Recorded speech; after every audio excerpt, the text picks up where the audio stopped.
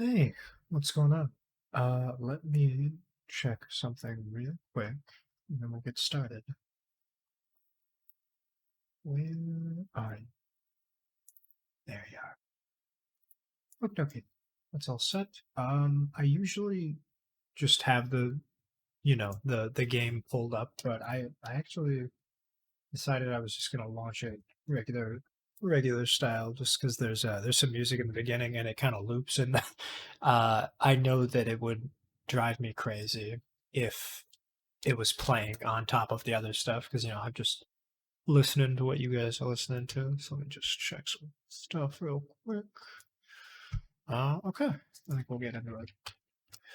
But yeah, I mentioned before, but Space Quest One, just move this sucker over here. Just got so there's actually two versions of this, and this is just I own all the games and all that. There's nothing crazy just going on here. I just preferred this viewer or I guess emulator box over DOSBox because DOSBox is really I don't know. It crunches up and like with how they use the I don't know too much about audio back then, but there was not a MIDI keyboard. The way it was compressed through the game or like some form of I don't know, but audio processing through DOSBox is just messy. But yeah, so this one is actually a different version, and it's the VGA version. And what they did was in I believe like 1990 or maybe a little bit later than that, they made a new version. They had like outsourced it all to like sorry, not North, to South Korea. They had like a whole team of people. I think they took some ideas from like what The Simpsons did a lot of times with animation that was really cheap,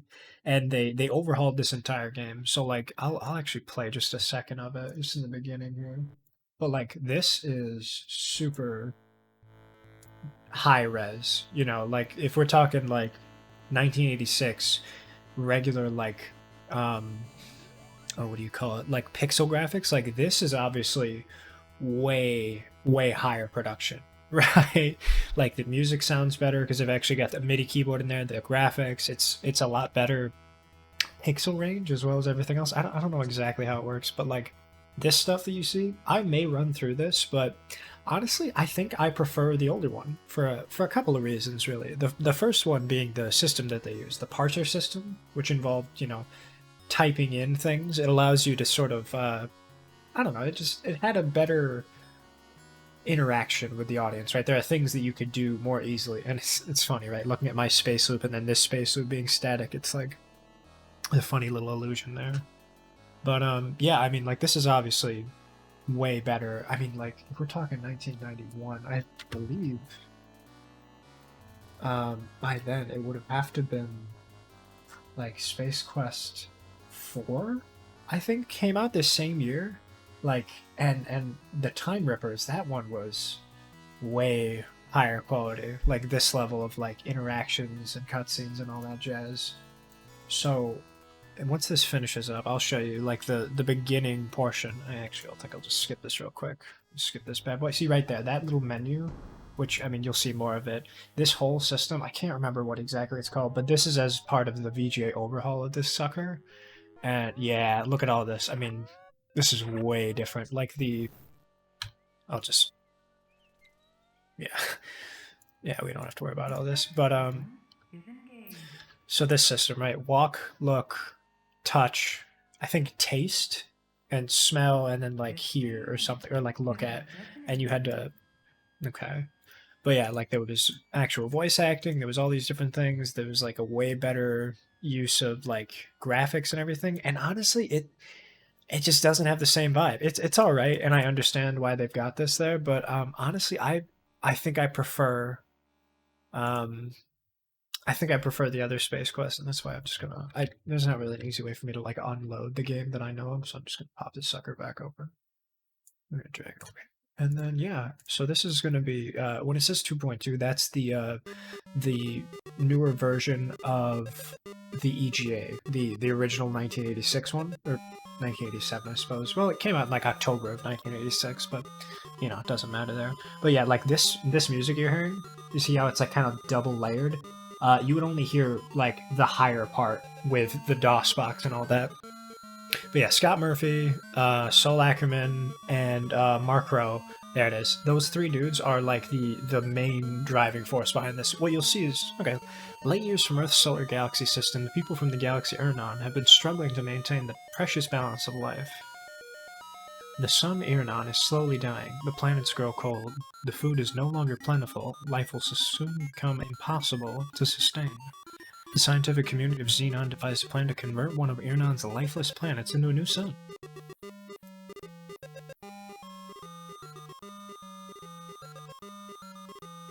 The effort was centered around the development of a device called the Star Generator.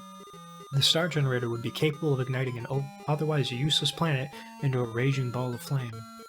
An expedition set out aboard the starship Arcada was successfully complete development and testing of the Star Generator.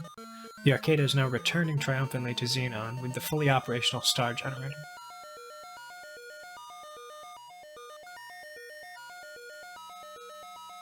You serve as a member of the crew. The Arcada is a janitor. That's right, a janitor. And not a very good one. You would probably have been sacked and replaced were the Arcada not millions of kilometers from Xenon. As we join our story, you have just completed one of your famous on-shift naps while in one of the janitorial storage closets.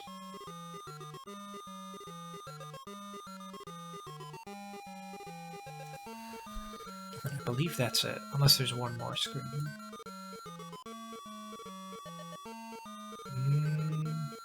If it loops back to the main menu, then we'll be able to just keep moving, you know. I think it is just looping at this point. But that's okay. That's kind of what we're going for, you know. Let's click it. Next. Maybe enter. There it is. Okay. But yeah, so that like I was saying, that music was crunchy in the DOS box. Like it was kind of like it was a lot harsher, a lot more like, you know, very tonal. And I don't know. It's that is probably my only even slight complaint about this game because you know for the time that's pretty bomb music to be able to like you know on oh my goodness what was it like a 4 megahertz, not even, it would probably be a 48 kilohertz CPU trying to run 3D graphics is impossible. So they had to do 2D that looked like 3D, and even then, without the 3D accelerator, you still needed to worry about just you know just audio compression problems. So this is a I don't know. The game you'll find is pretty quiet because uh, above all else, it was pretty difficult to get constant music going with all the other sounds. Like they would collide pretty much because it was only a mono channel for all that audio. But yeah, let's I don't know. We'll do Duck as their name. But yeah, you're startled by the sound of an alarm. It's followed by an urgent voice which warns that the Arcada has been boarded by unknown intruders. It ends abruptly. Okay, I'm gonna say real quick, and I'm going to let me see if I can. Yeah, there we go. I'm just gonna resize the sucker just a little bit. Well, it seems that's about as far as we go. I'll move it back. Whoopsie, I keep clicking off it. Uh,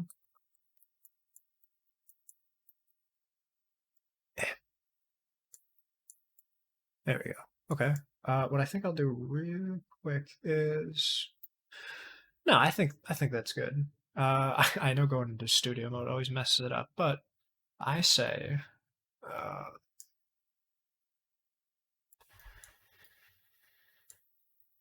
maybe making it bigger like this will scooch that sucker over. Yeah.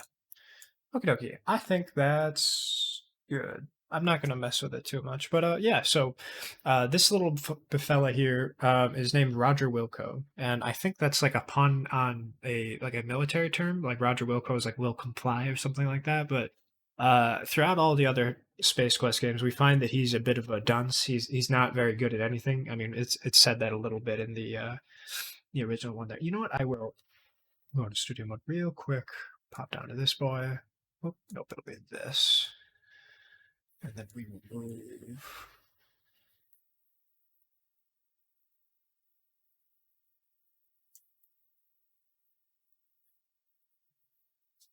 We just grab this sucker, move it down a hair, and then move it over. Let's see how this goes. No, one sec, bear with me.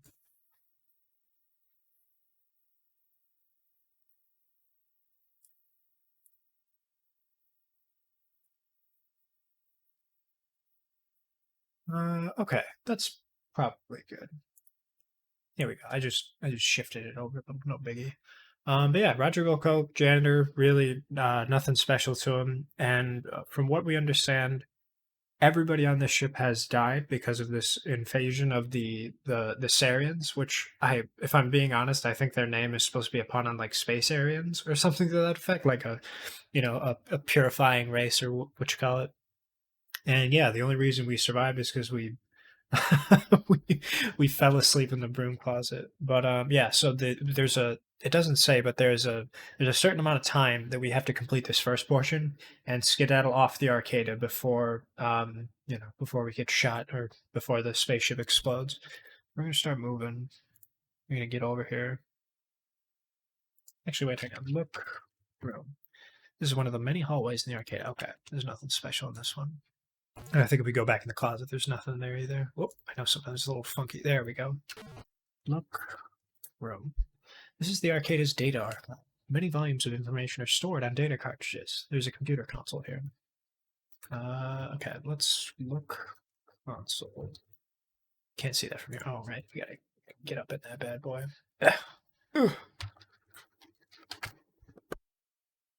The console consists of a screen, keyboard, and a cartridge slot. Atop it rests a Model DX cartridge retrieval unit.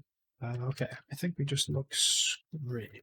Right, there it is. Welcome to the Arcade Data Archive Model DX storage and retrieval system. To select a cartridge, enter the title below. Press enter to quit. Title catalog available with top security clearance only. So we don't know what the cartridge is, and I believe after a little bit of spelunking, there's a guy who will come in here and talk to us about that. But let's just keep chugging on. But we do need this cartridge. It's very important. Uh-oh. I don't know if we can see them from down here. There's another hallway aboard the arcade. There's an elevator door nearby. Okay, yeah, no, we don't know anything yet. So this elevator just goes down here. I'll check out down here because this is a cool little like lab area. But that's kind of the only thing that we can interact with. There's really not much else in the way of like rooms or anything. Oh, look, room. It's one of the main. Okay, look. Whoopsie. Easy there, fella. Look, body. It appears to be one of your roommates. He is non-functional. Okay, so I guess this is where we can introduce the point system. So there's a multitude of things you can do that gains you points, and it's just an easy way for you to judge progression. And let me see here. I'm trying to think like we'll wanna. Real quick. Toss this sucker down, and then we'll this boy down just a little bit because. Whoops. That way you can see the score. There we go. Yeah, so among the many things you can do with stuff, like there's kind of some funky stuff like what is it like taste body, I think. You like and then there's like take body, you can take the whole thing.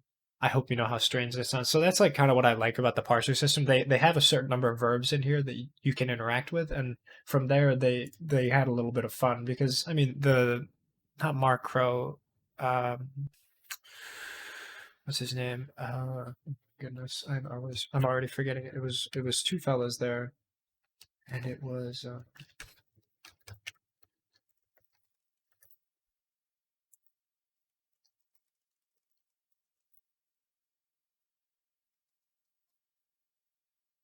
Scott Murphy. That was my goodness.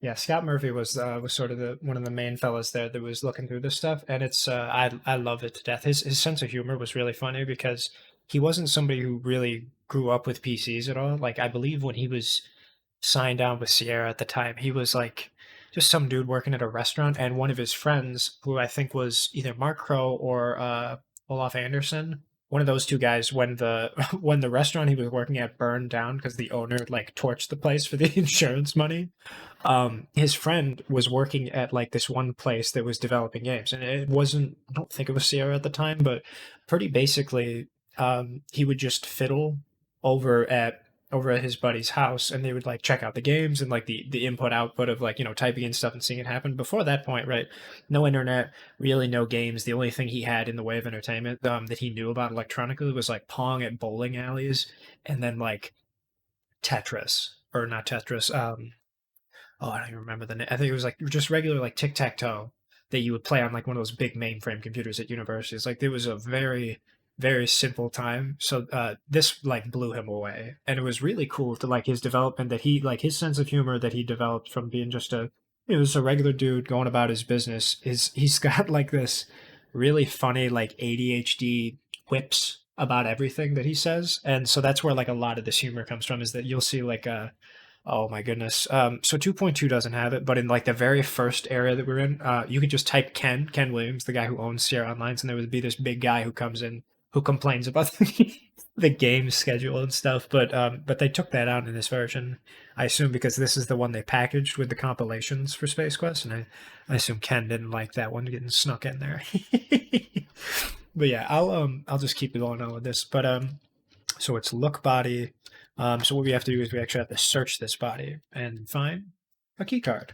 Now, the funky thing about these kind of games is that just because you see something does not mean that you're going to actually interact with them, right? Like in my mind, right, when I first played through this, I was under the impression that when I see that and I search something, I own it, right? Pretty easy. I don't actually have, let's see here. Yeah, I don't have anything in my inventory, so I have to actually take the card, right? Look, key card. The key card is a flat rectangular piece of synthetic metal which is magnetically keyed for passing check stations. Written in tiny letters are the words "Beacon Hinder Security Systems." I don't know why. I love how these suckers look. It looks like a little like Game Boy, you know. Okay, so now that we've got that key card, this is about all we need. Whoopsie, I just tabbed off it. Let me just. Whoop. Bada bing. Bada boom. Okay. There we go. Okay. Yep, and then just keep going over here. We're not going to go down there just yet. We're going to head this way, though, when I want to, oh, what do you call it? When we want to check out the lab and get out of here. Because even though it doesn't say anything, there's no impending music or anything, we are currently on a time crunch. Come on now, get in there. Am I going to have to do one of these? Ooh! There we go. Okay. I guess, like, look. Real. Many volumes of information are stored in data cartridges. There's okay, I already knew that. There should be a fella walking up any second now. I don't remember. Whoop, here he is. The door opens and a man you recognize as one of the lab scientists enters. He appears to be injured. Whoop. I mean, he seems all right to me, just a little hobbling. Only after a few steps, he slumps to the floor. Well, no, oh God. Okay. It's, I believe you just looked about here. A large laser hole has been burned into his uniform through which you can see previously unexposed tissue. Struggling painfully, he raises up one elbow, or on one elbow. Oh. He tells you the Arcada is under attack and that the star generator is in danger. You had better leave if you value your life. Ooh, shit. He looks over towards the shelves full of cartridges and utters the words astral body. He then settles to the floor, lifeless. Okie dokie. So that guy was one of the chief scientists, and screen. And we'll type in astral body. Bada boom. Finds it. Okay, perfect. So this is kind of the only thing we need to do here. And other than that, I think we just have to just skedaddle. I know in the Space Quest manual what they have, like the not the handbook, but just like a general guidelines for this collection. They actually have like a whole bunch of extra flavor text and stuff. So here's another thing. Remember how I said before searching the body doesn't necessarily contain it? That little sucker up there is not in our inventory yet, so we have to take the cartridge, which is tedious, but necessary. Okay. Let's crunchy pistols. I know, right? I love it to death. It's kind of one of those things where even though I'm just got cartridge. Oh, even though it's like one of these like super primitive 80s games, I've got such a fondness for this, which it's honestly not that bad. Like as far as some games go, good gravy. They could be a lot worse, right? Like you watch what was it? The I'm trying to remember the game where you swing on vines and it's and you have to go over like lagoons and stuff. It's something Harry. I cannot for the life. Oh, Pitfall Harry. That's what it is. That one looks rough compared to some of these other ones, right? Yeah, let's just keep going. Let's just go around this guy. But yeah, as far as the point system goes, I've got 8, just got progressed it. But what I was saying is you can kick these bodies. Ooh, you can kick the bodies, and that'll be like, oh, you sick bastard, who would do such a thing? And then you get like minus a point. Alright, look. Room. This is the Star Generator Development Laboratory. Due to your incredibly low security clearance, you have never been allowed to access to this room, which, as luck would have it, somebody blew a hole in it. Let's see, what is look? I don't know, look machine, I guess? It says to be in your site right now. What is look? No, hang on. Look, Star Generator. There's no star generator. Okay, okay. So it doesn't say it actually, but hang on. Can I do looks? Whoop. Butterfingers. There we go. The sheer vastness of space never ceases to be amazing. I just love checking out all this stuff, but like, it's so funny to think, right? Like, as a kid, I mean, this is just the most simple shit in the world, but like, oh my god, we're in space right now. They have no way. They're not even near Earth, bro. And it was so cool. But so this is the room where the star generator was, and somebody yoinked the big like. It kind of looks like a. Whoops. No. It kind of looks like a what do you call it? Like a kind of like a water cooler. Come on now, get in there. Ooh, bro. You kidding me, boy? Get in there. Can I really not enter text? What? No, just leave. Can I not? Ooh.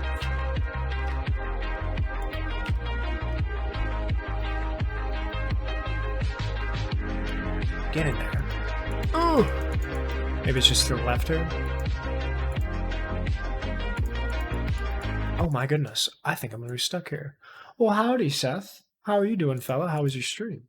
Shout you out real quick. I am on the struggle bus right now. That is one of the most annoying things about this game. To be perfectly honest, my only complaint is the fact that I will get stuck in doorways. Maniac Mansion, Day of the Tentacle, Escape from Monkey Island. Hell yeah, man. That's good stuff right there. Let's see, what was Seth up to? You're playing a little Elden Ring. So I was at 55. Okay. Oh no, I got 2 people to follow me. I thought it was Good wretched Waluigi run. Oh yeah, that's right. Everybody loves the It's more like him sharing your broadcast. what do you call it? The Basically, what it does is it puts my broadcast on his thing, and people like say he's got a bunch, like a lot of viewers, like a lot of followers and stuff. It'll say he's hosting somebody, and as in hosting, his viewers can watch me, and they can follow me if they like me. No, you're okay, buddy. Don't worry about it. Okay. I know. I've got like 4 or 5 clips that I'm like, bitch. get out of here. Get the fuck. No, do not proceed, right? No, you're all good. But yeah, a lot of people, I think it's super funny for Elden Ring, right? Like the fact that the hairstyles are pretty plain. Ooh, thanks, Barry. I'll get a little bit of that.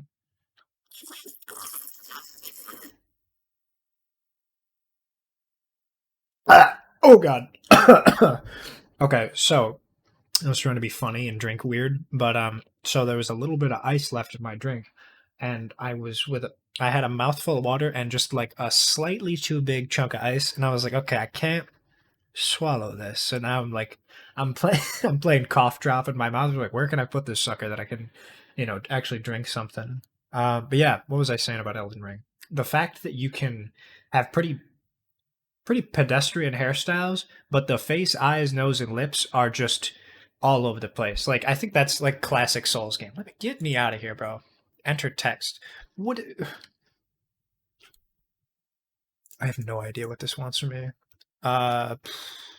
No, you know what I'm gonna do? I'm gonna actually restore and just not go in that room because I have never been so drummed up by that. And that kind of interface, I think, is just with the Scum NVM. But yeah, let me just check my inventory real quick. Got the cartridge, got the key card, bada bing, bada boom. Perfect. Sorry for unintentionally almost killing you. I think that's more my hubris than it is your fault. I appreciate the hydration. It's the thought that counts, right? Okay, here we go, Mr. Roger. Let's not go in there. There's a reason why they didn't give you security clearance. Your dumb janitor self can't even get to this small door. Oh, but yeah, I'd like to think, even though I haven't played this game in a while, I pretty much can go through the whole thing by myself. Oh, you hear footprints. So that's an important thing right there. When we hear footprints, that means that we have got to get out of harm's way. We don't have anybody that we can shoot right now because we don't have a pulse ray, and there's really no weapons or armor on us. Unlike some other games, we had a little bit of a means to, what do you call it? Protect ourselves. I'm gonna be real though. I don't remember what was past there. I believe it just kind of wraps back around, and there's really not much else. But this is exactly where we want to go. Oh no! Oh no! I tapped out. Oh god! So we gotta. Yeah. So that's what happens. The alien observes his handiwork briefly and leaves. Nah, bitch. So that's a Sarian. As you lie on the floor in a smoldering, carbogelatinous heap, you can't help but wonder why you bothered getting up in the morning. Oh, if I had a nickel, right? My God.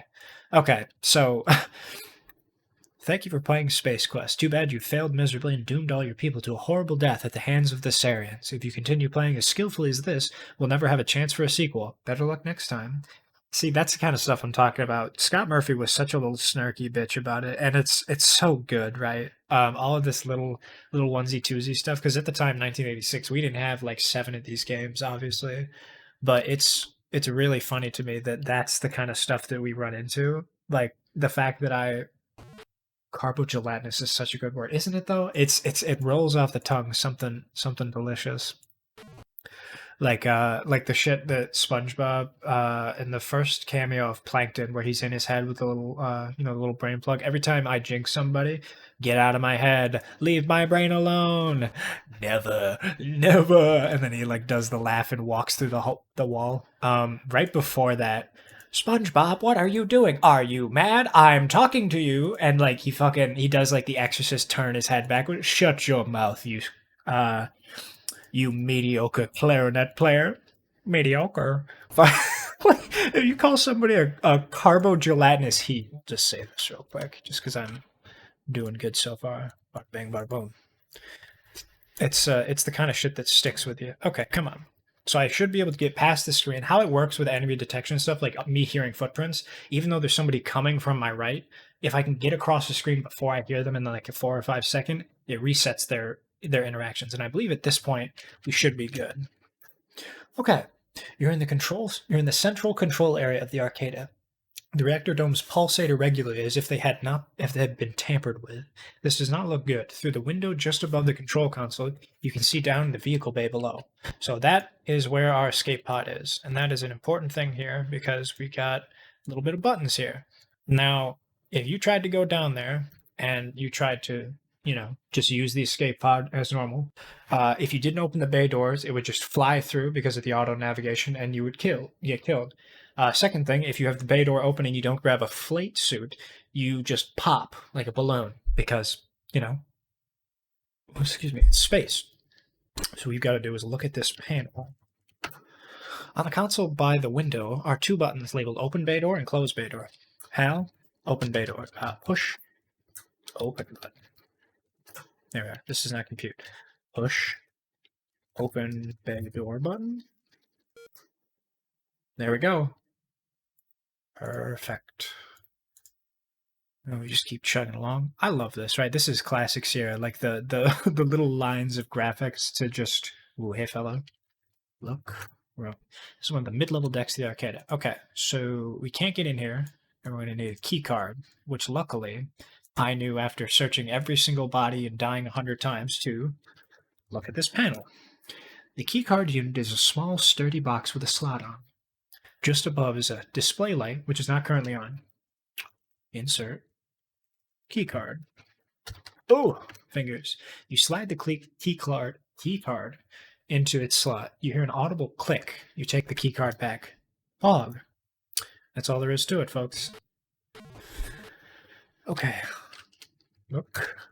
Well, this is the flight prep room at the arcade. As you can see, there's a sign on the back wall, as well as 2 closet doors and 2 buttons. So they're kind of not great about distinguishing what is what. So these are the 2 buttons in question, and this is the panel.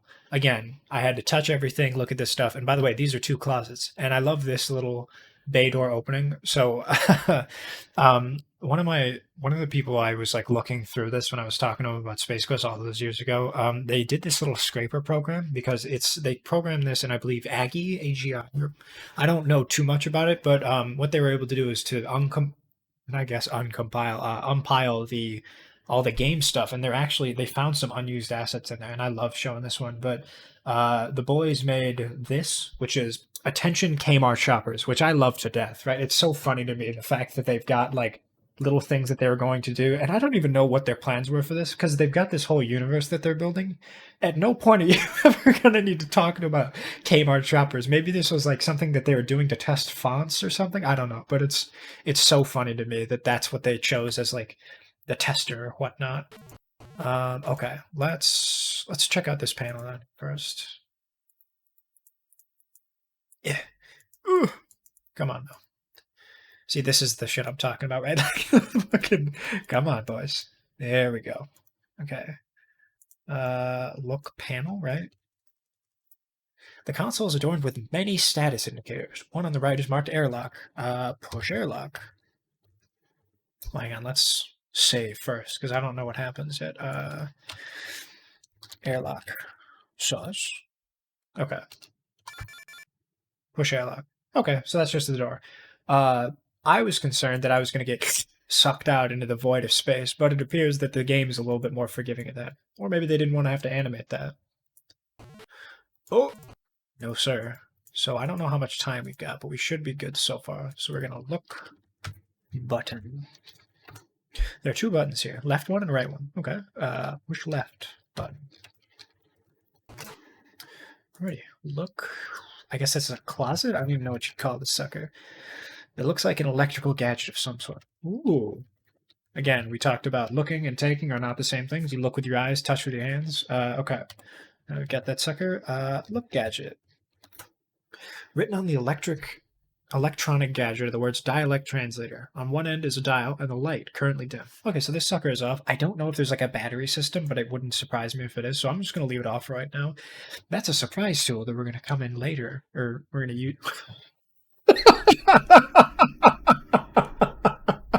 That's a surprise tool that'll come in handy later or that we'll use later, not come in later. Okay, let's check that other one. Hey, yo. Nice fit, homie. Oh, yeah, right. You see a flight suit hanging in the closet. Okay, so we're going to, I think, just take suit. There it is, boys. Sheesh. Drip check. Allah. Sheesh. Man, he's got the Gucci Air Force Ones on. Okay, so spacesuit, check. Airlock, check.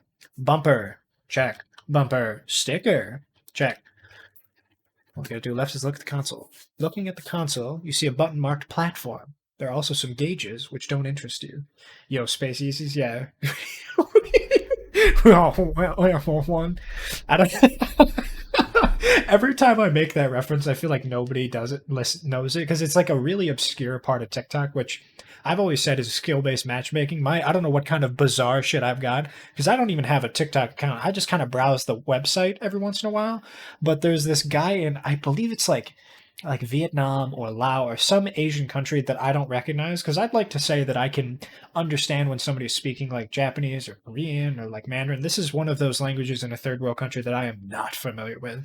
And this guy is just, he's just out in Times Square and he's got like a really nice jacket on and like basketball shorts. And then he's got these like, he's got fucking Nike Air Force Ones on, and it's so funny because the only English word there is in there is describing the shoes. So it's like Air Force One, and like the way that he says it because the language is so different. Like, but every time I'll like put on my shoes in the morning, I walk out the door, I think about that guy, and it's he got the Air Force One, right? He's tiptoeing in my Jordans. Okay, so when it says the oh, but good lord, what is up with me? I'm getting all kinds of Freudians. Push, not bust. Good lord, I'm gonna push. When it says the other gauges don't interest me, that probably means I'm too stupid to understand what it is. But yeah, so there's a little escape pod. Look. Oh yeah, not yoke. 2 L's, Spanish. This is one of Arcada's escape pods. You vaguely remember receiving some orientation in those when you joined the crew. Pretty easy there. We've never had to use them. Feeling a little down bad, buddy? Listen, it's been a long weekend, right? Okay, if I remember correctly, you can't just walk in here by nature of like some kind of yeah, ribbons, right? Don't talk about that. I fucking love that clip so much. And Shatter's like, "What about ribbons? Don't worry about it. It's fine. Nothing." Or don't worry about it. It's fine. Anyway, okay, we're going to get in pod. Can't perform that action here. Now that's another thing about the parser system. You've got to be so particular. Get in pod. Bada bing. We're going to save here because Lord knows there's like 6 things that could go wrong now. Jewel pod. Pog. Okay. Look pod. You are sitting in the pilot seat of the escape pod facing toward the window, which I would hope so. Facing the other way would probably be uncomfortable, or you'd be sitting in like one of those squat Asian toilets where it's just the little, or like not even Asian, just anywhere in the Middle East where it's just 2 little slabs of brick, just squat down. Anyway, there's a dark console before you and seatbelt straps at your side. See, that's a very key thing to note. Anything in a Sierra game, if they tell you about it, it's important, right? Like if they mention anything, like I'm surprised I didn't have to do anything there with the reactors, which it's a very fine line of setting the stage and describing the environment. And yo, by the way, this is important. Confused as to what you should do. You wish you would have had paid more attention during crew orientation. Well, not for nothing, Roger, but that's why we've got you as a janitor and not a scientist who just got shot in the head. Okay. 2 things to note, the dark console and the seatbelt. Fun fact, if you don't close the door of the escape pod that we used to get in, you will die in the vacuum of space upon leaving the arcade. So we're going to close door. Done.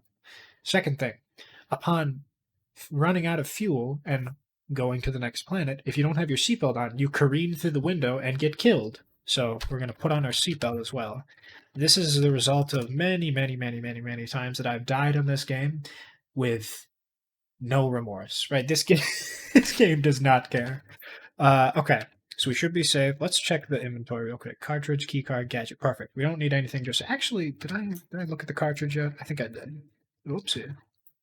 Yeah, data storage, astral body formation, the untold story. I love that it looks like a little lunchbox. I don't know why I'm having like such a specific flashback, but as a kid, we had this one toy from the doctor's office that was a game of Hangman, and basically you would open it up like this, similar to like the battleship games, and there was a little fella there that you would click through on a dial, like a little like rotating thing, nothing crazy, and it would add on a little thing, and you'd have to take little squares like Scrabble and click in the words, and it would be like, hey, it had like 3 or 4 of each, so it was a bit limited. It's like, hey, is there this? Is there that? And you had to like pencil it in and write all that stuff, and you would put on a list of all the words that are good and the words that are not, or rather the letters, and it's so fun. But like for whatever reason, this specific red and this little clip here, which was like the little lunch pail cinch, these kind of games, for whatever reason, they unlock odd memories, because this is such a core memory for me with shit that I was like, in the middle of the woods, no internet, barely any cellular for your phone, so I had a laptop,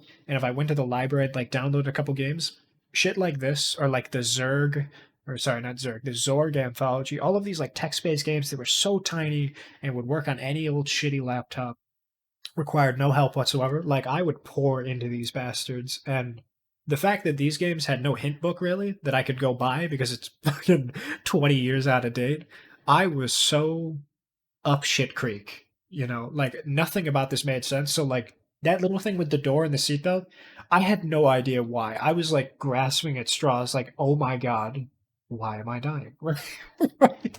So we're just gonna look at the console. Console consists of a screen, a pod status indicators, a throttle, and some buttons. The buttons are marked auto nav, power, and don't touch.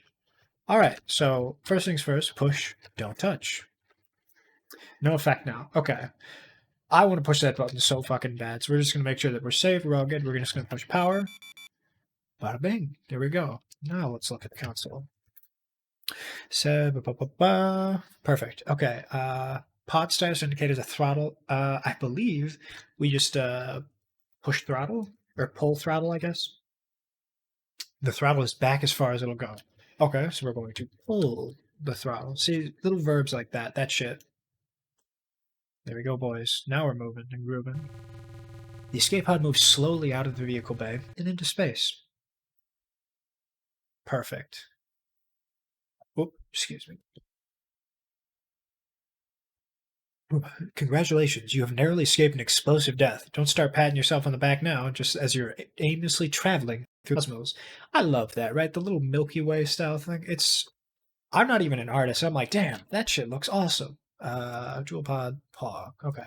Now, let's talk about, let's see, look console. What do we got here?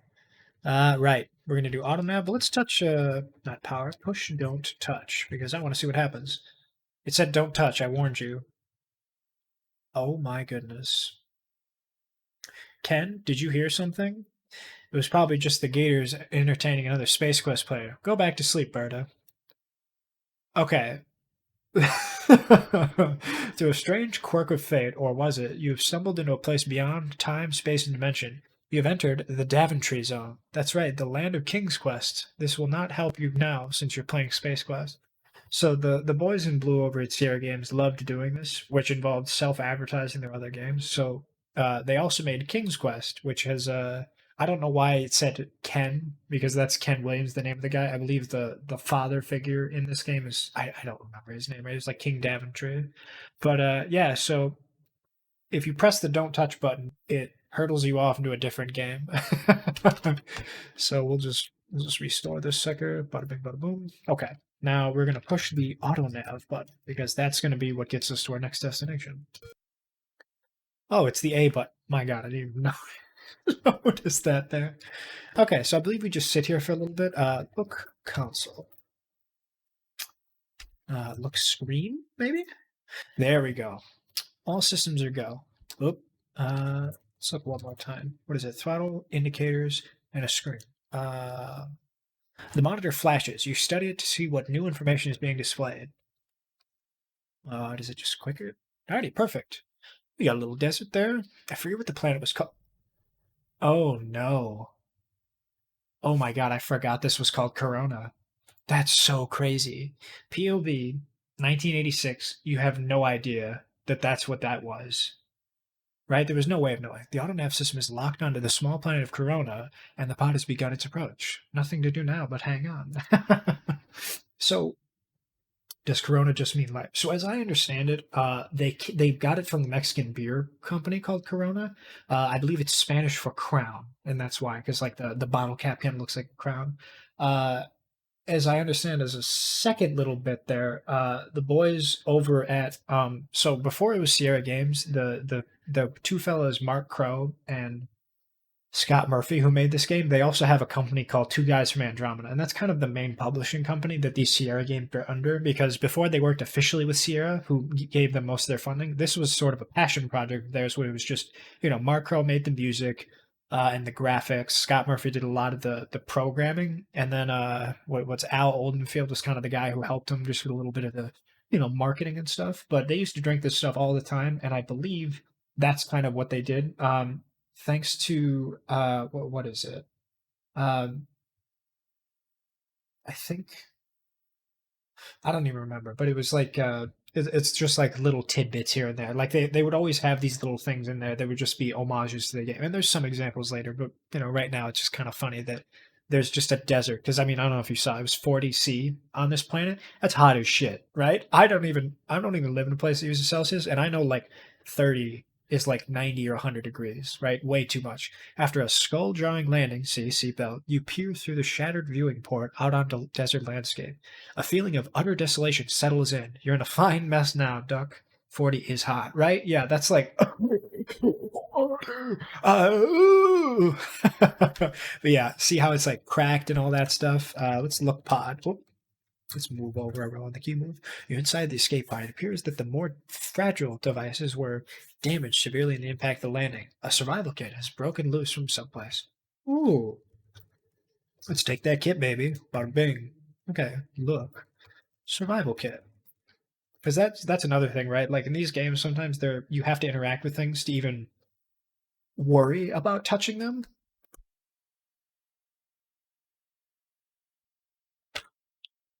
Alrighty, this is your survival kit. It contains a Xenon army knife and a can of dehydrated water. So as I understand, Xenon is the the governing body that is responsible for all keeping order in the universe, or at the very least in our sector. Like, we were aboard ship the Arcada, and I believe we received direct funding and science research from the Xenon people. Because, like, the idea is that I've got to go talk to the Sarians, see what they're doing that's, they're bad, and then we have to go report to the Xenon police or king or whatever. I don't know. I don't know, oligarchy.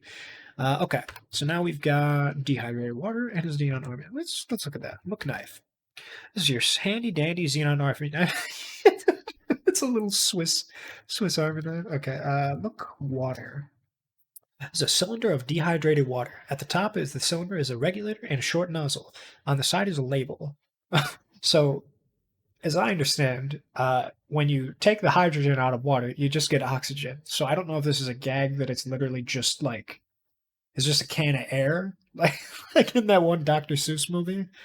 But I think that it's funny. It's a little like pump that you can like get water out of, but it's just a little, it's a little shit. Okay. Let's see if we can open the door. The door has been permanently opened by the impact of landing. Already. Leave pod. You're unable to leave with your seatbelt on. See, motherfucker, right? Like, take seatbelt off. You can't obtain that. Take off seatbelt. There it is. Take versus take off, two different verbs. Okay, leave pod. Perfect. We're going to save because I don't know what we'll have to get into. Corona, water, hot. Boom. Okay, so let's just look around. You seem to be located in an incredibly remote area. There's a thrash escape pod here. So I'm going to be honest. Parts of the Sierra games that make them infamous is that there are individual points that are absolutely crucial to the beginning of this game. So later on, there's a puzzle that requires me to have something that is reflective, and I had no way of knowing how to get past that. So what you've got to do is understand that the spaceship crashed down to the point where everything had sort of broken apart. That includes the cracked windshield. So you got to get up in front of this where the glass is. Let's see. Ooh. There we go. Look, pod. The pod seems to be semi-destroyed. A glimmering catches your eye. See. Upon the G's right there. Upon closer inspection, you see that a piece of highly reflective glass has broken out of the pod window. Now that took me probably 3 weeks where I just gave up. And I had no idea. Like, I got to the point where I was scrounging everything, going up, down, left, and sideways. So I've got to take glass. Alrighty. What does this sucker look like? It's a piece of highly reflective view shield glass from the escape pod. Due to its special design, there are no sharp edges. Alrighty, perfect. Let's just save this boy. Corona hot water. Boom. Okay. Whoops. I keep doing that. I gotta stop. Okay. There we go. All right, let's see what there is to see. Let's go left first. Oh, this is the wrong way. So there's supposed to be like mountains and stuff. I forget what happens if you go too far out the oh. Well, you've just become a vertical meal for the local welcoming committee. Okay. So I forget what those things are called, but they're like snakes. Kind of like in, what was it, Star Wars that had the Sarlacc pit, right? That sucker is, what is this? Oh my goodness, no. I just saw that thing you posted of the, whoopsie, I keep tabbing out, of the little Corsola getting eaten. Little poor baby, the little mochi.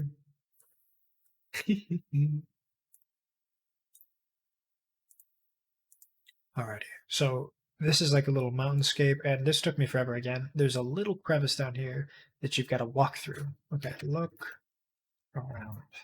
You're in a desert cliff area. There's a natural land bridge in the distance. Okay, so that's what they're talking about up here. Let me, I think I can interact with the fern. I cannot remember, though. Oopsie doodle. Look, fern. Looks a lot like spinach. Take fern. Take a piece of the plant. Okay. Look, fern. Or, yeah, just... So plant you're not familiar with. So I cannot for the life of me remember if it's the EGA or the VGA version, but we may need this spinach fern thing. Okay. Let's just save real quick. Bada bing, bada boom. I save very frequently in this game because I'm not as spry with how I used to do this as now. But I remember this cave is pretty important. Let's just look in here. Ooh. Get it. Come on. Get in there. Maybe we're going to move down a little bit. Bro. Come on. Look cave, I guess. You're on a desert cliff area. Okay, that doesn't help me. How do I get in this sucker? Am I just not able to... Yeah. Yeah.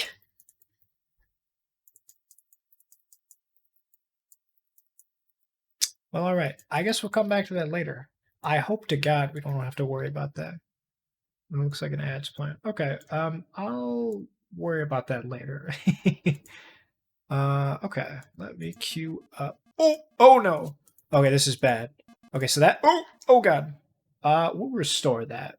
What I'll do is, while that ad break is playing, I'm gonna go get some water. So basically, that is the single most antagonizing thing in this game that I think I have to deal with. It's a little robot spider, and it just explodes when it gets close to you. So I'm going to get a little bit of distance in this. But once this, let me cue up a little ghost choir for anybody who wants to do that. But I've got to go get some water. So this is actually good timing.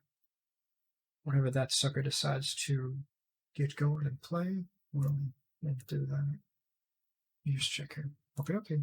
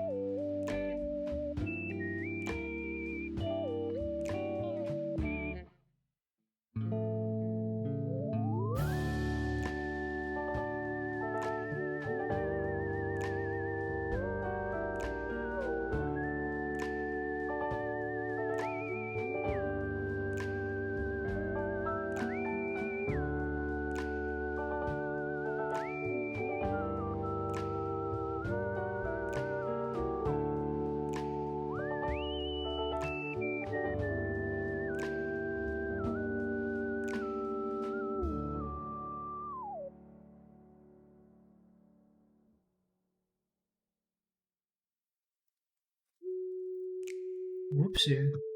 Let me. Well, get that sucker off there. Take a little sippy of water before I get going.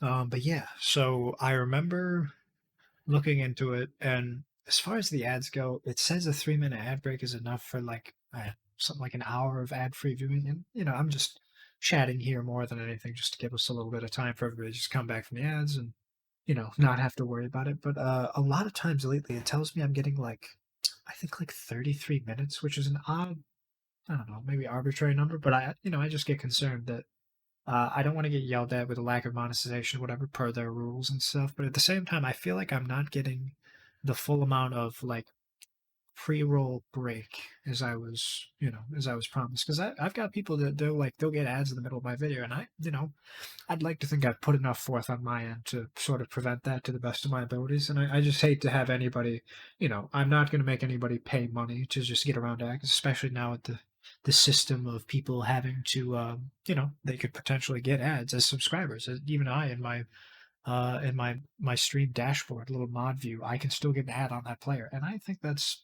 silly. But you know, we'll, we'll get there. So I believe let me take another crack at this. I feel like I'm I feel like I'm doing the cave thing wrong here, but we'll get there. Ugh. Whoopsie. Maybe I just can't get in there yet because I haven't talked to I haven't got to that point in the game. And then let's. Ooh, come on, get up there. Okay. So we're going to get up here. My goodness, this is a little funky to deal with, huh? Okay, there we go. Now, fun fact, you can fall off any of these ledges. They may not look like enough to die, but you can crumple those knees. Those ankles are weak, and you'll just die. Come on now. Get going. I wish the cursor wasn't so big, if I'm being honest. Oh, there it is. Look at that, boy. Suddenly, you see a large black metal sphere falling out of the sky, a Sarin spider droid. On touching down on the planet's surface, it sprouts legs and begins its search for you. You recall from an article in Space Piston magazine that this droid is designed to seek out organic life forms and self-destruct when contact is made. That is not good for anybody who didn't want to read that fucking paragraph. He's gonna just look around. He's gonna be, pardon the congestion, but he's sniffing everywhere. He's looking for me. And my only safe spot that I can possibly even manage to get him is by killing him. Right, I think it's like right there. Yeah. So what we're gonna do is we're gonna do a little save action. Ooh. Fuck. I think that was the perfect time. We're gonna save. Push. Rock. And we just kind of got wait. And the problem more than anything, if you notice when I went over the bridge kind of cracked a little bit, I believe it's 5 passes over the bridge and it crumples entirely, condemning you to nope, to just being unable to solve this puzzle. Come on, Mitch. Yes, sir. Usually that takes like 5 minutes because he'll go all the way up, down, left, and right. It was not known to you that you were a master of the rock. That was a fine effort. You're goddamn right I'm a master of the rock. Let's go, baby. Okay, we're going to save. F5, and then we'll just do a little bada bing, bada boom. Perfect. Let's keep coming on here.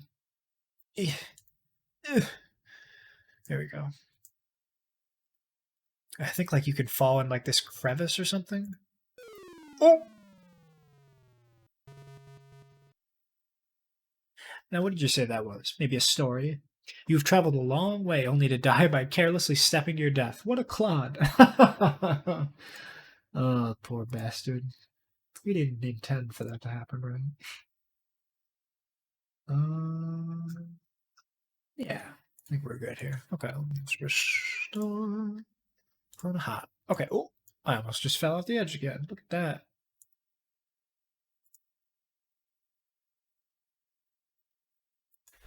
Yeah. Come on now. Let's look. Look around. You're high atop a rocky plateau. The desert below seems to stretch to infinity.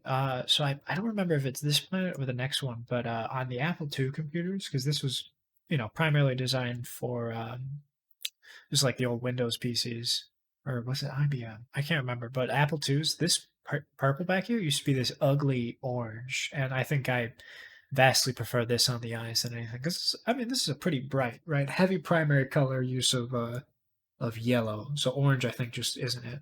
Okay, look around. You are high atop a rocky plateau near two halves of an arch. The desert below seems to stretch to infinity. Okay, so look arch. You see a pair of oddly curved rock formations. They point to each other as if to form an arch.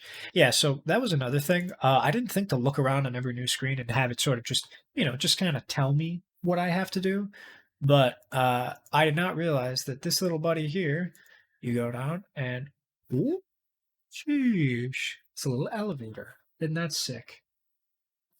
Oh, okay, look around. This is one end of what appears to be a large cavern. The only way to go is to the left. There's a rock nearby. Now, the rock in mine, I don't know if you can tell from everything, but it's this little bella here. I thought this was just part of the scenery. That rock is all too integral to the rest of this game. And you see what I'm saying about how it's like the reflective glass near that. What is that? Come on now. Come on. Come on. You can do it. I believe in you. There you go, buddy. Look. Rock. You need to be closer. No. I know when I'm not wanted. Okay, come on. Get up there. Ugh. This just looks like a Coronian rock should. Yeah, okay, smarty. Take rock. I feel like even though it's just simple, I look at everything. This is definitely a rock. I appreciate the confirmation. Okay. We're gonna new save. Rock. The Dwayne. Cooking. Can you smell Johnson? Okay. Let's get in through here. Whoopsie, I gotta stop tabbing out. There we are. Look around.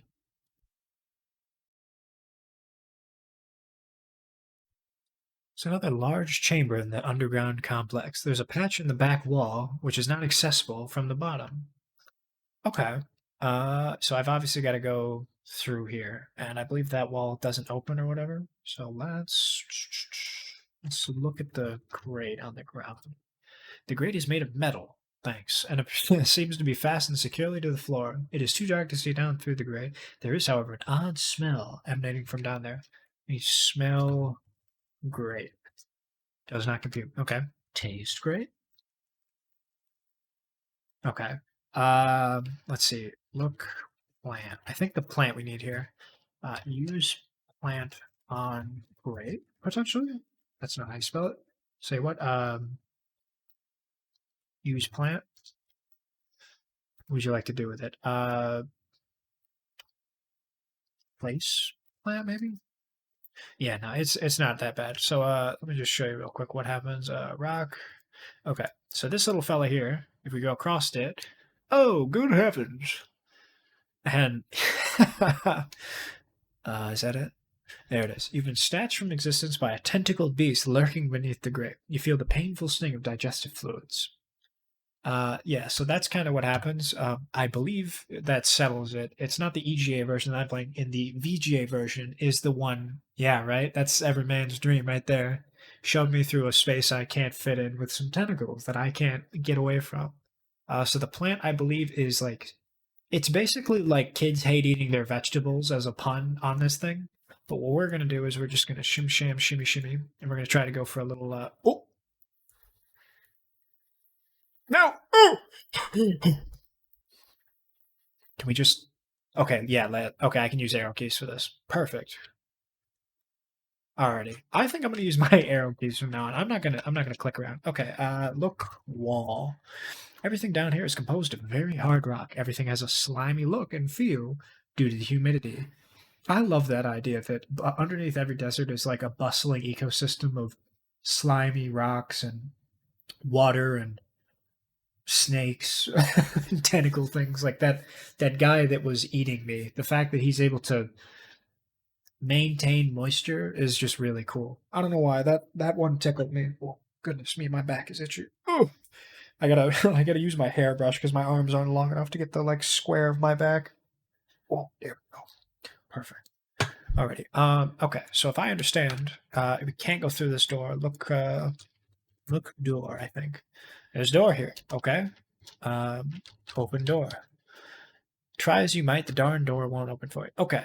Another thing that I didn't know about, there is a Steam puzzle here that we don't know about, and that involves use rock on. Or actually, no. Let's look at Steam.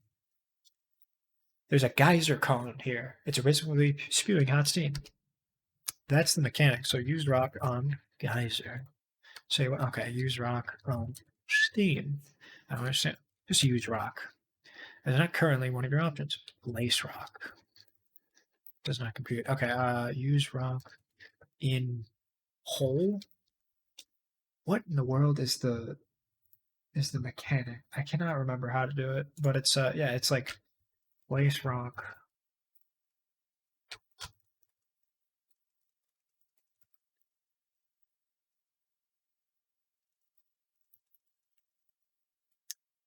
Okay, I may have to look this sucker up.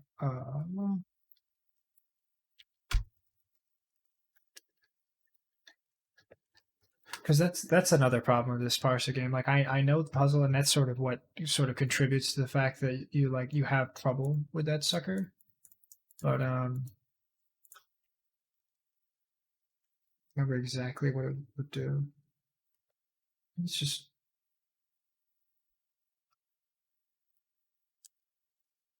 let me just check real quick. I got a little handy dandy book here just in case, because they actually the manual that you get, it was like $100 or like $90 or something. It would come with a manual, like 2 vinyls. It came with some coupons, which I'll show you guys later when it comes in contact there. But or comes in contact when it becomes relevant.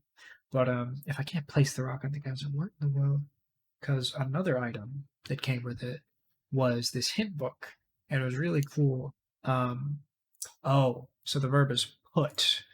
So yeah, this hint book was basically like that was kind of the only thing you had back then. They also had like a 900 number or something that you could call in, but I don't think the Sierra people are uh, staffing that line anymore, especially since it got sold to UCC and AOL, and then they kind of disbanded in the early 2000s. But yeah, so I believe it's put rock on. Whoop, fumble fingers. There it is. Okay, perfect.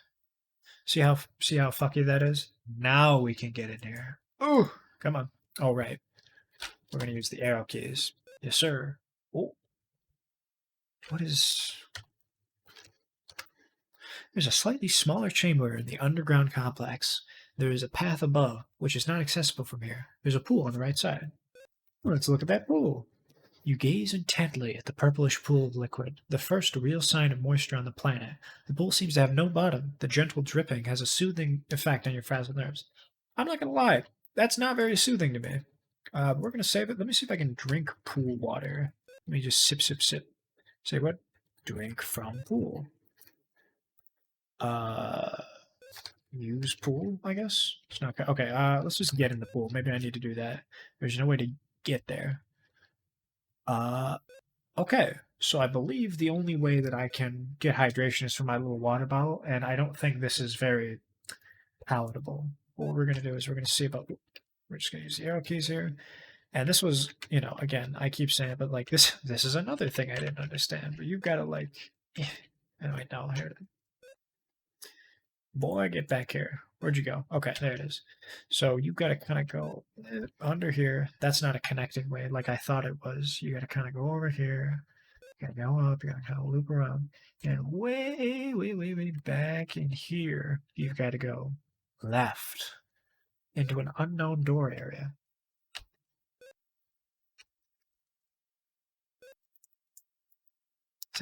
That's right, isn't it? Whoop, I just tabbed out again.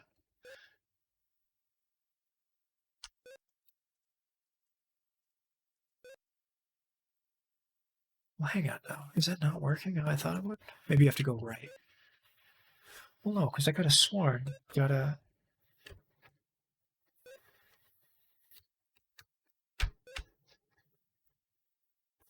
Maybe I just have to keep going left. There it is. Oh.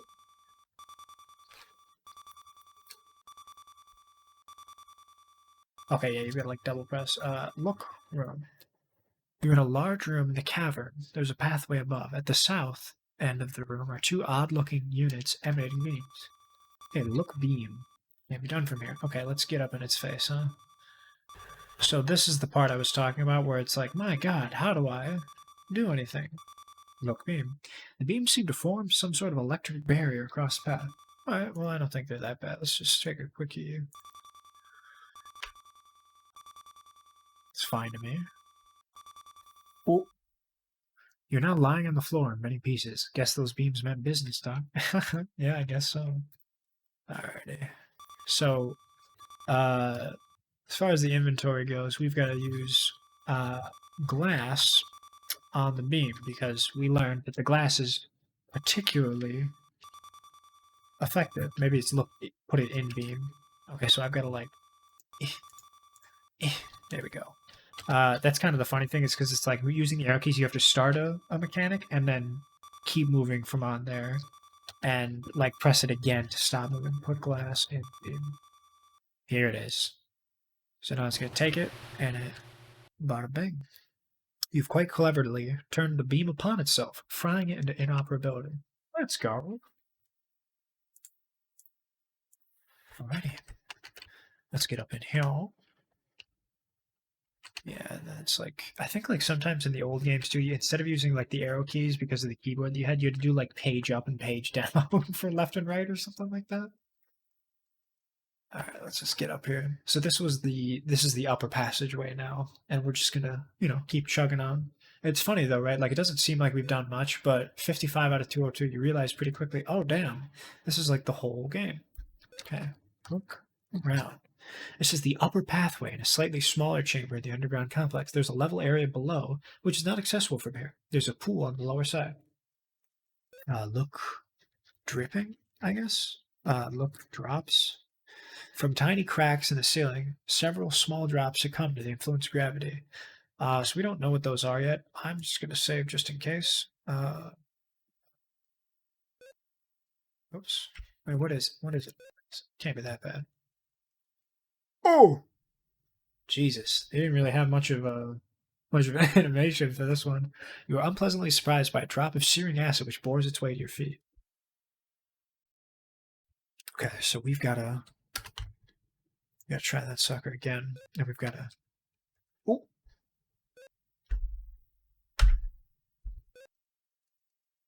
Oh! Fuck. Okay. Alrighty. Bada boom, bada boom. Okay.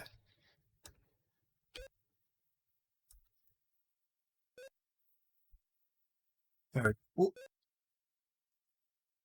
Perfect. Okay. Let's just save right there. Boom. Okay. So, remember before that gadget we were looking at here? Where is it? Okay, so it's not here yet. Look, gadget. So this was the electronic dialect translator. Now, again, this is one of those things where you kind of have to play a little bit of trial and error. So we're going to talk to a fella in this next room. And you know what? I think I'll just say real quick, and I'll show you what happens when you don't do it. Because this is, I'd like everyone else to live sort of the pain and suffering that I had to go through like 10 times over. But we saved, let's see, we'll just do a quick save right here so it's not annoying. Get back. We're going to save.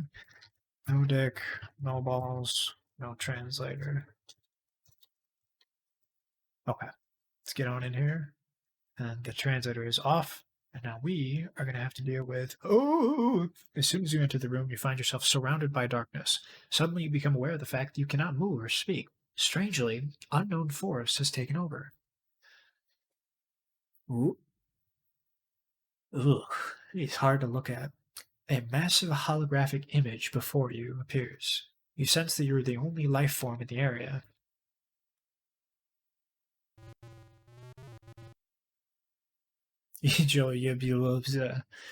So there were times that I looked at the gadget on the ground and the spaceship, didn't pick it up, don't really know what he's saying, didn't know that I needed it, or just didn't turn it on after I use it because I never thought to look at the gadget that I required.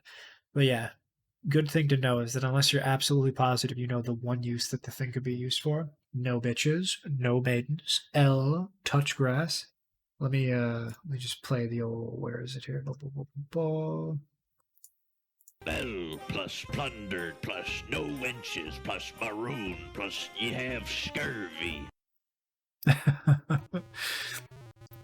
But yeah, so basically, this guy, he wants us to do something, and we don't know what that is. As you can tell, he's got a lot to say to us. Because of your inability to understand the alien's language, he sent you back to the surface. Now, there's a reason why he sent us back to the surface. We don't know why, though. Now, he's going to make us go back through it. I believe in older versions, there was like, he put us back to the surface, and we've got to go back over through and like risk the bridge again. But what we're going to do this time is we're going to look, gadget, currently light switch. Okay. Turn dial. You turn the dial to the right and light begins to low.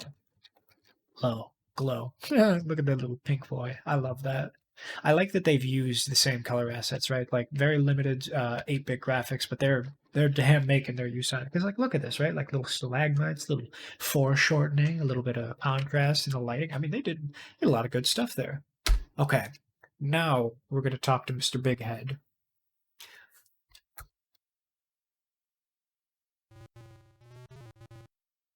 So, you found your way into my hallowed chamber. I have been monitoring your travels on our planet. It appears that you are up to the you're up the proverbial estuary without a means of locomotion, up the creek without a paddle, right? You are obviously in need of transportation. Yeah, how'd you know? Let us see if you are worthy of our assistance. Oh, jeez. Here we have a series of tests. I want to play a game. On the surface lives a beast called Orad. He proves to be a bit. I read that as he proves to be a bit of a bitch, a bit of an annoyance on occasion. Dispose of him and bring back evidence of your conquest. Only then will I deal with your plight. Good luck, strange one. Okay, now we've got to go back. Let's just save, huh? Orad, gonna get the thickness. Okay, okay, smoky. So there are a couple of ways that you can go about fighting Orant, but he's over in that cave that I mentioned. One way that I particularly like, because it gets rid of the means to have to deal with the annoying rock with the spider droid, because that thing seeks out organic matter and explodes on impact. There's a way to kind of hide in the cave to where Orat can't see you yet, and if you can get the spider droid to follow you and you're real quick about it, you can easily get it to lock onto Orat, and they both collide, and they just boom explode. And there's like a funny little cutscene. It's like it's oh god, what was it? The I'm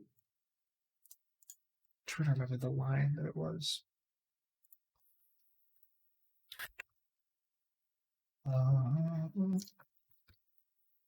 Yeah, so the biggest difference is the Orat's puzzle. Blah, blah, blah, blah. If the spider droid falls down from the sky, returning to the cave will reveal an empty one. Guess Orat will have to go hunting for Grell.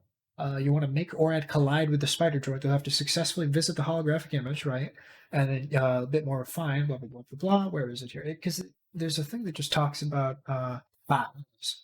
So the spider will momentarily and both guys will head straight for each other until physical contact has been established, unless you're in the way. The cave interior now features a new Jagged metal / liberated entrails motif. The stench, ooh, not even an all text adventure would describe that, would attempt the description. It's just really funny that it's a special animation just for exploding those two. And to be honest, I don't know if it's in this version or if it's in the VGA version. But it's really funny to me. So you see that cave right there? That's where I've got to go. And I think that's where I messed it up, where I thought down. Let me get down here. Right. Meow. I thought that was the cave. That's just a rock face, silly boy. But now we don't have to worry about it. And I believe, too, similar to the first area where we were on kind of a timer with the ship exploding, we're also in a timer here for hydration, right? There will be a point where it's like, so thirsty. You're in an area almost surrounded entirely by cliffs. A path winds its way along the sheer cliffs. It is not accessible from here. There's a cave to the right. And I didn't realize that this was the cave. Like, I mean, even just now, right? I was trying to, like, go somewhere else and get in there. But this is the... Oh, we're gonna...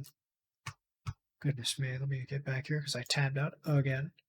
We're gonna, or I'm gonna get the thickness. Boom, boom. Oh, oh, oh, oh. Okay, okay. So that's Orat. I don't know. Yeah, let's just see what happens. What have we here? Crunch. Oh, what a silly boy. Or it has transformed you into a new source of recreation. You, of course, don't survive this treatment. It's tough to make friends around here. And it's funny, it just kind of like sits you here and makes you watch. Okay, so we're going to restore this boy. Oh, okay. Oh, what I'm going to do is I'm going to bring it down to slow, and we're going to, so as I recall, what we have to do is, because we're unable to fight Borat, we remember that the water is dehydrated, and because of that, it's got a lot of pressure on it. So what we have to do is we'll do what is it? Throw water at Borat. We'll throw this sucker and we'll put it back up to normal speed. Takes it. Crunch. Orat, always in the mood for a snack, snatches the can out of the air with his spacious oral cavity, chews and swallows it. He notices a rumbling deep within his abdomen. Uh-oh. Time for an expansion bit.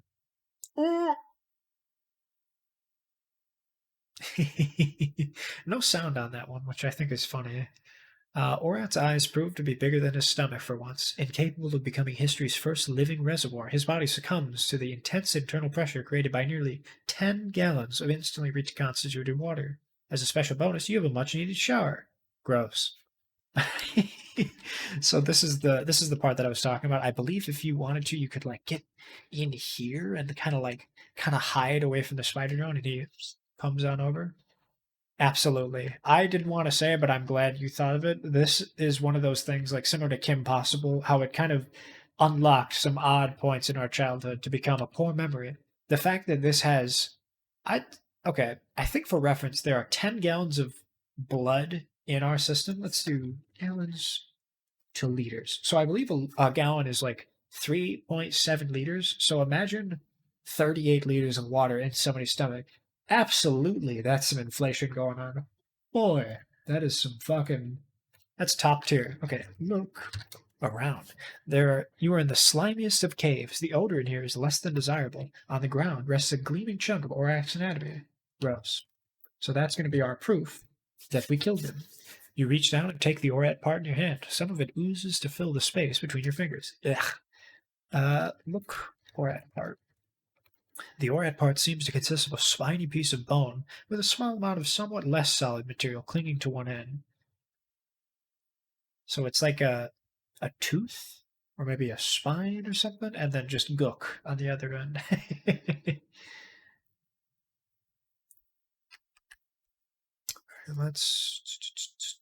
We will just save this boy. Or I did in fact get the thickness. Okay, now we've got to do this all over again. So what I think we'll do is we'll crank up the speed to fast. Look at him go! He's doing a Zumba class in the morning. He's like those soccer moms that put on the leggings and they power walk around the neighborhood. And it's really funny to see him like this because, as I was mentioning before, Roger Wilco is one of the most inept people ever. And they kind of write that intentionally because, he takes nothing but L's, but he gets a little bit of a, circumstantial win. But this is probably the max amount of ways that you can get this. And the game actually favors itself of like saving often so you can go back through and try this stuff later. I can't tell you how many times I collapsed off the bridge because I was like, where do I have to go? What's going on? Why am I thirsty? But to see him like kind of walk with determination like this, like one and two and one and two, it's just so odd to me knowing what other things he's done in this game, or rather what he doesn't do in other games, right? Cheat off tests, fall asleep in class, take naps in broom closets. Okay, let's get going here. So, if I remember correctly, we're just going to speed on by. We have to remember Mr. Great Monster. But yeah, tentacles, inflation, vor, all these things and more in Space Quest, man.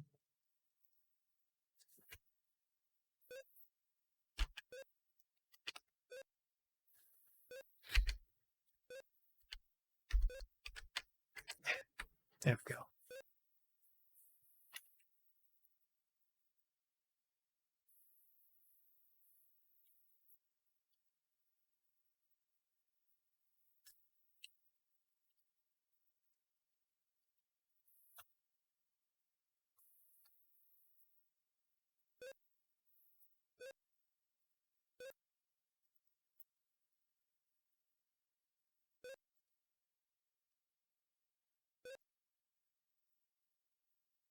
Baby. Boom. Done with it. Let's crank that sucker back up. Ooh. And boom. Alrighty. Let's talk to Mr. Alien. Howdy, howdy. Again, the massive holographic image appears before you. So, you've returned. Fortunately, there is much more to you than meets the eye. Drop before me your proof of Orat's defeat for my inspection. Drop. Whoop, droip. Drop. Droip check. Shoosh. One. You drop the Orat part to the ground. The vision is silent. You are startled by a rumbling, and suddenly an odd-shaped door comes into the view. It opens slowly. Now, you can kind of see it opening up there, that little pyramid. That is not what I imagined the door would look like, but I guess it's right in that it's odd-shaped. You hear a voice, different this time, beckoning you to step forward. Well, I'm not going to say no to a little space hole. Whoa! Look at the boys go!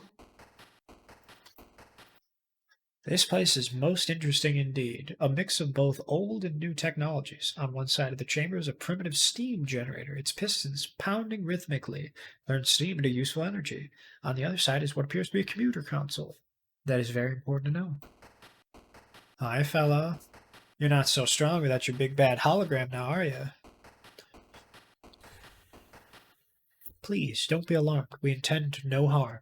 We are a peaceful race. We are cautious, however. Others don't share our way of life. Welcome to Corona. I forgot it was called Corona, I'm gonna be real. You're standing in the power generation facility of our underground settlement. All power here is produced by steam. That's pretty awesome. I feel like we kind of missed the ball with steam power, right? Like Fallout's got nuclear generated stuff, and, you know, we've got electricity and plasma and coal, fossil fuels, but steam is pretty poggers, right? It's very unoffensive of a fuel source. That is unimportant to you, however. We have promised you transportation. Oh yeah, shit yeah. Hey, look at that. It is a skimmer. It hovers approximately 1.5 meters above traveling surface. This is very important because of Grell.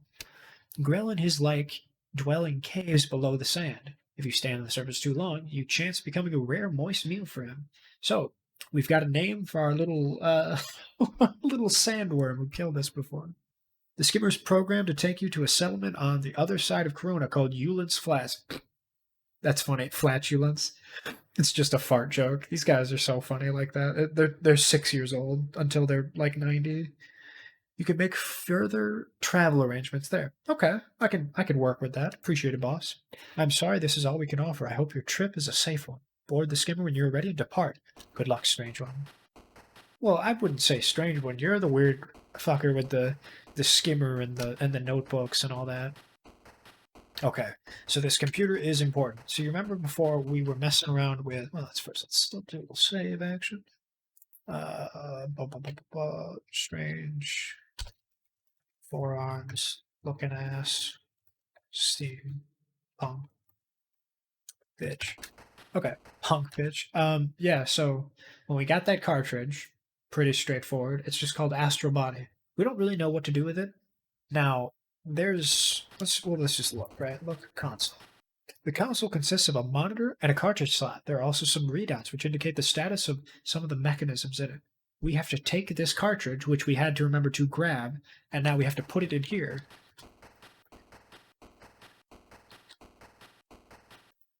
I don't understand. Oh.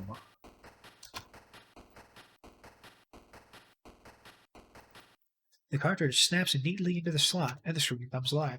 Whosoever shall read this, my name is Dr. Vorhall. I am a scientist with the Star Generator Project aboard the Starlab Arcada.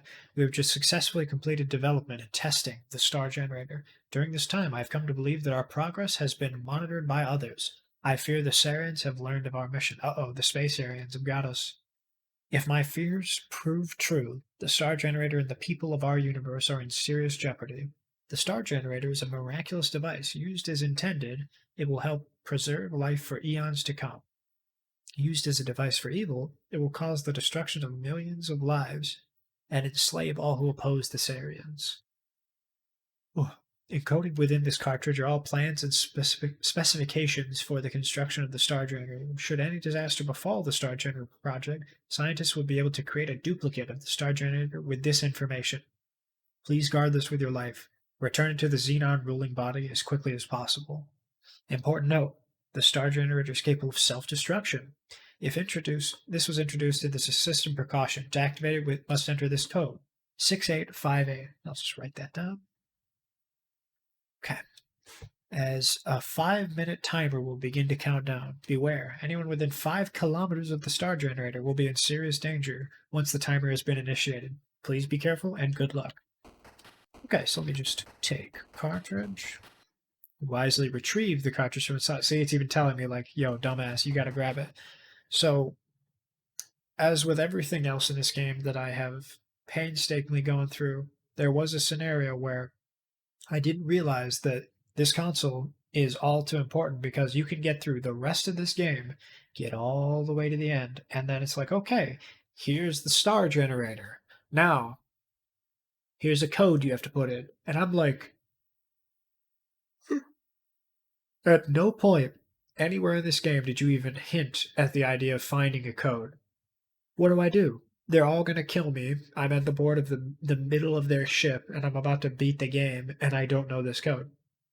So you have to know to use the cartridge and then put it into a separate, different cartridge slot, right?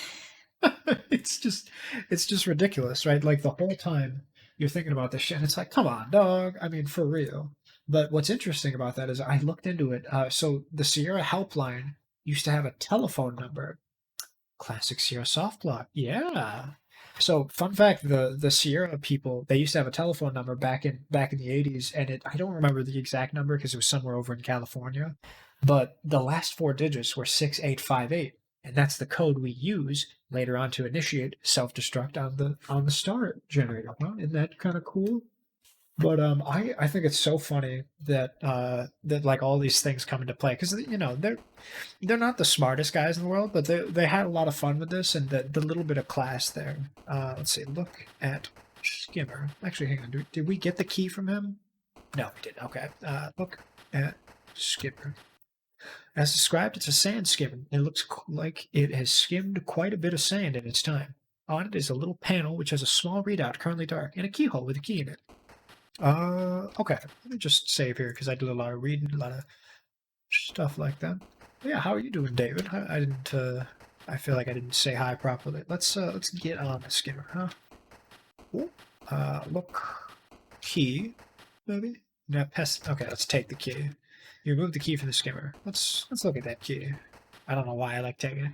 This is the power key, the sense. Okay, so yeah, so put key in slot. Put key in skimmer, maybe? I don't know why I took it out just to put it back in. Oh well, look at panel, maybe? There's no key there. Okay. Put key in ignition. Maybe that's the word it's using. Done. Okay. Look, console. Panel is the ignition key. Okay, yeah, turn key. See?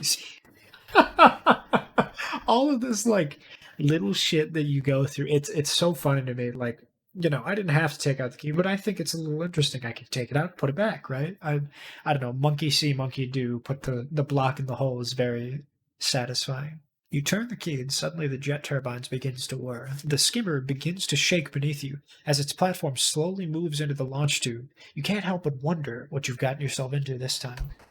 Alrighty, so we are gonna save. Perfect. Now, you nervously hang on. The skimmer rises slowly to the surface of the planet via a secret passage. Ooh. Now, this way, because it's hovering, even though it's like half a foot off the ground, we don't have to worry about the ground getting us. Upon reaching the surface, you throttle off and zoom into the sunset. Okay. The settlement the aliens spoke of in the horizon is slowly beginning. First thing I'm going to do is turn down the speed, because this is a very important part. You can't see right here, but that's sort of the area that we've got to go. We've got to go there. And you know what? I'm gonna turn off the music for this, because that is harsh on the ears. But yeah, so this is sort of a very different take on everything else. Well, I probably shouldn't. I should get around that. so I can't sustain too much damage. I think I can only get hit like 3 or 4 times maybe until I explode. But this is kind of like an arcade section, and I believe Mark and oh, there it is again. I'm probably not going to make this round.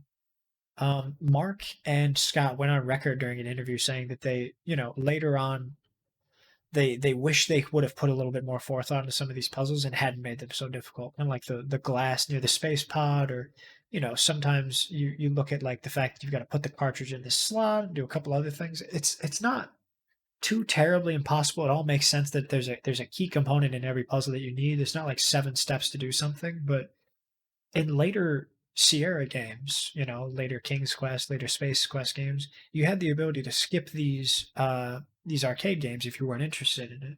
Right? The idea that, maybe I wouldn't be interested in something like this, or it's too hard, or it's just annoying, and it's just like a tedious thing to get to.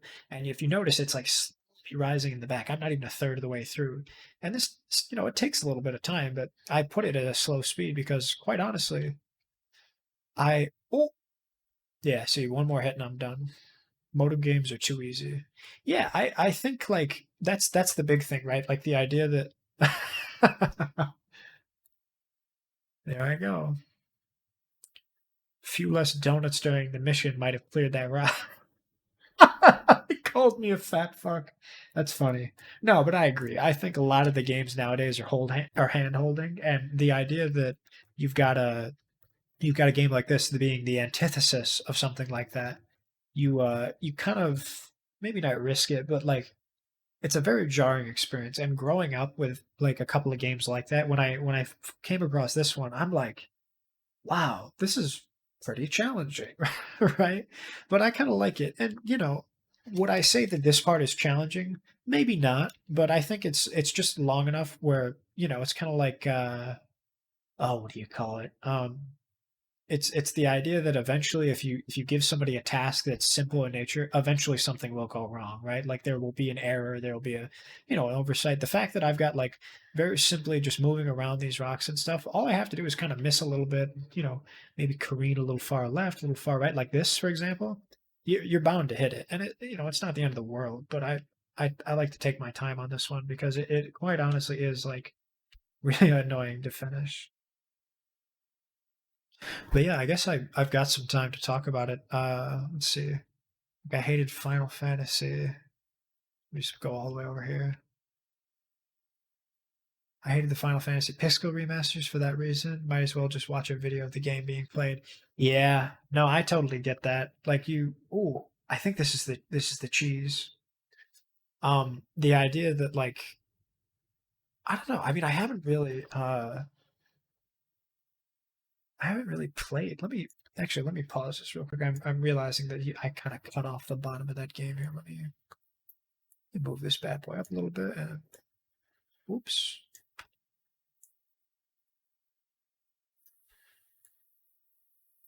Just move this sucker in just a hair. There we go. That'll be just a little bit smaller, but that's okay. Alrighty. Maybe we'll crank up fast. Oh!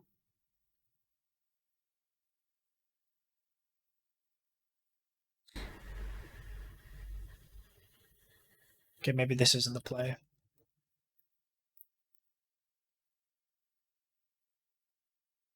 I think it's on a set track. I don't think it like automatically um puts stuff depending on where you are. I think it's like just it's got like a set amount. But this I mean if it really gets that bad, I can just skip up there.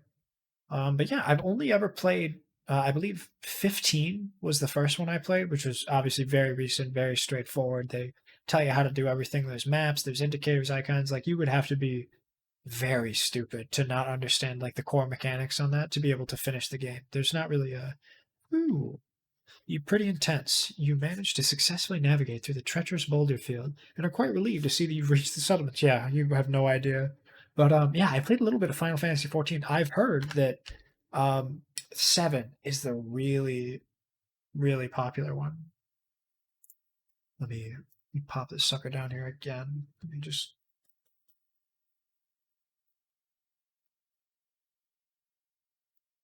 sorry, I keep fiddling with stuff, but Okay, let's put the sucker back.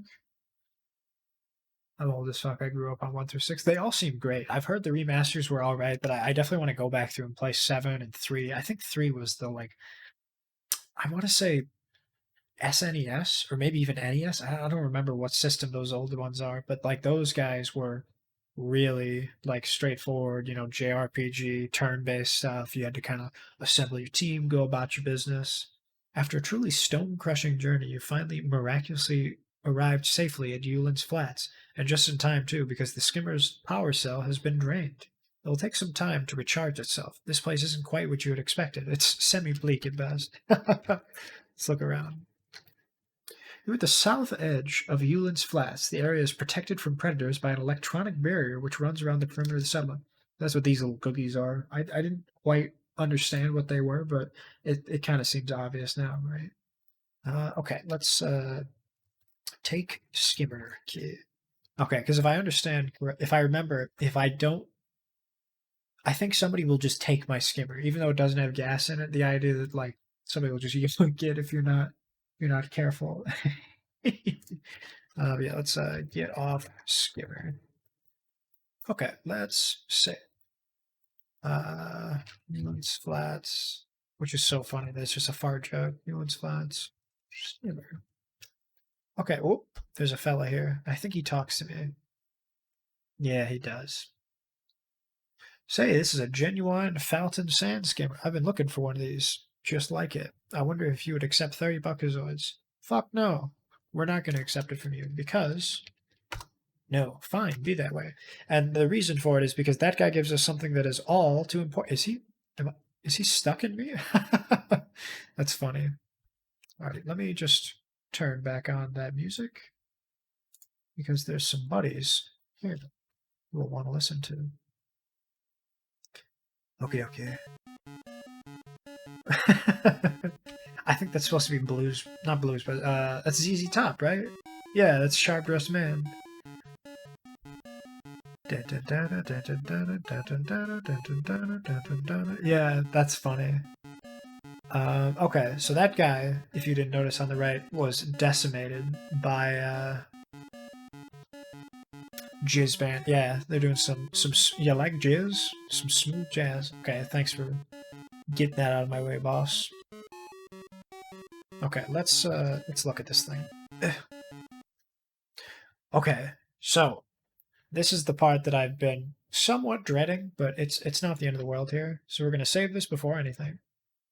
Basically, I have a small ZZ Top and the Blue Brothers. I think I told them. Yeah. Because those three would explain the like, what do you call it? The beard. So what I've got to do is I've got to make like 250 buckazoids is the currency they use in this. If I get 3 skulls, I end up like that past alien. So we're gonna play just a little bit of it just to like show you the mechanics of it. But I believe I've got a bit of money. You're broke. Hit the road. There they are. Yeah.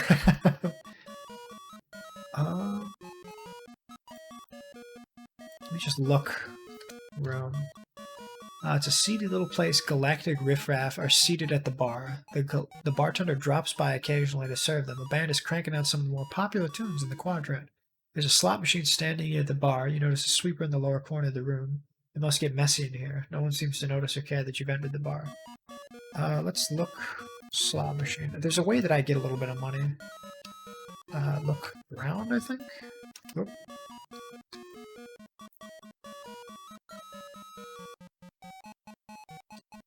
Oh, I remember now. So I've got to go talk to that guy again. That's right. So I realized that I don't have any money for the slot machine. Maybe I look around a little bit, give him some time. There's another way to win the machine. I say, yeah. There's a way to cheat it. I can't remember, or I think it's just like holy shit. I think that's what it is. But yeah, here we go. We're gonna have to talk to this guy, and now he's gonna come back to us with a better offer. Okay, this is my final offer, and I'm only doing it because you look like you need it pretty bad. I'll give you 30 buckazoids, and I'll throw in this swell jetpack. I only used it once, works great in 0 gravity. You'll love it. Is it a deal, yes or no?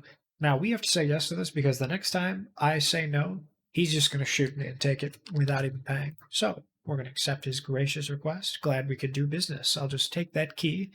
Thank you kindly. Hope your stay in Yulin's Flats is an interesting one. Okay. Okay. Oh, does he just... Yep, there we go. Okay. Jetpack. There we go. Okay. Let's look at that jetpack. This is your bargain jetpack. It doesn't work well. It only works like a couple of times, but that's really all we need it for. Alright, let's get in there. Have I got some... Okay, look. Luckazoids. I've got 30 of them. Look at those little boys. So yeah, that's like the fawns down there. I think that's supposed to be like somebody else. Oh no, we're gonna watch this guy get whomped again, aren't we? Hey buddy, one side. I need to use the machine. Hey buddy. You just blowing from Stupid Town? Let me get there. There it is. Okay. Can I not use... Okay, well, let's wait for the cleaning droid to do their work. Oh, look at that. I just noticed there's, like, smoke up here. That's what that is. It's like cigar smoke. That's funny. Okay, we're going to save one more time. Bada boom, bada boom. Okay, now we're going to just play it a couple times. You bet $3? Ah, fuck. Okay.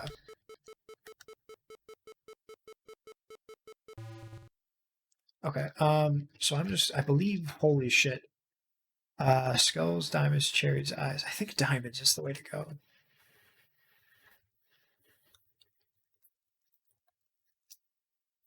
$24, okay.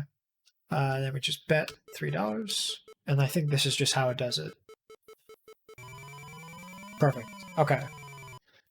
Now, usually, if it's the, it's just like the, let's try eyes. I forget what that one does. If it's one of these games where you're like, yeah, we'll just save, we'll run through, we'll try to get all this. I honestly don't want to put you guys through that. So I'm just going to run through it pretty quick, just show you all the 3 mechanics. But if we hit 3 skulls, it's not good. So I'm going to just, shit, we'll do cherries. Why not?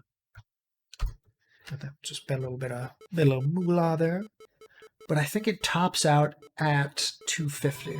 I think that's the max, because then the machine just doesn't let you anymore. Okay. Shit. And then if I remember correctly, diamonds are a girl's best friend. We're going to hit that a couple times and then run it up. Okay, fastest. We're going to do shit. 3 F8. Okay, one more time.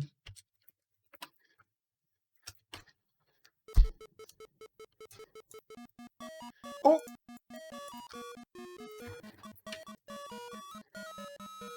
Okay, yeah, I'm gonna try that one more time. Machine's currently out of order. Okay, yeah, that was so I won't go back. It's not that important. So, we're just gonna talk to the bartender, but basically it said the idea that I'm just gonna mute that. There's, what'll it be? I got beer. It's only $2. Buy a beer. That'd be $2. Okay, perfect. Yeah, maybe if I run a couple drink beer, let's do that. Beer tasted like carbonated Zipple sweat. However, considering recent events, you could learn to love it. Yeah, okay. So now I just kind of wait for him to make his rounds, because I believe at some point, I don't remember what sector it is, but hey, let's buy that beer again. We can't drink too many, but eventually these people who are not interested in talking to me are gonna look around. Look, patrons, I guess? We've never seen the likes of the patrons seated at the bar. They look fairly absorbed in their drinks. Yeah, so eventually they feel like talking a little bit more.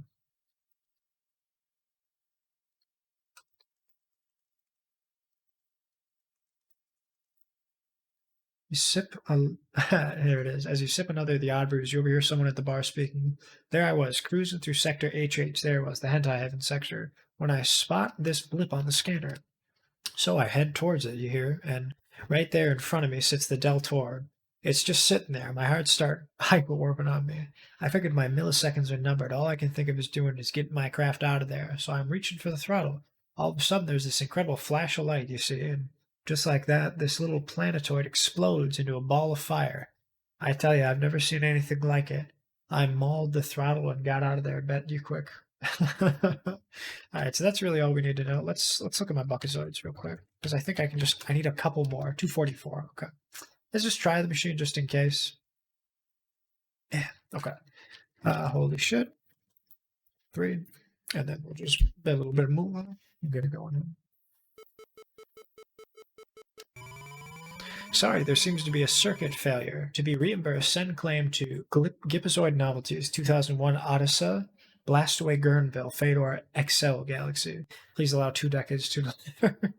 So it's obviously like, 2001 A Space Odyssey. If I remember correctly, the name Del Tor is also a bit of an Easter egg there. Like it's supposed to look like the Death Star in some regard, similar to how it's like what is it? Like the fact that it blows up stuff, the star generator. Oop, looks like we're gonna take a quickie break. I'll just throw in a little bit of Ghost Choir where we take that ad break, and then what I'll do too is I'm gonna go snag some water, and then we'll be right back. But yeah, I think the next thing we're gonna have to do is I've been falling asleep. It's late. Have a good stream. All right, Barry, you have a good one. I will catch you in the morning. Okay, you have a good one. But I think the next plan is to just the rest of Euland's flats, and then we're going to check out a means to get off the planet, and then I think we'll be good. Alrighty. Yeah, and don't worry about sticking around. I always take these VODs and I just throw up on YouTube if you're interested later on, because I know I think it's like, what is it, 2 months or something like that. Yeah, either way, I know the ad break's coming up, so we will. There we are. We'll play a little Ghost Choir.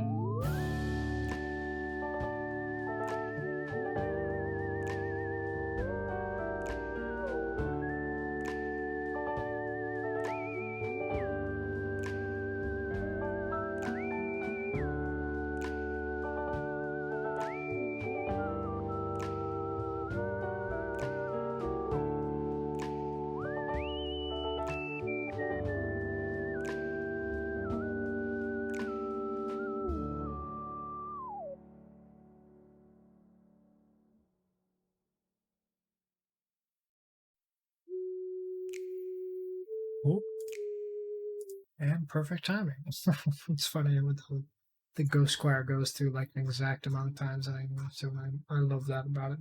Other than the fact that it's just a bomb. But yeah, we're gonna what are we doing here? We just tab off this guy and okie dokie. Okay, so we've got pretty much everything that we need. I think we've got enough Buckazoids too. So the beer put us back a little bit, but you know, it's fine. We're just gonna keep going and oh, sorry, I gotta keep going. There we go. I'm just gonna save this sucker real quick and let me just check something real quick on this side of the house.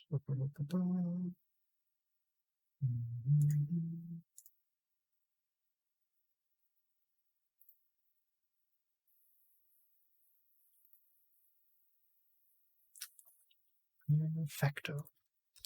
Alright, let's keep going here. I believe what are we doing? Yeah, let's just go. I think we've got to go to the right. I can't exactly remember. We'll just take a jaunt around those flats. I'm sure there's nothing too bad. Is there anything important on this wall? There's some writing on it. Read wall. It appears to be in Sarian. You're a little rusty in your Sarian, but it appears to say Xenon Bites. That's funny. Oh, there's a building up there. Let's go check that out. Let's look around. In the back of the bar is Southeast Euron's flats. Look, maybe? It's quite sandy down here. Look, dust, I think it is. The strange pile of very fine white powder here. Its origin puzzles you, but it has a strange burnt smell to it. So I would assume this is where the guy dumps it.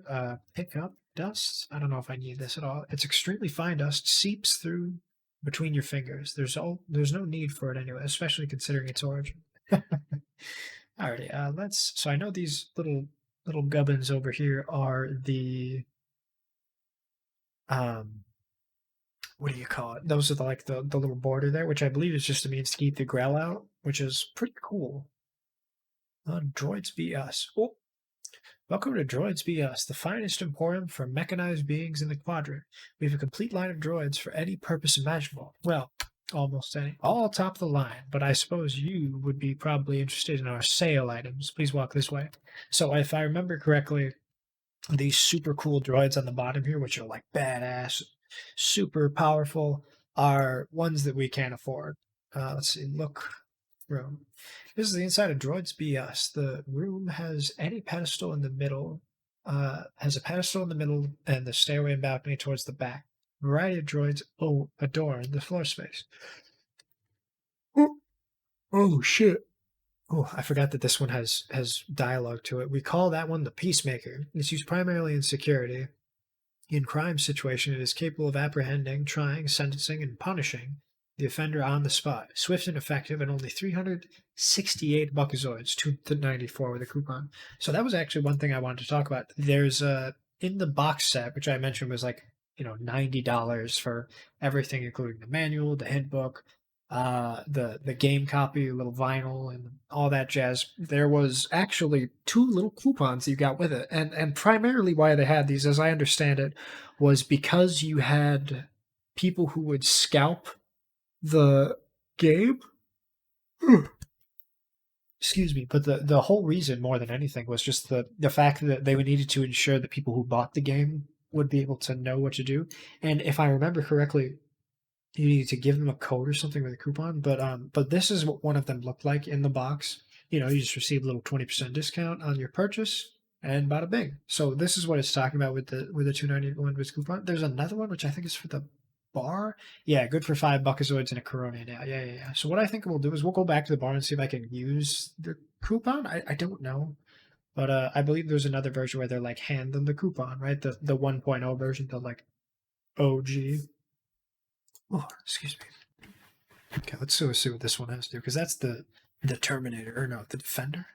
That compact unit is often used for mining and is short and stocky. It's quite strong in its size. It's designed to work in areas which may be hazardous to non-mechanized beings. $9.25 Buckazoids for years of service. $2.94 with coupon. Oh, yeah. I want to talk about the Peacemaker. We're going to talk this little bugger over here. Okay. That one is a collector's item, one of the very first droids ever built. Someday that rare piece is going to bring me a small fortune at auction. It is not for sale. Well, why do you have it out here, huh? Okay, let's talk to this boy.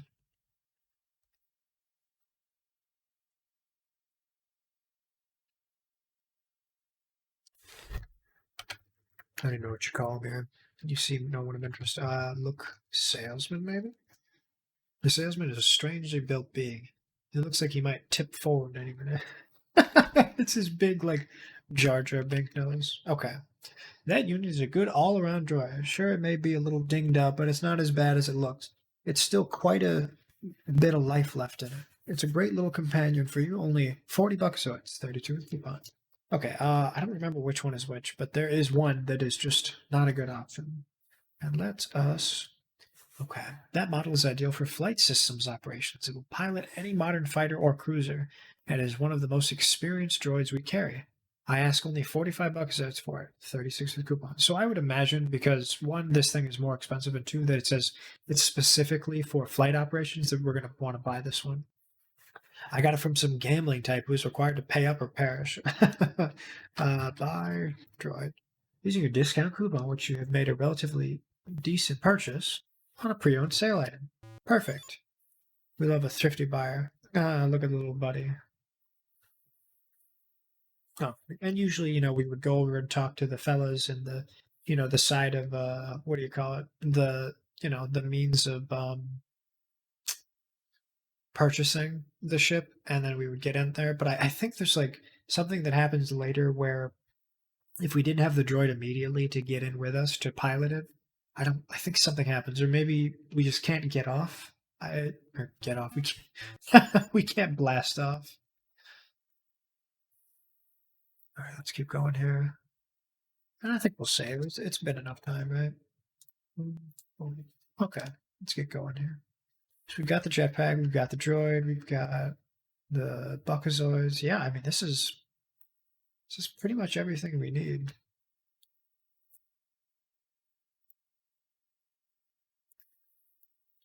Alrighty. Tiny's used spacecraft. Oh, here comes Tiny. Is that a gun or is that his belt? What is that? Howdy, Bucko. Can I interest you in one of the finest little used spaceships in the galaxy? You look like a man of discerning taste. Well, I don't. This game does nothing but insult me, so I'd say Tiny is lying to us. Well, this is quite a unique little unit. Never been flown over Mach 3. It was owned by a little old lady from Glanzadrome. Glands. You have to fly it to believe it, and she can be yours for only 99 buckazoids. That seems a little cheap for a spaceship, considering our droid was about a third of that. Let's look at my buckazoids. 214. Okay. I think that's the exact amount we need. Let's see what this thing is. Scoop Tiny. Don't let appearances fool you. This baby may be a relic, I mean a classic. But she's as dependable as the day we got her. And just think, you'll be the only one in the quadrant with one, I guarantee it. She's a beaut, isn't she? This little baby could do a spin around the planet in just under an hour. Considering that we have Lightsfall technology at this point in the game, I think an hour around a small planet is horrendously slow. Like, that's like the equivalent of walking. Okay, look at the lines in that bodywork. Don't they just make them look like a little more, you know what I mean? She's a real bargain at 185 buckazoids. More expensive, better, but not quite what we're looking at. So we're going to want to go up here, all the way up top. And keep in mind, Tiny is not going to leave us alone until we have the money and the items that we need from him. So we're going to go all the way up here in the back. And we're going to talk to him about this one, which seems to be just frequently opened. I don't know why it's got a ladder and everything. Well, there's a man with a good eye. This here is the keenest little scrambler in the hemisphere. Top of the line, handles like a charm. Perfect for cruising the asteroid fields. She's got all the thrust a guy could need, and I tell you, she's outright to steal 214 buckazoids. Buy ship. I tell you, I think you've made a wise decision. She's a beauty. The keys are in her. If you have any problems, don't hesitate to come back and tell us about them. However, the keys already be in there. It's been a heck of a pleasure doing business with you. Oh, by the way, you're going to need a droid to help you fly that thing. Well, good luck. Come again. Don't you worry, Tiny, with your little beady eyes. I've already got a droid. Alright, perfect. Let's climb ladder. Let's get on up in there. Okay. Let's look around. Doesn't seem to be anything in your sight. Look, ship. Seated in the cruiser, you notice that there are no controls here, just a button marked load. Tiny must have been serious when he said you would need a droid to fly. Okay, push load. Dude, we're totally falling out of the sky. We gotta drop the load. There he goes, little boy. What sector shall I head for, sir? Says the droid. Now, this is the part that's very important. We can pick a bunch of random ones, but I'm going to see what happens here. I think because the manual mentioned like there's AA, BB, all the way up to like JJ. Let's try AA. I don't understand AA. BB, CC. Okay, so there isn't any other option. So I have to do HH. Sector HH it is. I'll proceed with Corps Entry. Perfecto. Hey, wait a minute. Where do you think you're going with my ship? So it appears Tiny sold us a stolen ship. Offer to the purple yonder. So that blue fellow there, I remember if we hang outside much, he'll be like, "Hey, I see you're in the market for a ship. What do you say you go over here, and I'll sell a ship for you?" And we go around the back, and he shoots us in the back of the head.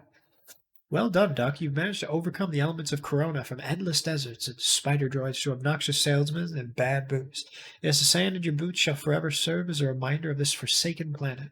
You should feel proud now. Destiny awaits with an even greater challenge. Perfect. Look at that. This is a little cutscene. Hang on, sir. We're headed into an asteroid field. So I think this is the point where it's like, if we were to try any of the other ships, we would simply just die, and because the ability to navigate around these asteroid fields is just not it, right? It would be impossible.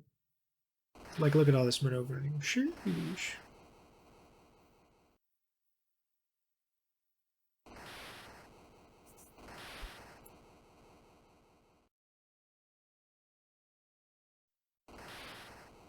That was mighty close. I agree. Ooh, what's that in the distance? She getting bigger. Oh, it looks like a little, where are the little, asteroids. I'm trying to remember what that game was. Galactica? No, Galaga. That's what it was. The little aliens that you fight. We have established visual contact with the ship of Sarian origin, says the droid. The name Deltor is confirmed. You might consider the fact that we are in danger being anywhere near this ship. We hope you didn't waste money on the extended warranty when you purchased me. Aw, poor little guy. He's a little altruistic, little, or not altruistic, what is it? Nihilist, I think, is when you don't care about what happens to you. I guess he's because a robot. It would just, not really have any qualms about dying, right? I will slow our approach and stand off at a safe distance. That's a good call. You stay here.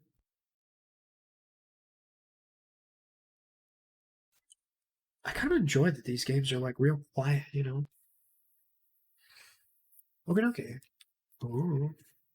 Now we just pause the ship, right? We're gonna do a little save.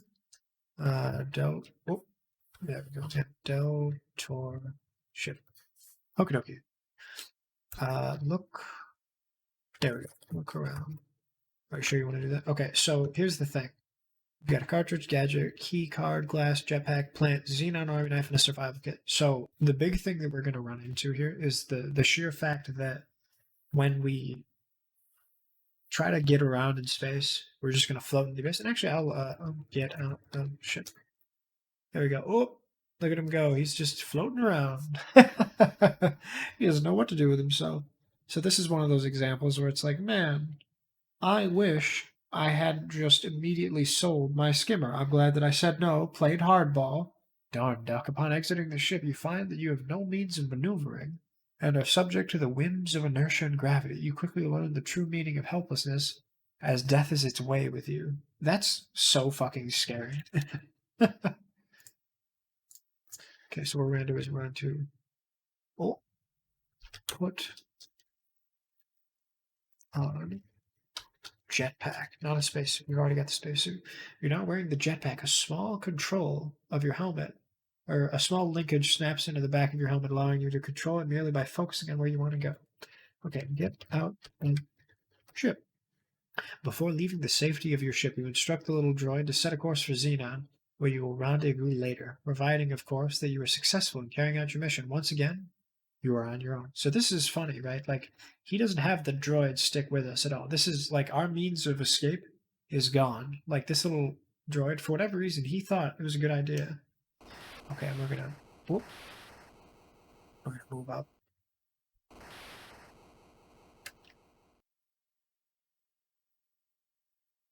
Let's look around real quick. Huh?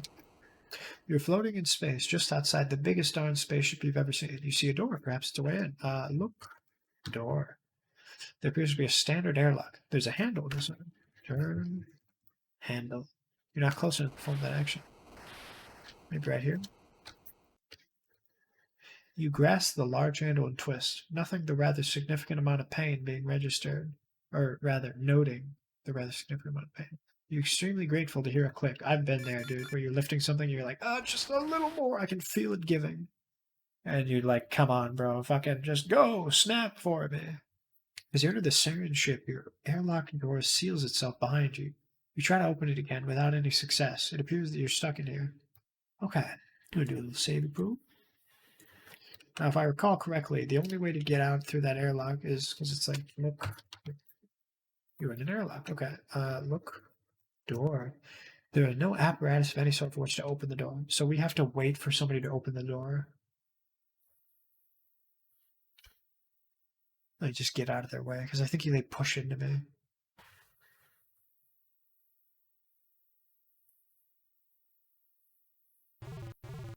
There we go. Gleep, glurp, pop. Apologize to the stranger robot as he pushes you aside. There we are. Okay. We're in here. We're in there like swimwear. Perfecto. Okay, we're gonna look. Room. You're standing in a large empty room within the Sarian ship.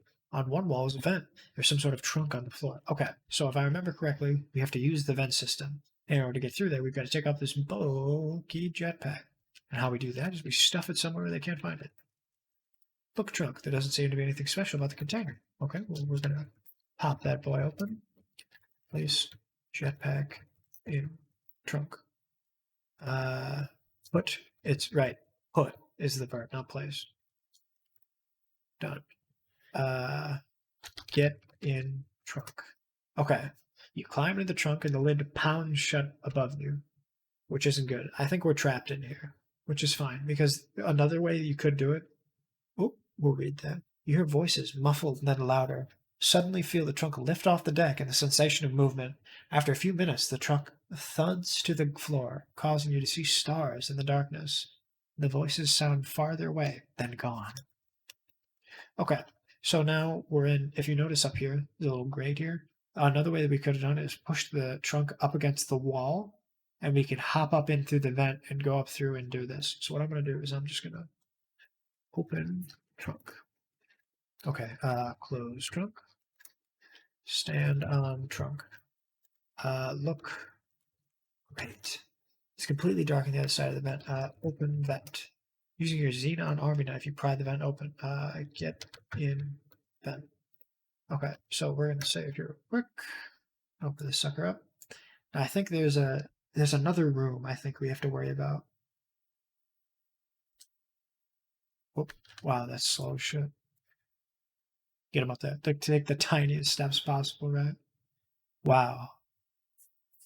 Does it go up forever or does it loop around? Man, can you imagine doing this on one? Okay.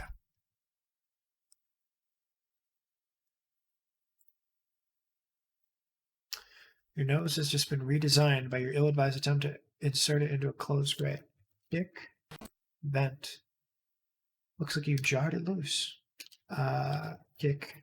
Vent.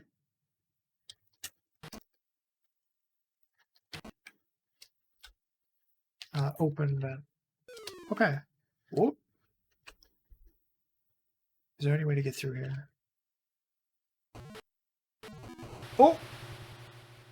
You're toast. So that's what happens when the Sarians find us. They kill us, because obviously the Sarians are just space Aryans. They want nothing to do with us. So what I'm going to do We're going to try that again. I think I only have to kick the vent open, and then, I don't know, like, I don't really need to, but I like the idea that I can kick the vent, so I'm going to go do this real quick. Fastest. We're going to get up there, we're going to go kick the vent, open it up, and then we're going to head back down to the laundry.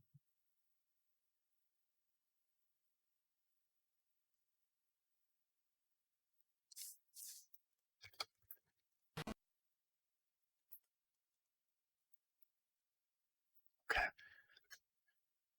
There we go. Let's get out of here. Oh, it's just one. Okay, so let's normal. Yes, sir. Alrighty. Get off trunk. Boom. Okay, let's look at this around. You're in the ship's laundry facility. Okay, so that explains. I thought that was one of those old cameras, like the really old ones where you like put the cloth over your head and stuff. Let's look at this. Look, washer. Laundry cleaning unit is not being used at this time. Open washer. You're not close enough to perform that. Okay. Open washer. It's funny. Look. Washer. Look in the washer, I think. Someone might be coming. You don't have time to be standing up. Oh, get in washer. I love his face. He's like, oh, he's scared as hell. So I believe, well, Duck, it certainly appears as though you're about to become all washed up. Oh, God. Does he just turn on the thing? Okay, so it appears that in the wash cycle, it just throws a uniform on us? I think. I don't know exactly how this works. Look. Washer. It's awfully wet in here. Open door. Okay, somehow you managed to survive the rinse cycle. As you emerge from the cleaning unit, you notice that you are dressed in a Sarian battle uniform. What a stroke of genius. You can wander throughout the ship without calling attention to yourself. Perfect. I'm going to save this bad boy. And then we're going to check out the inventory. We've got everything. Let's just see here. Look. Uniform. In the pockets of this uniform is an alien identification card. The name of the card is Butston Frame.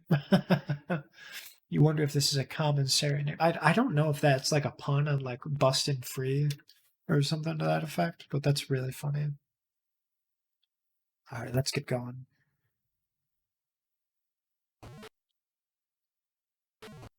Perfect. Can I just go down here? I forget exactly where I have to go. It's all kinds of... Okay.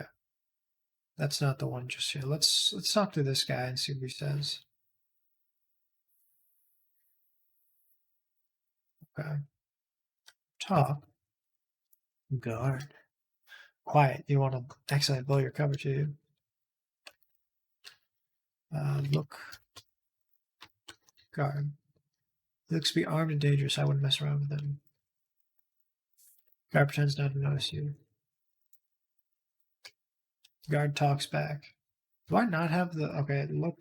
Gadget. Currently... Okay, I don't know.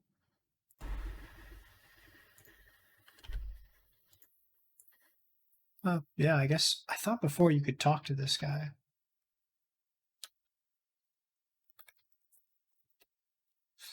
Is this the way to the Star Journey? Oh, I guess I have to be turned to the right?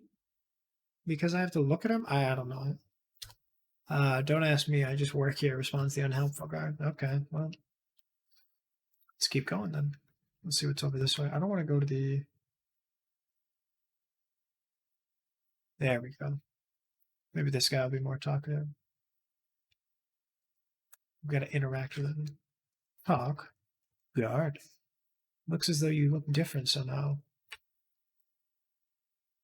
Okay. Let's try this way.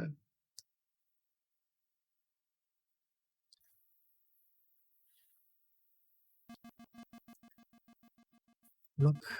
You're in the hallway aboard the Deltor. Look. Machine. There's a guardian droid here roaming the corridor. Fortunately, it recognizes you as Saren. So that thing is similar to the spider robot. If I come even close contact with that thing, it's gonna fucking bah.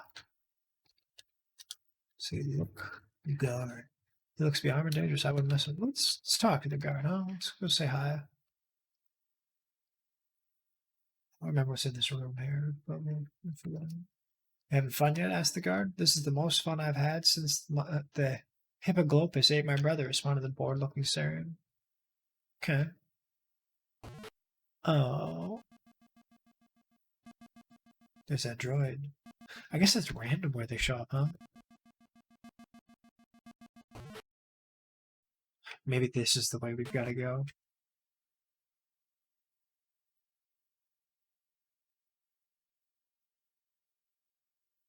This is obviously new. Oh, that looks important. You are inside the enormous chamber. Before you stands the stolen Star Driver. Oh! Well, let's go talk to this guy.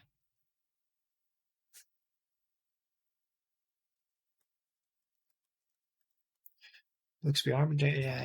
Let's talk to him. Leave me alone. I'm guarding the Star Driver. All right, Dick. Well, hang on. Let's see what happens if I go and touch the Star Generator. What are you going to do, huh? Shoot me? Look. Star Generator. At the base of the Star Generator is a control panel of some sort. Look. Control panel. The force field which surrounds the Star Generator prevents you from getting any closer. Ah, okay. So it's not about him being a dick or not. It's the fact that I just simply can't touch it. Can't touch this.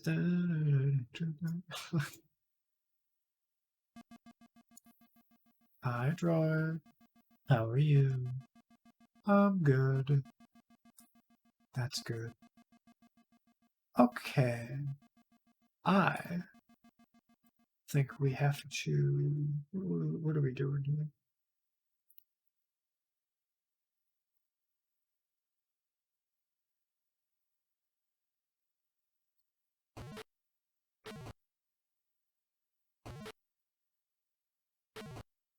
Let's get over here.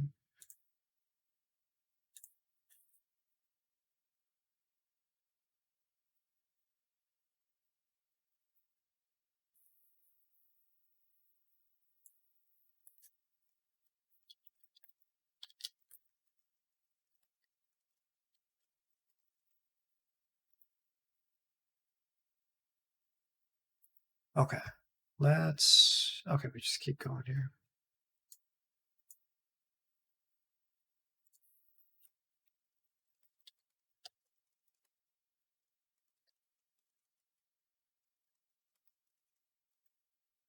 Oh, okay. So this, I believe, is rows of weapons on the walls tell you they're in the Deltor's armory. This is a service droid behind the weapons counter. So as I understand it, in order to get the Star Generator, we have to go take out that guy, and I believe these two are the secret to this little action here. Let's do a new save. Weapons room.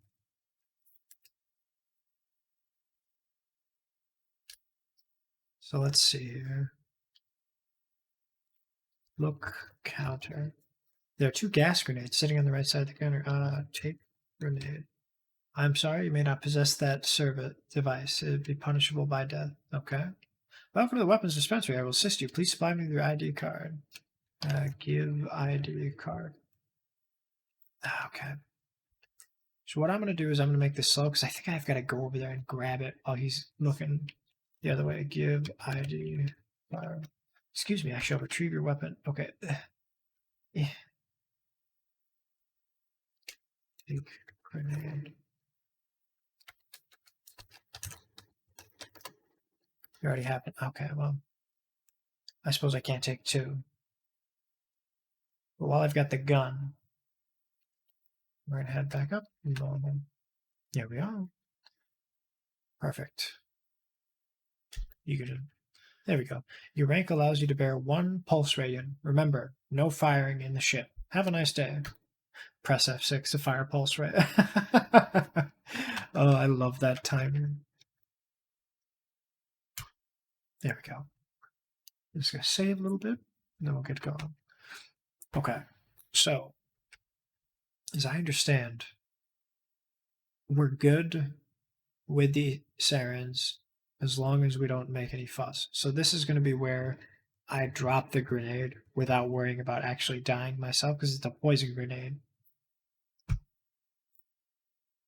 Okay, the grenade drops to the floor, releasing its poisonous gas, the unsuspecting alien. Good shot, Doug. Well, thank you. I appreciate that.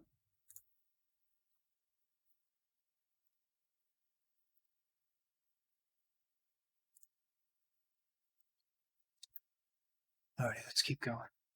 I think we'll save here. Nothing says we can't. Bada boom, bada boom. I know it's not the weapons or we won't tell anybody, right?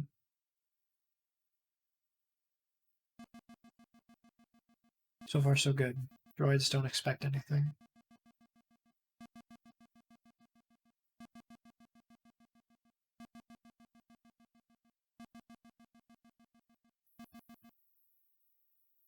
Wait, no. Oh, fuck. Really? My, aren't you the clumsy one? It's a Riku. Hello. How'd you sleep? How are you doing?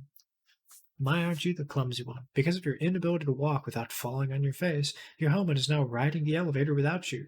You've blown your cover. The Saurians are sure to shoot first and ask questions later. Okay, so this is kind of the part I was loathing. I'm not good at combat. And if it's one thing that the Saurians are good at, it's combat. So I'm going to have to quick draw McGraw my way into fighting these fellas. Alrighty.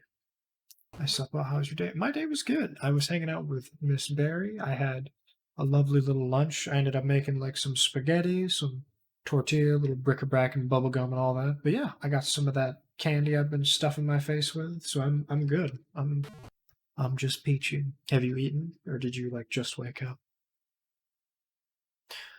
Okay. Let's get going here. Well, hang on now. Let me say right now. Because I know as soon as I get across here, if there's a buddy over here, I've got to fire immediately. Oh god. I gotta get into this elevator before that drone touches me because it'll like explode or whatever. Okay. Alright. Oh fuck. You know what I didn't do? I can't get in that elevator yet because I need to grab the remote. Oh. Yeah, I just woke up. Okay. Alright, so I've gotta... Ah! Damn it. So I don't know how to get around the corner there. I guess I just go back in the elevator. You've just been disintegrated by the... Disintegrated? Yeah, I guess my skin did disintegrate. By the Saren's pulse rate. Perhaps this will teach you not to loiter about the Deltorum. Yeah. Was this the one? Oh, okay. That's not that bad. Alright, so this is good so far. No droid, no dick, no balls. So I think if I get across here and there's a guy right there, I think I'm good. Yeah, no, they do. And this is on normal speed. Even if it's slow, they fucking bah. There we go. Okay. Perfecto. So now we're gonna talk to this fella here who's been guarding it, and he will have the secret to all our words. Look, body. He appears to be dead. Thanks. Search. Body. You seem to find a remote control device of some sort. It has only one button labeled on and off. Do I have it or do I have to take it? Yeah, no, I've got to take it. Take control. The guard has nothing else of any interest. Oh, it did take it. Okay, look. Remote. Small remote button. One of it is, you wonder what it controls remotely. Push. Remote. Does not compute. Use remote? What would you like to do? Push button on remote. God damn it. Okay, let me look at the remote one more time. Maybe I can just go up to it. Whoopsie. Because if I remember correctly, the remote control should be just fine. Turn remote on. Let's try that. Weird. Look. Star generator. At the base is the control panel of some sort. Use remote. What would you like to do? Press button on remote. Press button. Suddenly, the force field generator protecting the star generator disappears. Y'all think. love that the fucking like the interstellar music plays. Okay. Suddenly the force field generator. So I don't know how familiar you are with this game, Riku, but I kind of bum rushed it here. Maybe 2 hours isn't that long, but this one is the shorter of the games, but it's a lot of fun. And I remember that I was always having trouble with this stuff. I mean, like just now, the parser system is hella tedious, and I found a lot of times like the word place is the incorrect verb, and I have to use the word put, stuff like that instead of put. And sometimes it's insert. Yada yada yada. Look, start generator. Now we can get in there. That control panel, we can get there now. We've got this off there. Okay. So this is the restore point that I was talking about. We're gonna weapons room, blah blah blah. So this was the thing that I was saying before is like super important. Uh, I know zero of this game, but it seems really cool. Yeah, so it was a bunch of cool guys back in the '80s by the names of Scott Murphy and Mark Crow. They're a ragtag group of people, save with like maybe one other person who did a bit of advertising, but they made this whole first game from scratch. Mark did the graphics and the music, I believe. Pretty simple composition. It's a quiet game though because of like the audio and all that jazz. But Scott Murphy's kind of the brains behind most of this programming, from what I understand. And one of the things that he loved to do is make really annoying puzzles. So the very first thing I had to do in the game was get a cartridge. And in finding the cartridge, I had to take the cartridge because those are two very different things, right? Search a body doesn't mean you've got the contents of the body. You've also got to take it and then use it, right? There are very specific things you have to do. And one of which is once I have taken the cartridge from the one spot and gone to the next planet, I have to put the cartridge into a machine. And then that machine tells me a little bit of a story about this guy named Slash Woolhall, who is a scientist working with us on the Arcata ship, which exploded because it was taken over by these fellas, the Sarians. They took our star generator, which is kind of like the Death Star, but it also has the ability to take a planet and turn it into a star. Should somebody run out of fuel and they're worried about all that jazz, they have the ability to make new life and terraform stuff. Problem is that power also is used for evil, and it can blow up planets, and that's what these guys plan on doing. One guy who told me where these Sarians were, they're like, "Yo, by the way, I saw them explode a planet on a whim." And yeah, so that cartridge also talks about the fact that Slash Woolhall, who was the main scientist of the Star Generator, was worried about its uses for evil. So what they did was they introduced a control panel, which allows you to remotely detonate it, and you've got a 15 minutes, or yeah, 15 minutes to get out of like its 7 kilometer blast range or something like that. And in order to do that, you have to do a number, which is 6858. Fun fact, the Sierra guys who made this game, their little help hotline, I don't remember the exact name, but the last 4 digits were 6858. So that's going to be, that's going to be what we press here. 6, 8, 5, 8. Did I press it? I think I did. There we go. There we go. Detonation. Oh god, that's so loud. Detonation cycle has... Good, fuck. Has begun. Perfect. We get out of here. Oh! Wow. Any longer and I would have been just awful. That's the only thing I don't like about this game. While the music is great, some of it is very beepy. Because, it's not even a MIDI keyboard. It's just old-ass mono audio. The star generators come alive. The heat that this thing is starting to generate is telling you that it's time to blow this taco stand. Okay. First things first. See, that's not too bad, right? The beeps, however, are horrendous. Okay, let's get out of here. Now, while this is going off, I understand that we are going to have to fight some Sarians. And I've been lucky enough to not have to shoot any, but I gotta worry about that. Please, baby, let me just get to the elevator. Wow. Great RNG so far. Okay. Let's blow this taco stand. Isn't it cute? Okay. So you remember before I was like, oh, I don't know what to do. I gotta, like... Oh! Okay. I don't know what to do about that. Maybe I can just go slow? I guess? I don't know. We'll try that.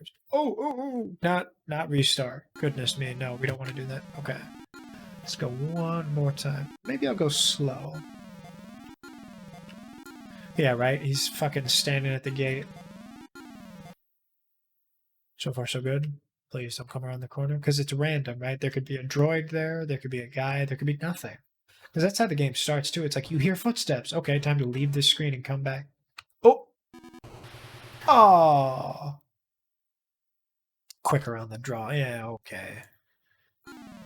One more time. This time when I get in the elevator, I think I'll go slow. Because I said I was going to do that, but I didn't. Third time's a charm. This time, I mean it.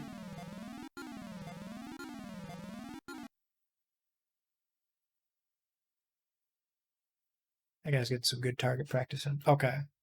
Right about... Meow. We're gonna go slow. I know. I think I got this. I appreciate the support. Gotta look to the right. Bam! Suck my dick. There we go, baby. And I got some points for that, too. Oh, yes. Okay. We're gonna save right here. This is the last part of the game. Now, I know you came a little bit late, but this is the important part. This game has been rife with very, very minute things that are very annoying. Now, this pod is the last thing in the game that we need to get off this spaceship. We've got a certain amount of time, but in all my excitement when I first played this game, I fucking fell. Gee whiz, Duck, you could actually be a hero if you weren't so clumsy. Wise up. I fell down into like the equivalent of like where the trains go, except it's just space. That is the last possible place in this entire game that you can die. And that's where I died before. And that's so annoying. But yeah. Let's look at this right now. You are in the shuttle launch bay aboard the Sarian ship. So I believe there's only one, which is a bit of an oversight. Maybe that's just for the captain or something. But yeah, I had a ship that helped me here with the droid, but I told him to go on ahead to the Xenon planet. Look. Yeah. Look, pod, I guess? It's a one-man transport vessel. Get in pod. You swiftly slip into the sleek ship. Try to say that 3 times. Oh, God. You swiftly slip into the sleek ship. You swiftly slip into the sleek ship. You swiftly slip into the sleek ship. I'm surprised I actually said that. I thought that was going to get me. Okay, closed door. That doesn't seem to be the correct action in this game. Okay, look pod. You frantically search the control console for the launch button. Aha, there it is. Press launch. Oh! Joel Pog, I fucking love that. Oh, so I just smashed through the windows. Hey, yo.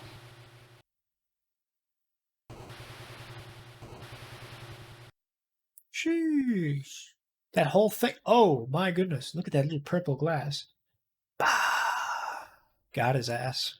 They're blasting off again. Alrighty, baby. The Deltor has been blown to tiny fragments by the force of the Star Generator's blast. You have saved the lives of millions of your people, not to mention the lives of those in other systems. Don't get a big head. Congratulations, Duck. You've rid the universe of the evil Sarians and saved your people from certain doom. Ayo!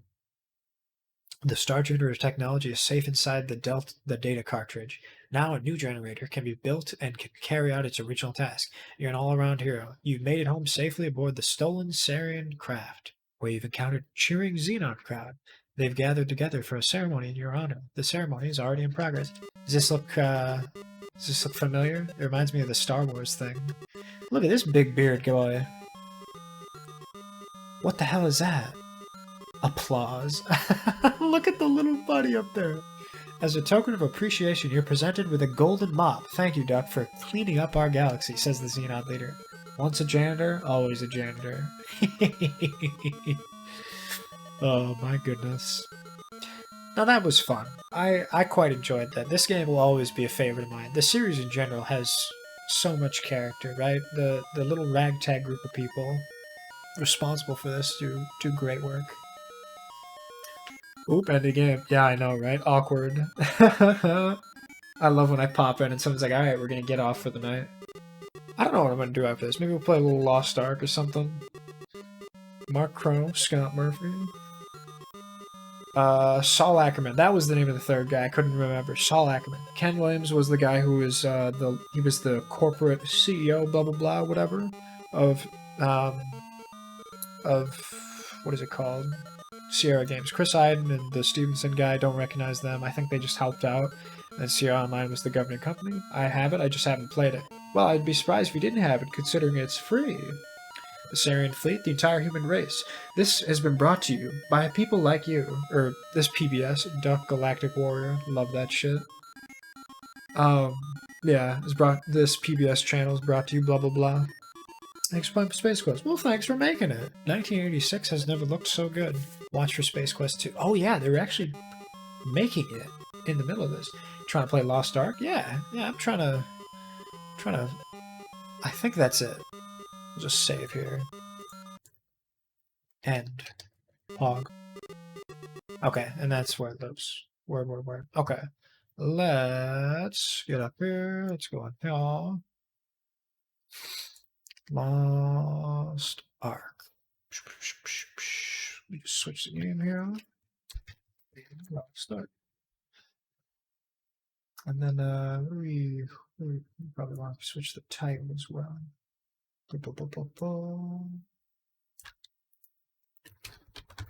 Thanks. My buddy Hitsuji made this for me on a whim. I love it to death. And actually, so I've got another friend, Obsidious, and she made me a little separate avatar, which looks like this. And I think it's really funny that it's got a little boy in here talking. Holy fuck. Right? Doesn't it look great? I love this thing. Little boy. Yeah. I love that he's little like, oh, help me. Yeah. So many geeses. Yeah, right? Little noodles everywhere. So she said my main form of transportation, geeses, duck. Yeah, so technically speaking, my character is a duck. And it's a Peking duck at that. Now they look almost exactly like a regular goose, but it's a white duck from China. And that's sort of the design here is you just take that duck and you just slap a little blue hair on there. Bada bing. You would be a duck. Yeah, I would be a duck, huh? Love them to death. Little bread action, a little swimming, a little hanging out. Yes, we do eat those. We don't eat me, but we do. But yeah, Obsidian said that the goose noodles are the main means of transportation, similar to like how a snake kind of wriggles around, or like a handful of eels. And then there's the we could eat you. But I think the hands are just sort of for display, and then the big old wings. But I love that they're like there's teeth inside. I never agreed to nodding you. Hey, now we'll keep your distance. That's why I asked for this model so that we could fucking have a little defense in our life, huh? The little boy can't really hold himself accountable or really do much in the way of self-defense, but these hands, you're gonna fucking catch him. What am I doing here? I'll throw a little music so you're not listening to me fucking breathe the whole time. Toss this guy. There we go. We do have a distance of about 1,500 miles. That's a good call. It's funny that I've got like a couple hours of a plane ride notice to get my affairs in order. Fucking imagine being in Texas could not be me. What's going on?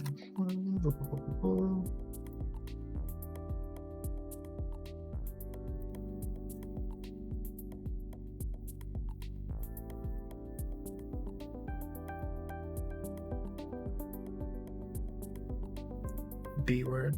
It's just 15 miles of planning to prepare the duck. That's funny.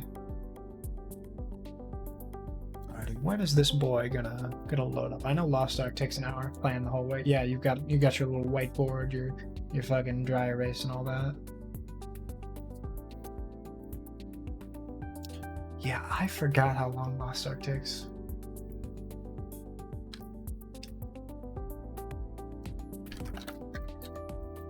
I'll play Lost Ark. So, as I understand, if you've downloaded and all that, you just open it up. Well, it's actually honestly not too hard. A lot of the game actually kind of spoon feeds it to you. So if you open that sucker up, I will say though, the most difficult part about Lost Ark is honestly just getting it to run. You know, like putting it in windowed mode, just open the game. Yeah, well, no, I say that, but like Elden Ring and Lost Ark is annoying as fuck to run. Let's get this sucker open, because you've got to like wait 3 times over. You gotta wait for the anti-cheat to run. You gotta make sure everything else is working. Gotta take hyper work. Okay, you be safe. be careful out there. I don't know what the weather's like with that down there where you are in the T of X, but I don't think it's nearly as bad up here. But yeah, so you get all this shit going. You just kind of make your boy, make your character. You log in there. It's great though, because once you pick one of these servers, there are ways to switch the servers, but it's kind of annoying. So you just pick one that works best for you, and you just pop in here, because you'd have to relaunch the entire game. And like I mentioned, it takes a fucking hour to, you know, figure out how to actually get in here and play it. But yeah. You just gotta keep relaunching. Yeah, so what I do too is for like settings and all that jazz, I go off, I go windowed mode and just do like whatever my monitor is used to, and I just shove it in like my side one, because it'll actually go full screen to my big monitor, and it's annoying as, because it does that thing where it'll kind of rearrange shit, and like there's kind of, while it's loading and is clear, it like, I can see my like Firefox like through a little window that I can't interact, shove it in my side. Yeah, just stuff it away by the side piece right there. As far as like graphics and stuff, you can do whatever you want. For whatever reason, anything below low, it just fucking chugs for me. And I'm gonna be real, I recognize that it's probably my graphics card, but like it runs perfect on like the highest settings when I'm not streaming.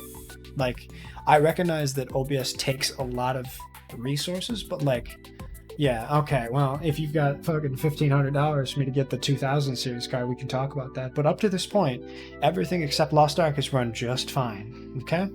That's all I'm saying. Shit, GPU. Dude, suck my dick. Fucking, oh, look at me, I got a 3090, I'm so cool, I paid $4,000, right? That's not worth it. So the biggest thing about this game, if nothing else, is literally just finding shit, right? It's like I call it Banjo and Kazooie. What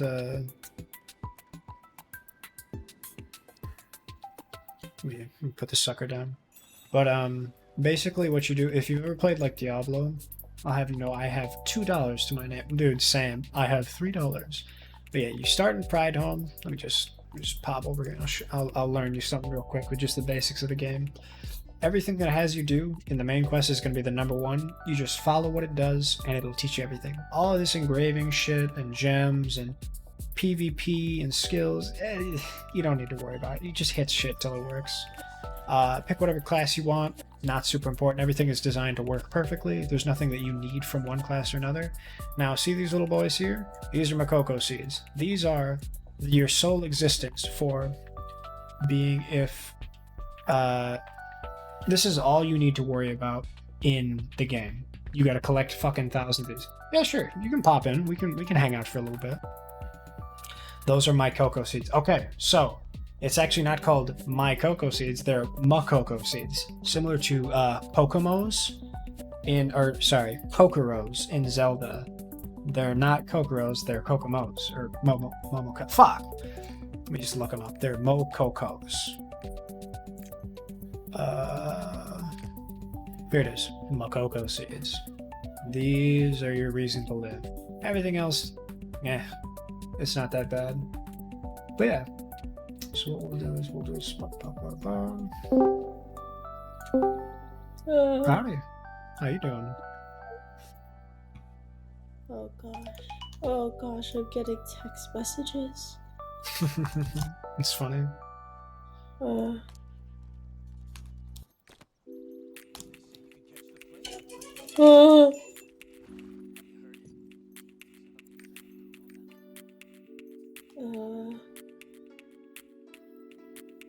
Okay, I need to run a charger downstairs, and then I'll actually let me open Lost Ark while it's happening, because I'm sure it'll fucking take an hour. Sorry, wait.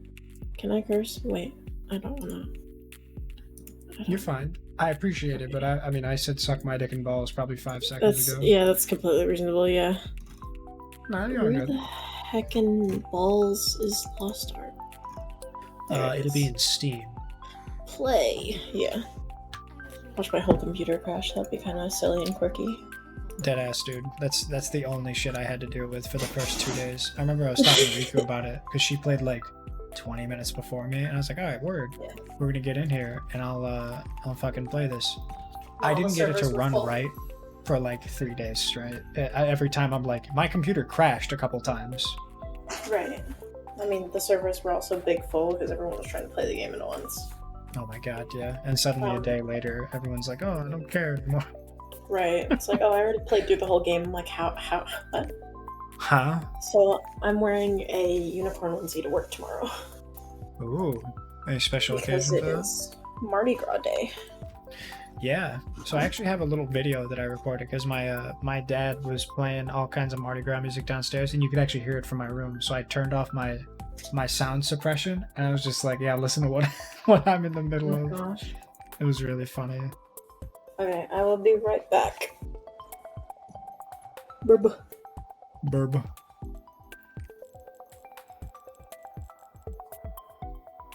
What in the world is this? Oxel. There's a. Is she one of the elementals? Yeah, she was. Yeah, there it is. The Guardians of Tortic. Got that back in. I think they're the same group of people. Oop, right, Pookie at, right? Let's get a little blue square.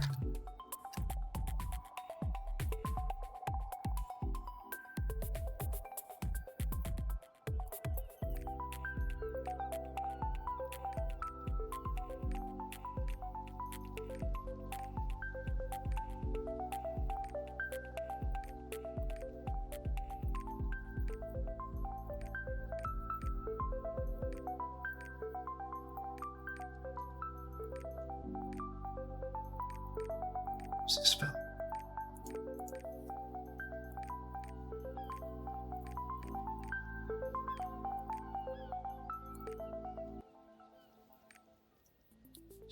Let's get a go square going. What was this one?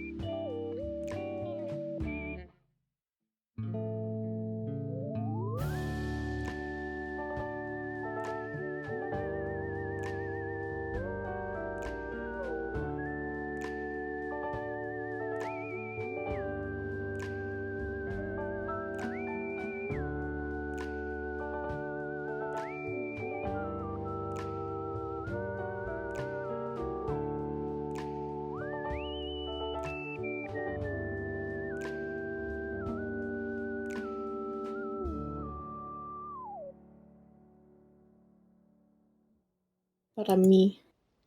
You can kind of play whatever you want, really. I would say, depending on if you want to do more spells or more damage, that's kind of up to you. The Guardian is kind of like the tank paladin. The martial artist is what I picked because the striker is fine for just fists and such. A little bit of electricity and like elemental damage you can do on top of it. But then there's like mages, which you can do like spells, and you can be a bard and do like musical healing and shit. So there's a bunch of it, but all of it you'll be able to do sufficient damage for the dungeons and stuff. You can solo the whole game with all of them. Odd. So it's whatever you want to do. Definitely thinking of Gunner just because it reminds me of MF and really hot. Oh, absolutely. No, that was the first thing that I mentioned was the female gunner looked like Bayonetta with her like shotgun heels. I'm like, she's fine, yeah. Fine. She bangs, right? she could bang me. Shoot. Yeah, they working at the gym has really made me more into looking at females' assets. Right. Yeah. Because I was talking to one of my friends who's like bi, and they were saying it's different, right? Like the male gaze versus the female gaze. Like the female gaze on other women, it's like I want to touch, I want to hold, right? With men, it's like I want to fucking like eat them, right? it's just a different vibe. You know what I mean? Like I want to Sure. accumulate you. Fucking Sure. Accumulate, yeah. Yeah, it's just a really weird, like, carnal thing. But, yeah, one of my friends was playing as the gunner, or one of the mages, I can't remember, but you'll find that her walking animation has so much hip swivel. Oh my god, I know. I've seen my friends play it. Oh. She got a strut about her. Yeah. I guess I'll do the dancing emote ? Yeah, you just kind of do whatever it tells you to do. The beginning part's pretty straightforward. You've got kind of a tutorial that you go through. Once it gets to the point where it's like, hey, would you like to go to this town? That's when it opens you up and we can say hi. Okay. I'm definitely just a kind lot of of this game through is step and fetch, though. Go here, it's do this, pretty much do League, that. yeah. Oh yeah, it's like people explain it as like a mix of Diablo and Final Fantasy. Yeah. Have you played Elden Ring? No, because I'm broke, but I would love to play it. Dude, it's like $60. It's going to be $6 for a while because it's the first good Soulsborne we've had since Bloodborne. Oh, but it like I watched Markiplier play through the whole game on stream. Really good game. I think I just like Markiplier personally too. could never because you're real bad at video games, but you know. Yeah, dude, I was Don't watching. agree, I don't even fuck me. remember who it was, but That was me. I was more agreeing that it's a difficult game, but yeah, no, fuck, fucking. No, I can't remember who I was watching. It was one of those bigger streamers where like every time he'd look over chat, it's something insulting. Like it's never anything good. But he was going through the first part of it, and he's good enough to be able to like after 10 tries, you could probably get it. But I remember the big thing that he was complaining about. I can't remember which enemy it was, but like every single time he would die, he would look over, and I remember this one dude's comment stuck out so bad. It was like down in the dungeon, there's like this cat thing, which its whole point is that it's like a statue, or like it's like all made of stone. Because there's a lot of people who have like stone masks and shit, but this thing is like all stone. See for like its tail and like its arms, because you can like do attacks and stuff. And one guy's like, imagine dying to a statue, and he's like, listen, it's not. Yeah, right. Fuck, like that one hurt, and he got so pissed. Right, he's like, "Bro, it's not just a fucking statue; it's a levitating cat that sweeps through the entire." He was so mauling, right? Like the dude was. Dude, I would be. And then he fought. If you remember I think it's called the Tree Sentinel, the big sucker on the horse. The last one. The one in the open field with the huge that was gold a struggle, dude. Mm-hmm. He was fighting that like 100 times or something. He was, because it's like the random shield bash that he does. He's like, bro, he's not telegraphing his moves. I don't know what to do. And he fucking guess. He looked over at chat, and someone's like, have you tried turning on your monitor? He's like, oh no, I hadn't thought of that. I should probably toss that sucker on there, huh? Fucking probably, yeah. You know. It was so It do fucking just be rude. like that sometimes.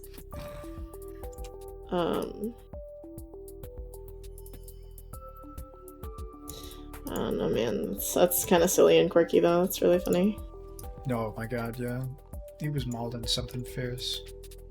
I Big love it, Angie. though. I mean, I love when games bring out the worst in you. Because, like, you realize, Right. like, I'm not good at games. Like, I'm realizing now that the games I've been playing have been bitch made, and I've just been getting by. Right. Yeah, you're just somehow better, but only by a little bit. Just good enough to meet the bare minimum. Right. The bare necessities, you know? Simple bare necessities. Good song. I still have not seen The Jungle Book, actually. I just know that song. Oh, I talked to police today. Yeah. Yeah. We were at my boyfriend's ex's house, which was a journey. Goodness. Yeah, indeed. Voice. Well, at least... Voice? I'm listening to the voice types. Oh, right. Definitely not that one. Definitely not that one. 2 it is. I think I picked 2 also. Yeah, no, that's crazy. Who's the You know, least that's fucking genre? crazy if you're picking 3. Mm. I'm gonna be mad Asian. Zhao. Why not? Name's already taken? Well, fuck. It's Yeah, you literally kinda like, have to- wow. God damn it. Yeah, you have to do something __7. Do I? Okay.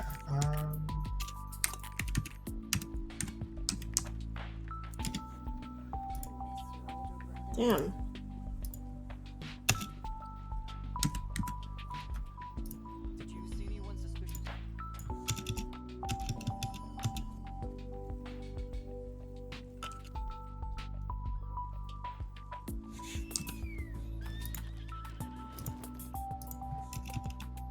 Oh, shit, dude. Running out of ideas. I'm out of ideas.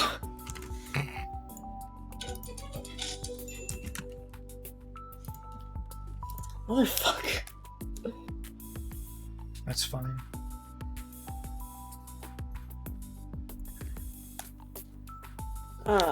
I don't know, man.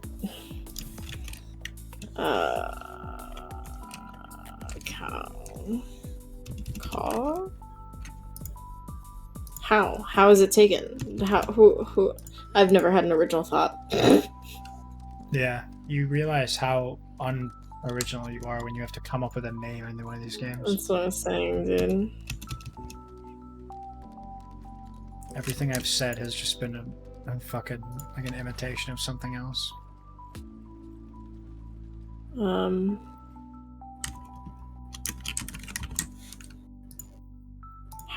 How taken? How taken? How? Ooh!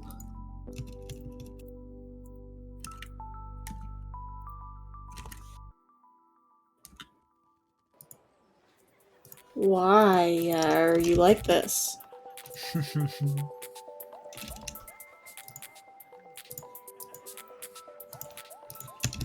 Bruh.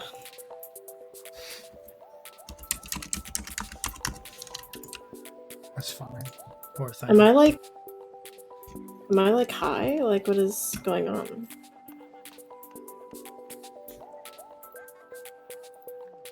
No, I think you're just struggling to come up with a name.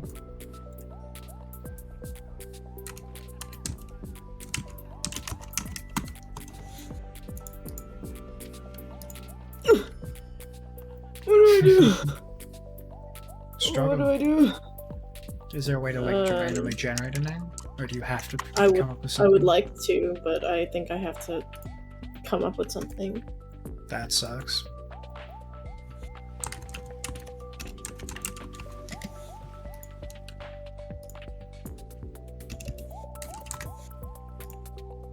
Sure, definitely. What did you do? I looked up names for Lost Ark, and Nom Phantom came up, and that was taken, so I just put Nom Phantom. Oh, So that's where we're at now. Awkward. Okay, launch. I have a power pass, but definitely launch. Nice. Attack with left click or attack with right click? Ooh, attack with left click because I'm weird. And I'm used Welcome to back, playing fellow. League. Yeah, no, it's for the first 2 hours of playing the game, you'll find that you're always clicking your attacks because that's WASD, you know, Q, E, G, all that shit are the action buttons, and then the movement Right. button is just left click. Right. I don't know. I'm used to doing like attacks with left click for League and moving with right click. That's a good point. I was just playing Smite, but I've only really played it on like a PS4 controller. But I can definitely see like MOBAs and shit. How you're like, okay, here's all my attacks, and I just have to move with this. But it was very Right. foreign to me. Can this not be any faster? I really don't even know if I want to watch this whole cutscene. I skipped 95% I of it. don't want to watch the whole cutscene is the answer. Yeah, it's literally League. Yeah, don't care. Didn't ask. L, you fell off. damn. Ratio. Damn. No, to the game. Like, don't care. Oh. Fucking. Not you. It's like, oh my Jesus. God. Like, we haven't talked in so long. This is how you talk to me. Yeah. Can I not skip? Oh my god, you talk so slow. I'm gonna shit on the ground. I think you can change the Shit on the rate ground. at which to. No, I think you can change the text speed. Awkward. Oh, really? Awkward. It's funny because I can't, because Can't. I don't have any settings thing, so, you know, Oh. that's how it be. Press G. Press G? Press G. That's a nod. Choose my advanced class. There's only one option, so. You know, once you're you stuck, know. you don't go back. I know. Once you begin the path, there is no leaving. Are you ready for that? I mean, really ready. I guess so. Neat.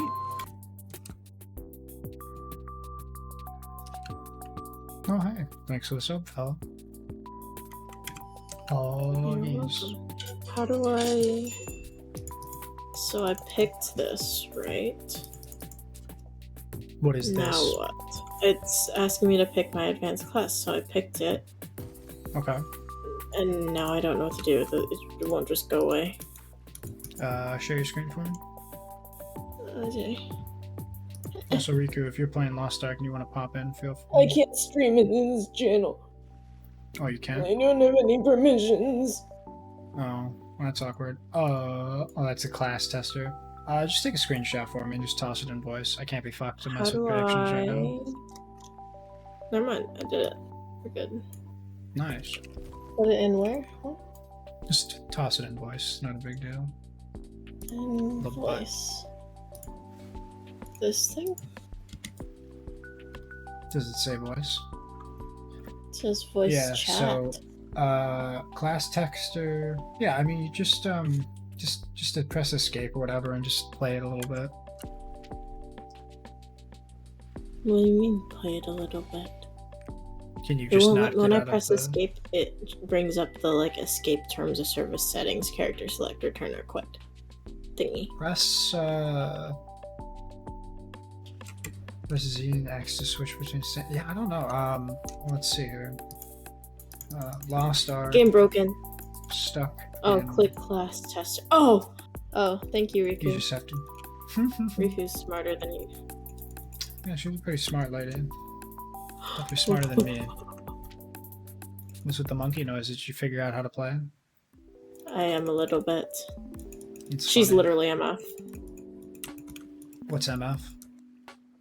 Misfortune at League. See, I've never touched League, so I don't know. Why? Because I have more fun things to play. You're yelling.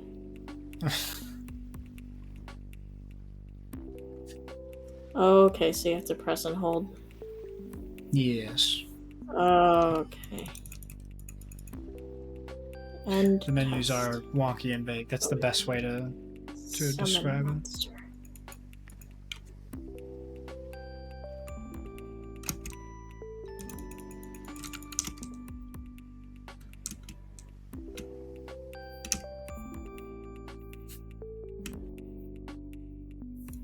I see Riku's playing Lost Ark without me. Oh. No. Want me more. 308 Makokos. Don't be looking at my Makokos. Don't look at my shame. Yeah. How dare you? Fucking. Don't let him know I've played this game for like 90 hours and 80 of which is fucking Makokos. I'm telling you, dog. I have chosen.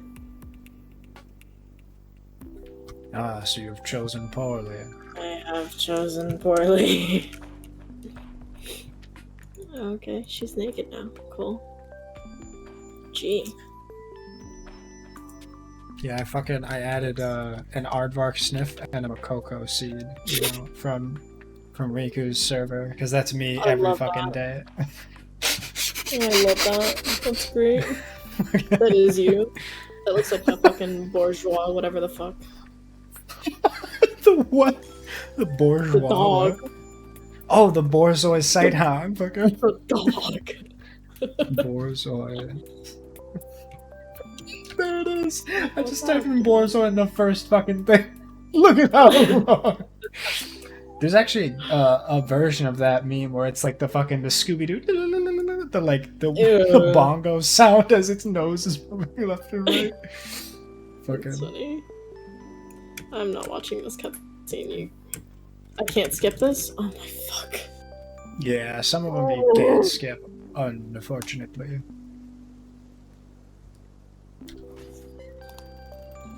You get used to it though. There are very few cutscenes after that point that are unskippable. Like maybe a couple like very, very important dungeons. I But mean, other it's than that, reasonable. It's the first cutscene besides the Yeah. trial, so. how do I nicely tell this game I will never care? Just close the game. Oh, that's awkward. So I'm going across one of these like one-way paths, and then in order to come back, you've got to like reset on the other side and like walk back the other tightrope. I accidentally crossed paths with a dude across the tightrope. How you going? Fucking.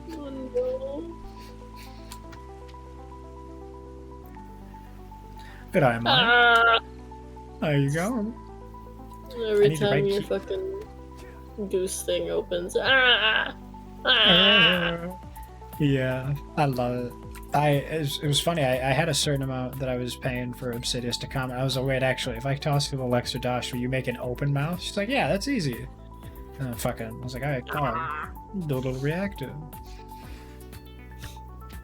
Like your, what's it called? Your picture on Discord. Yeah, isn't that kind of funny? I was doing reactive PNGs before I was doing streaming stuff. Slower than a turtle achievement complete. Yeah, that's how I felt about that whole cutscene. What is it? I don't know. I got the turtle what- title though. Which I'm kind of offended. It's kind of funny. Ooh, secret fishing spot. So if you go to the bottom, it's the roster one, or if you do Alt plus O, that's the achievements thing. Oh. You can look at your Alt most and recent. Yes. Oh, please wait a moment. Okay. Yeah. I got decreased move speed through debuffs or transformation. Title reward turtle. Oh, that explains it. I think that's just What are like you? the first game. TBH. To be honest. Yeah, 2B TBH. To be TBH. SMH my head. Which I think I've actually got that. Yeah, I added that as a BTTV emote. Fucking love SMH my head. Inventory. Support chest. How do I use? Got it. Got it. Definitely. How do I? For sure. Okay, got it, yeah. I understand everything now. Yeah, me too.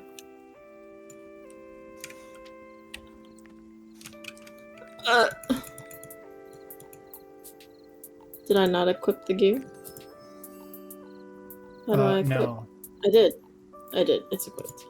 you didn't I though. just shot him. My bad. Oops. Sorry, fella. Maybe. Sorry. Oh, fuck. Help him find hidden treasure, unsafe. Wait, what was that? I imagine they like over emote with everything. Pretty much, yeah.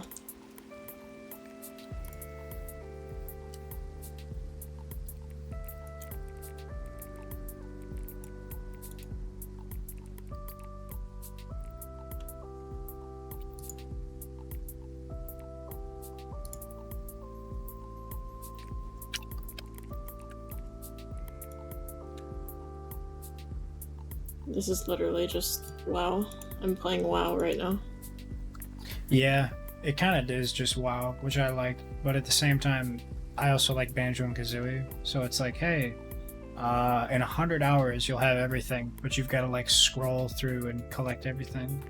I'm like, okay, Right. I'll throw on a podcast. Right. So glad I can skip cutscenes. Oh my god. See how it's like, it's like that very first one, and then it's like, don't care, didn't ask, you broke, maul, Right. cope, seethe. Irrelevant. Skill issue, grammar, didn't ask, any askers? Fucking copium. Any askers All in the- chat? All the fucking the Twitter comments. Right.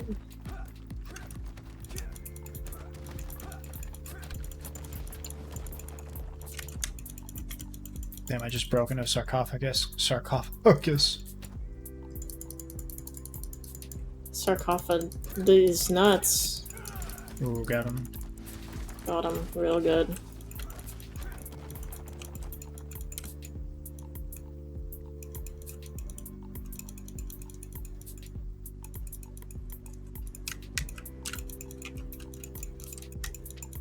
I wish I knew where things were on my keyboard without looking Yeah. down like a fucking 3-year-old. You realize pretty quickly, like, damn, I don't know. Damn, I don't know where anything is. Mm-hmm. Yeah. Right. Also, fuck, I don't know how to get back. There's a He said one-way what a thing. waste of energy. Me.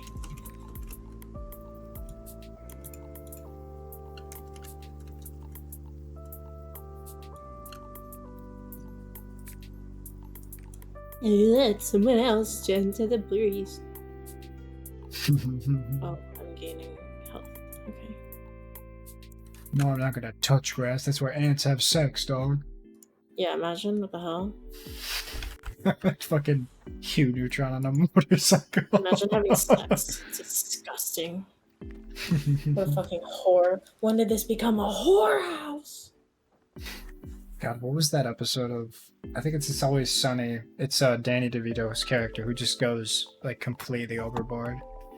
And it was oh, what is? I forgot to fucking check the quest. It was like they brought him and his wife to a really nice restaurant so he wouldn't make a scene. And it's like, Frank, I don't know how to tell you this. I have a new husband. I want to finalize our divorce. And I want us to get out of here. And it's like, and he's like, what?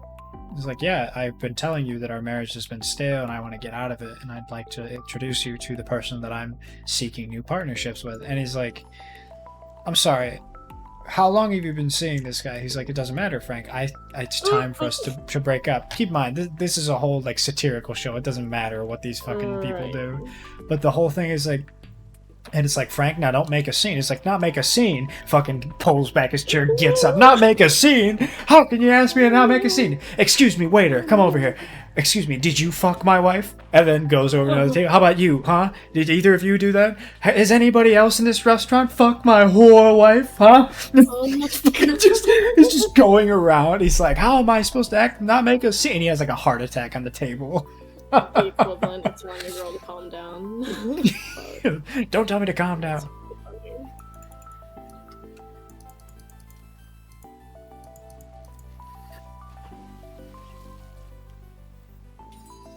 Yeah, don't make a scene, motherfucker. Yeah, I'm not watching this cutscene again. This place doesn't seem normal. What place are you at? I don't know. I just got on a boat. A Parison Valley is where it says. That's funny. Somewhere. I don't know. I haven't really been watching the storyline. Just kind of been killing things. So have you gotten to the main town yet, or did you go past the main town? Not yet. Okay, so that's still the tutorial, I believe. Yeah.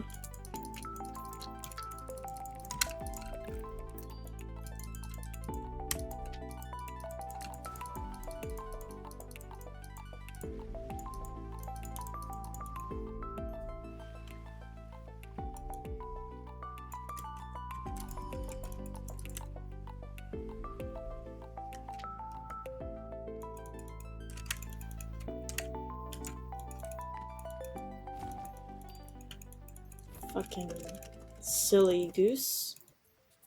These chicks are for kids.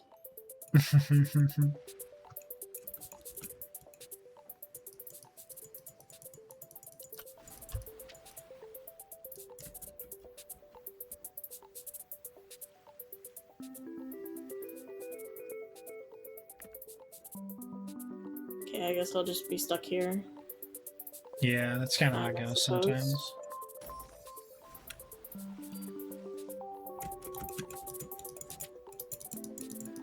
Damn, y'all kind of like big bad at the game. Yeah. Yeah, for the first hour or two, you're like, wow, I don't do any damage. Oh, is there a bridge now? Yep. No. Yep, there is. Yeah. Oh, I can jump, so I could have jumped this whole time. There was no reason for me to fight all those. Okay, cool. Awesome. Yeah, sometimes you're gated behind like very specific enemies. Yeah. This is a wrinkled brain moment.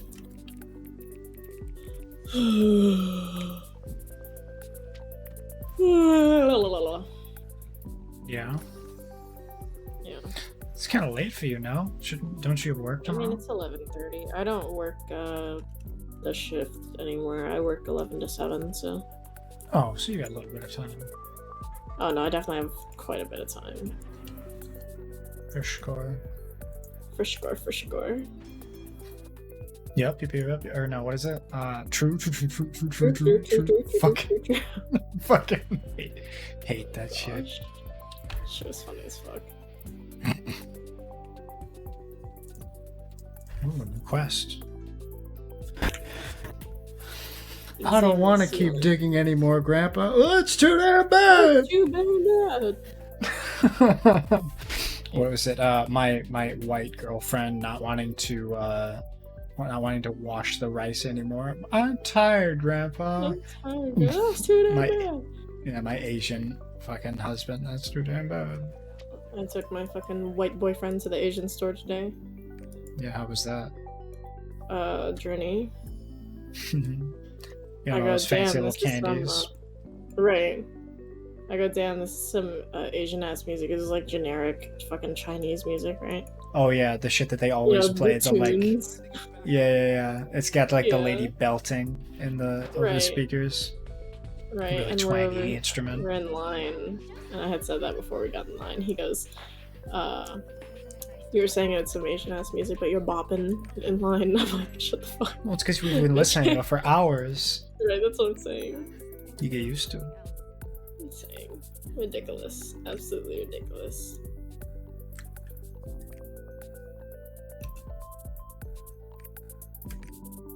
Oh, I can't skip it. Cool.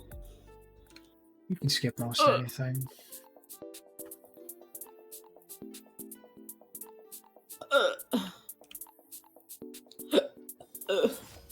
Bless you. No, I think I'm dying. Can I fight you guys? Or you- Probably. I cannot. They're NPCs. Oh, awkward. If you're at NPCs, are you at the? They're in the little camp in the woods. I'm at ancient Madolke ruins. You're almost there then. I believe after the ruins is where you go to the little camp I was talking about. Or unless, have you talked to the priest healer guy yet? Or are you in that party still? Father Morpheus? Maybe. I don't remember the names off the top of my head. I couldn't tell you if I'm being honest with you. I'm looking at a mysterious looking obelisk apparently. Ooh. I wonder what that does. I'm manipulating the fallen statue. Yeah, touch it. Something's Bop happening to it. the obelisk. Oh Bop my it. god. Twist it. Pull it. Shake it. Shake it. I remember Shake-o? shake it. Yeah, shake it. I remember shake it was Shake weird. it. Shake it was quite odd. There was another one too. Twist it.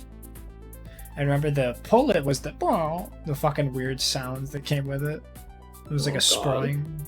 And I'm like, And then shake it was like a literally like marbles or some shit. bro, is it not like 20 degrees in the forest? Like, what is going on?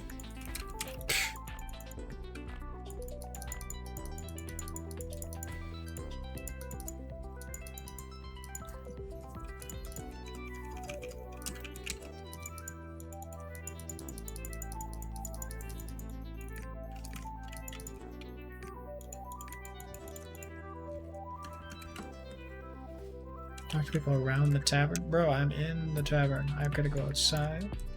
Back. I'm really tanking the fuck out of these shots right now. Yeah, you're pretty tanky in the beginning. It's because you're not supposed to die in the beginning. Well, Save, run away. you certainly can. Hi, buddy. Definitely skipping the whole thing. Where does this portal lead to? Oh my goodness. There's just 2 of us now. Alright, bro. Oh, all the fellas left. Yeah, They're I think so. not left. I Died. don't know, I skipped. Yeah, so they were fucking with the thing, and it petrified all them. And then the priest guy contained it. And he used a portal to like suck it down. Into it. We love sucking things. Yeah. Are you alright? Yeah, I'm good. Okay, how are you? No, not you, the game. Oh. Yeah, not you, the game. Oh, okay. Awkward. I didn't mean. I come back to be like sucking things. We do. We do. We like sucking things in this house. It's valid.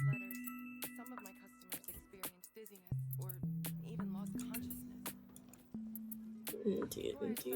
You'll find a lot of quests where you talk to somebody and then you just have to like exit out and come back and keep talking to them. It's very stupid. Right, and it's really not the smartest thing in the world.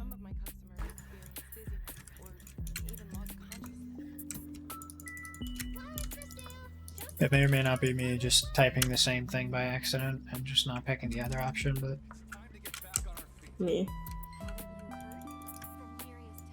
Oh. I hear Maria puts it close. There has been an epidemic outbreak.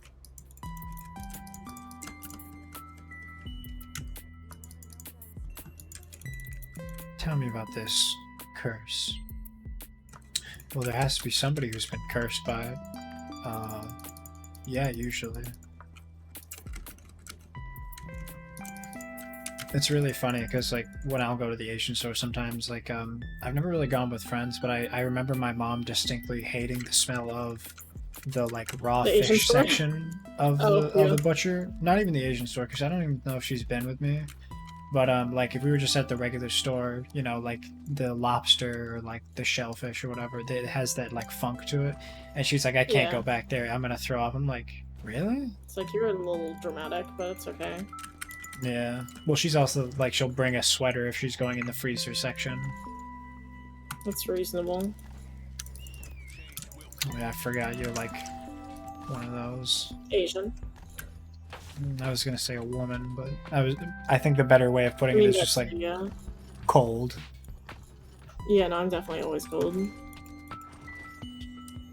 But yeah, no, I'll go in the back because they have like what do you call it? Like they'll have like live fish in the tanks underneath, and then like they'll have fresh cut fish up top, and like snakes, and they've got like frogs and all this stuff, and it smells pretty decent. I mean, I understand like the fish I stink mean, it is doesn't kind of smell like great, but like, no, but it's I'm used to it by this point. oh yeah. But it's really Yeah. cool with all the like what you call it, like the fresh food you could get.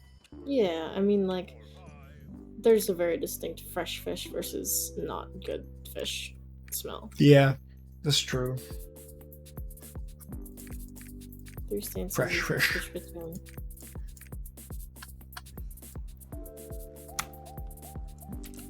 Odd.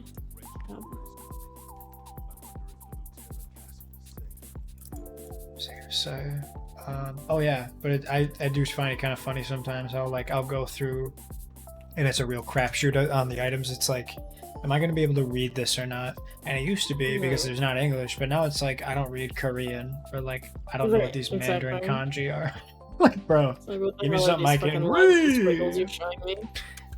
I Oh my don't. God, I What, can't what do they see call it? this. Moon runes? I don't speak. I don't speak mermaid, sorry.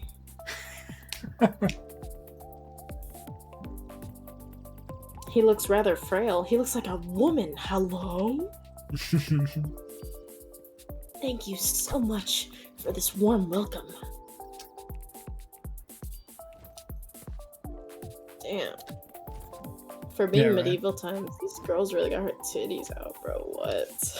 That's kind of their thing, though, right? That was like the available maidens and whatnot. They've got the like what do you Right, call that? The corset and like the super low. right. I mean, like, what was that one show? Not. Oh, help me out here. It was the Netflix series. It was Downton Abbey. I think that one had some pretty like low cut shirts. Unless that was the period where it was like all fabric, all covered. Right. Well, like I feel like every time you go to the medieval festival, there's always some lady with big old corset boobs. Oh. Yeah, that's a good point. I'm sleepy. Yeah, you're trying to go to bed. Nah. Okay. That's me trying to skip this fucking cutscene. Been there. Oh my gosh. Hands be cold, bro. What are you gonna do about it? Try and find someone to hold them.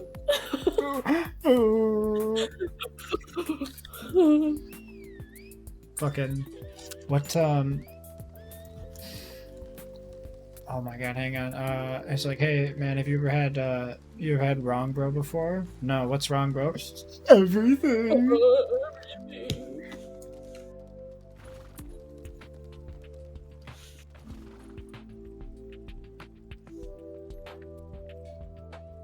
Not him getting mad at me for not responding when I'm in a game when he does it all the time.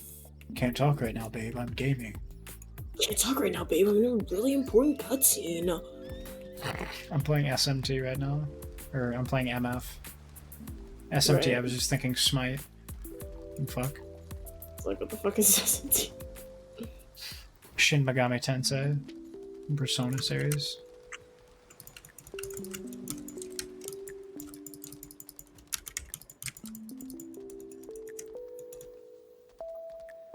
Y'all's brains are fucking wrinkly. Ooh. These fucking people thinking they can beat me. Hello. Mad cause upset cause bad. Mad cause upset. Oh, that's a good point. The cutscenes in SMT are probably way better than the fucking Lost Ark ones. Probably. I probably wouldn't skip those. Those that's made by Atlas. People who made like the Persona series. I don't. It's alright. I mean, to be honest, a lot of people aren't really familiar with it. But it's pretty good. I've only played a bit of 3, but I know Riku's a big Persona fan. They're good, but they're like I don't want to say dungeon crawler, but it's kind of like It's yeah, SMT is like hardcore Persona, and Persona. I mean, no, it's a dungeon crawler. Yeah, else is hardcore. The porn I watch. I'm sorry. You're good. I It's fine. don't even know. And his wounds have healed. And they were roommates. And they were roommates.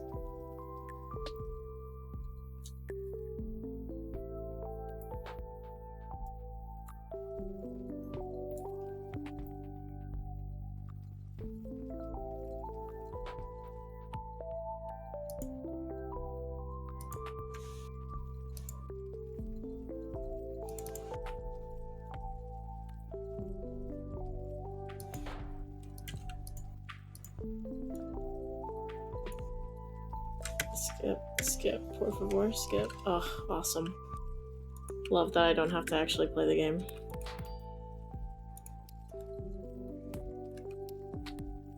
Is your game broken? Why are you walking on nothing? Oh, so I'm really glad you asked that. So you know how I mentioned the progression problems of Right. like, hey, there's collectibles such as Makoko seeds. They deliberately put them in horseshit spots that are off the map. You have to find Oh. what they call little secret passages, and you have to go off the Yes. map. The Easter eggs, as some say. Yeah, I call them bullshit. When you get to the first main city, I'll show you where two are, because they are impossible to find unless you know to look there. It's not intuitive at all. They never mention secret passages. You just come to learn that Makokos are hell.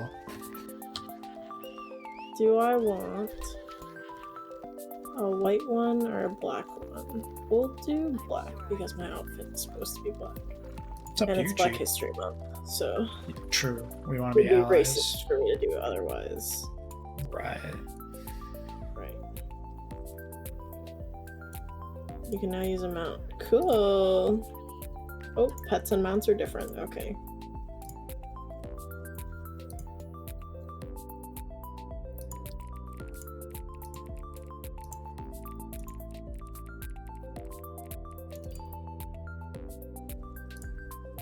So, I think I got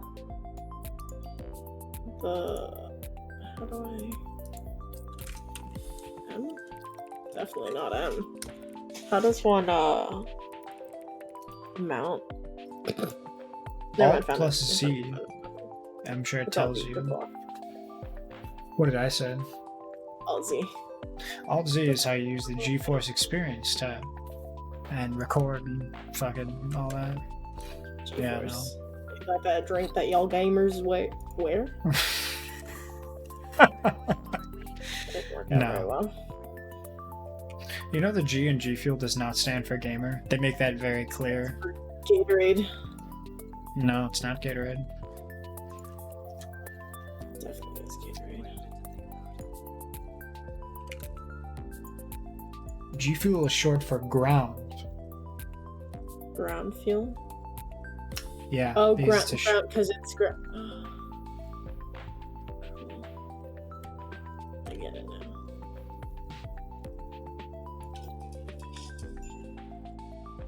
Ask this dude. Oh, I found a cock. Oh, so you're at Pride Home then. I am there. I am. I did am yes. there. Yes. Did am there. Yeah. Oh. Yeah, no, it's I got pretty another cock. well, that's great. What's your name in here? Nom Phantom. And whereabouts? Sorry, on the map. Top left. Top. That's not the right button. Well, up. I'm up. I'm You're by the pretty big much circle. At the upper. I'm at the Or the big highest square. part of the map. All the way to the top. It says this path is closed for now. I'm near the timid woman. timid woman. Yeah, next to the anvil. Oh, I know where you're at. I don't. Villager, there's an anvil. I don't know if you see anybody walking around. Wait, what channel are you on? Top right. Pride home. Oh, channel 1. Sorry. There you go. Go to channel 2 for me. Okay. Channel 2. I'm in channel 2. Alright, and you're going to the anvil? Hello, I see you. Yeah, what's up? Hello. So you're gonna want to come this way then? So you're the gunslinger? You got a cute little ponytail. Yes, sir. So touch this. Oh. Little Very baby. cute. No gear, no Very nothing. cute. You got some fucking sweet baps on you though. Good lord. It's the boat on Fucking Hunger, zooming is in.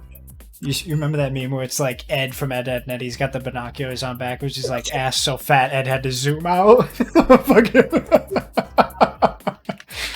I love that shit. Did you get the vista here? The okay. So you're gonna want to come This in villain is a here. flower bed with flowers. You're Can you the come one in? that said flower? Okay. Flower on. So in order to get I the wanna cocoa unicorn seeds that are socks. impossible, I'm gonna need you to walk through this. Just straight? Oh. Well, straight until you can't. Oh, bitch. Mm-hmm. So not only is the Even first better. one not because we had to fucking watch somebody else do it. This is how we even found out that that was a thing. Yeah, so like the first one is not only not near a door, it's a hidden wall, and behind the hidden wall is a shitty maze. So like this is the worst example of, oh, it's fine, you'll figure it out. It's fine. You're fine. We're fine. It's fine. But yeah, so if you press M, it tells you how many Makoko seeds in the top right. So some areas do not have them. And, 5 out of 9. right. So I can probably show you where the other ones are if you've got what I think you've got. Yeah, so you just come down here. Wait, I have things. Hold on. So you do whatever you Move want. to pet inventory. So the pet inventory runs out when you run out of the subscription or whatever, the power No pass. joke's on you. I don't have a pet anyways. So ha. Uh, So ha. that's funny. Where'd you go? I'm by the door. Oh, you're by the. Oh wait, there's a cock here. Oh wait, there's a cock I already got. Nice. Where did you go? By the cathedral. I'm at the top of the stairs. Top of the stairs. Hello. Okay. Okay, come down. Oh. You see one yet? No. Oh, the cock tree. This is the one you showed me. Yeah. Tree cock. Did you get the one that's over here? Yes. And then I got the Okay. one in front of it as well. You got this one that's over here? Yeah. Perfect. No time to get the annoying ones. So you mentioned the cock tree. If you look at the map, there's literally a cock and balls down the road. I need to put an empty flower bed to flowers. Okay. Hello? There's no fucking way. That's some bullshit. Oh. Puppy! Right. You want to talk bullshit? Some of them you just can't see. You have to know to look somewhere or like scour the fucking boundaries. These I are feel bad for the forgiving. person that played this like the first time. The dude who had to mark the list. The dude that had to find everyone. The dude that was Was it- hiding him was probably like, dang, they're never gonna get these. And they What's going on never there? did. No, I submit like the dude who made all the shitty like OG like 90s puzzles, like the one I was just playing, like the super annoying puzzles. He probably loves this shit. What a unique Probably. avatar.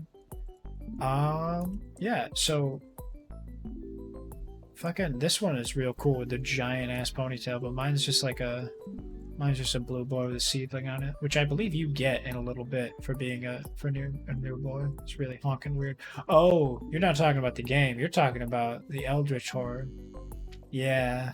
Yeah, so Obsidious made that for me. I love it. And I love that I can switch between it too. Like, if you want me to be cute, it's all good and I can do that. And if you want me to be gross, I can do that too. My favorite part has definitely got to be the little boy who is in my mouth talking. Yeah. Ah. So if you want, I don't know if you can Watch go out for through the here grave yet. robbers. Triport can be used on the world map. That's cool.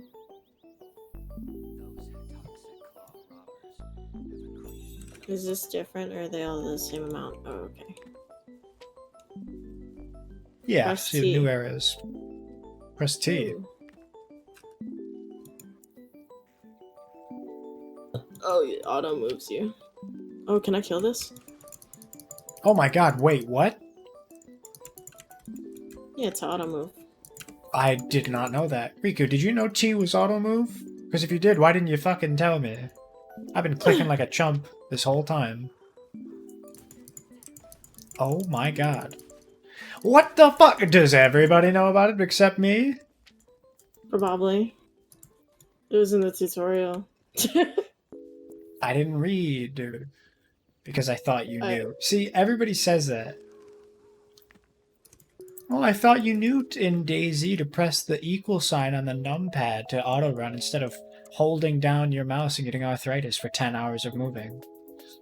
Does that make I you got part silver. duckatail? Wait, where did you Duck- go? Duck tackle? I don't know. Where did I go?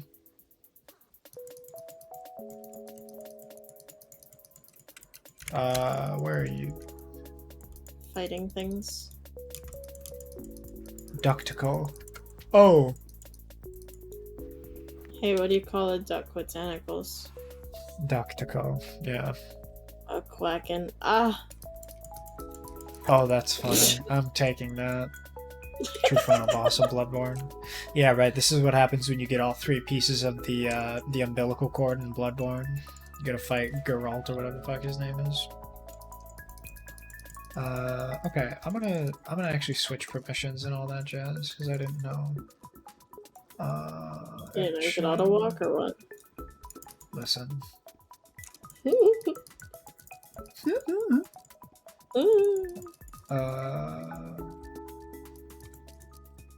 To share their video, screen share, or stream a game in this channel. Bada boom, bada boom. Monitors can also do video. Boom. Okay. Now, if you want to, you can share your screen with me. You don't have to, but now you have the ability to. I will have it up just in case I have questions. Oh, we got here. Funny. Oh god. Kind of silly and quirky. Oh, I know where What you're about at. You're at the. crabs, though. Yeah.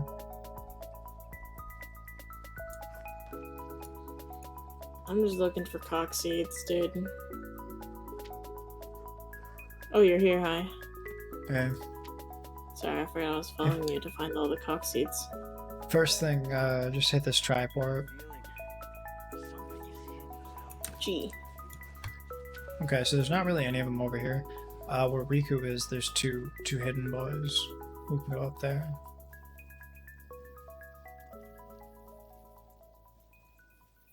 Do you have your mount? Oh, yeah, how do I... Alt B. Also, if you want to throw it into your hotbar on the right hand side, I just make it 9. That's so much easier. Yep. Hi, Bubs. Okay.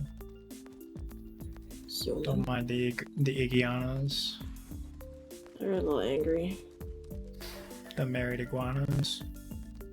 We love married iguanas. Equality or whatever. How do I get off? Oh, R. Or- Am I supposed to... Yes. How? Yep. Okay, cool. Nope, that didn't work. How exactly are we supposed to... You gotta kind of shimmy. Oh, I got a little closer. Me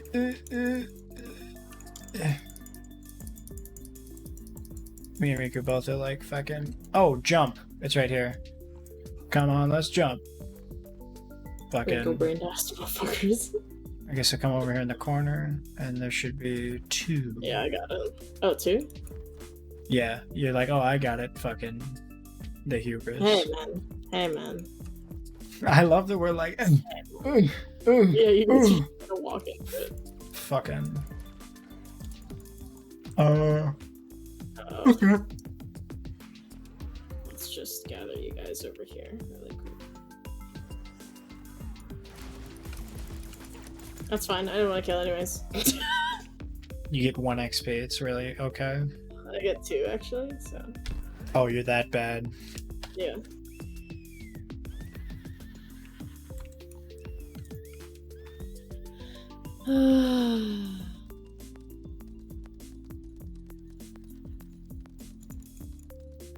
You just, you can press T in a general direction and it'll let you Hey, by the way, shut up. I'm level 50. Don't talk to me. follow I played this game for Riku. almost 100 hours. I'm following Riku. Yeah, you do what she does. No longer following Riku.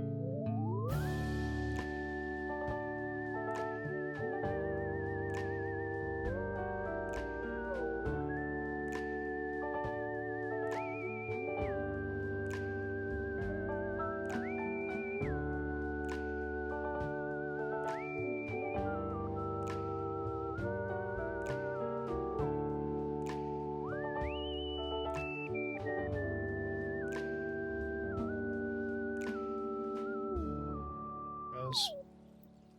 Cox. Yep, the cops. Just keep going, right, or what? You went too far.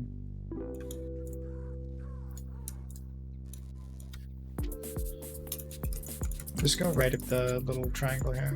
You'll see me in a second. Stone Road. We're actually much closer than you think.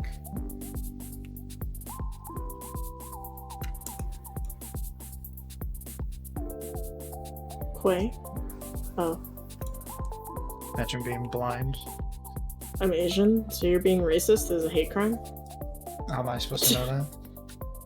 That I'm Asian? I don't know, I dated your friend. Listen, I don't know what you're like here on the internet. I met you. I have a picture of you in my phone. Hello? And now you're fucking stalking me. Fucking tell it to the cops. Alright, let's go this way. You're going the wrong way, fun fact. Did you know gaming? You're fucking turned around. Did you know you press T and the auto? Imagine being new at this game, smile. Imagine being. Could never be me.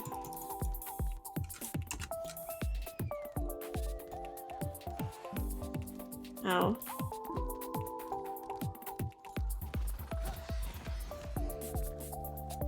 Ah, Oh, come fun fact, that's a boss. You're gonna want to hit that. No, no, no. Oh my god, I'm gonna die. Just hit it. Hit the purple one. Hold on. I have like 400 health.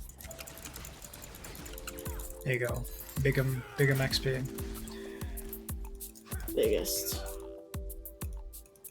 Definitely was about to die though. Yeah, I just want the whatever. tox seed. Yep. Should be at 7 out of 9. I am at 5 out of 9. What? Oh, right. There's a book here. 1, 2, 3, 4, 5, 6, 7. Oh, right. There are 2 that I don't even have yet. Because you need a spell song. So if you want, you can go back to Bride Home. Oh dang.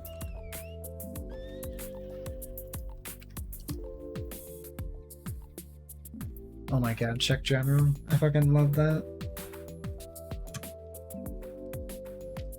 I'm gonna use my handy dandy trick that we just learned. Bro, I'm not gonna touch don't even grass, right? fucking talk to me. No, not voice general. Oh,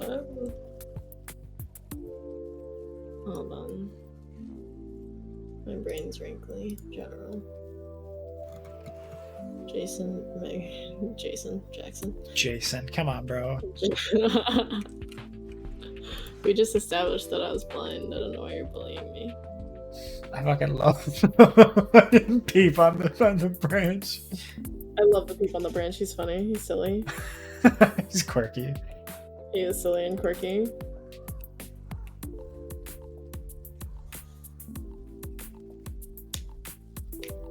But yeah, I think. Yeah, I don't know what to tell you about not being able to get to the next thing, but I say just keep doing your shit in the main Yeah, that's quest. probably just because I haven't done my shit. I think I'm gonna go boss hunting. The filing cabinet. Dude, I was this fucking close to saying it, and the fact that you're now saying it in my stead is so good. That's funny. Riku, if you want, I'm gonna go over to the Rithramus monastery. I'm gonna go fight Mr. Rudrick. Or not the monastery, the border.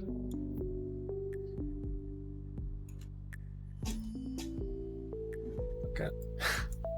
No, deadass. I think it was yesterday. I was in a call with somebody, and I was like, I need a filing cabinet, and they're like, what? They're like, what? And I was like, oh right, I forgot I haven't explained this to this group yet.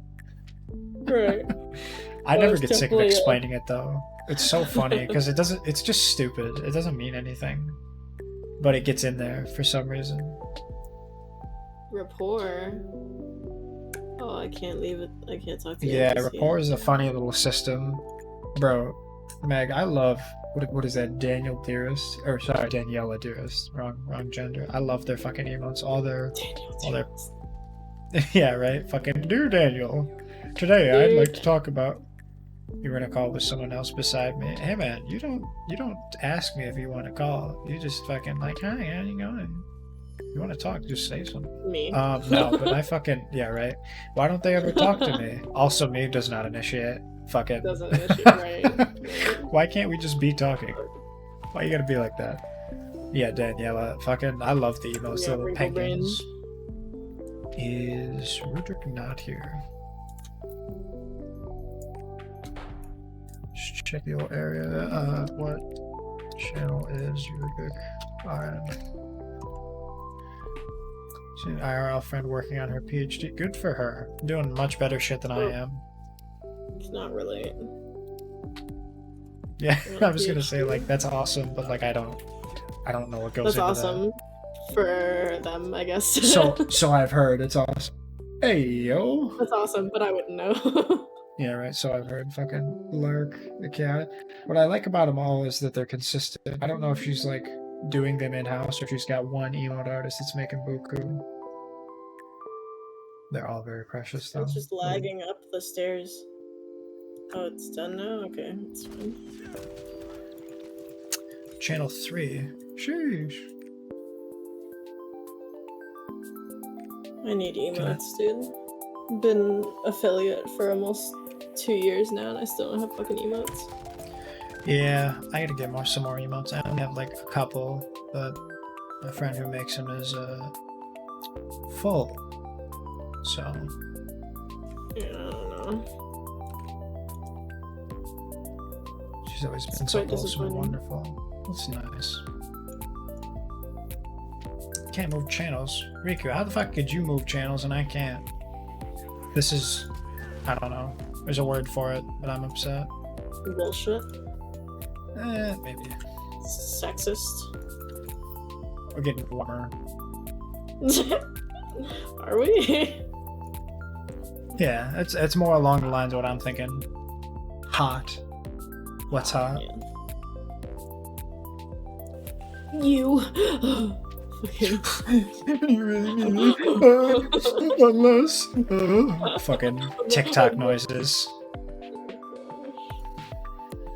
Yeah, Mr. Rudrick. You're about to get this cob. Cob. Corn on the cob? Yeah, he's a giant. He looks like corn to me, even though he's clearly like a person with like a bird cage over his head, being I know full. some people that look like they could be corn. Oh, that is hot. That's it. Someone's full. I get it. Like she's full as in like Yeah, emissions. she's Yeah. eating. Yeah. No. It's hot that she's like a working no. woman. Yeah. I think we're understanding each other, but we're also on different pages. Like we're agreeing with each other, but not on the same point. Even though I agree Yeah, with no, both, yeah. I'm currently Yeah, making a no. different point. Yeah, Yeah, no. Yeah, no. Yeah, no, Yeah. yeah. Yeah, no.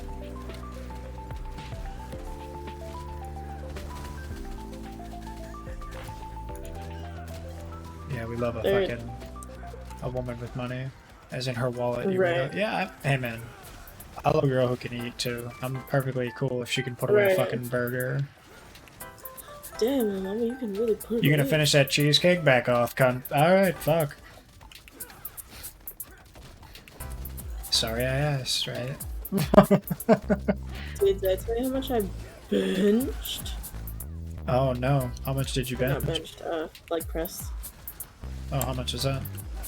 Same question, really. So 450 plus 167, so what, like 617? Christ. Right. Dude. Yeah, the texture of cheesecake, I'm not really a fan. Cheesecake is alright. It's I not. understand how a whole slice is a bit much, but that being said, I think like cheesecake, factory cheesecake, is too damn rich.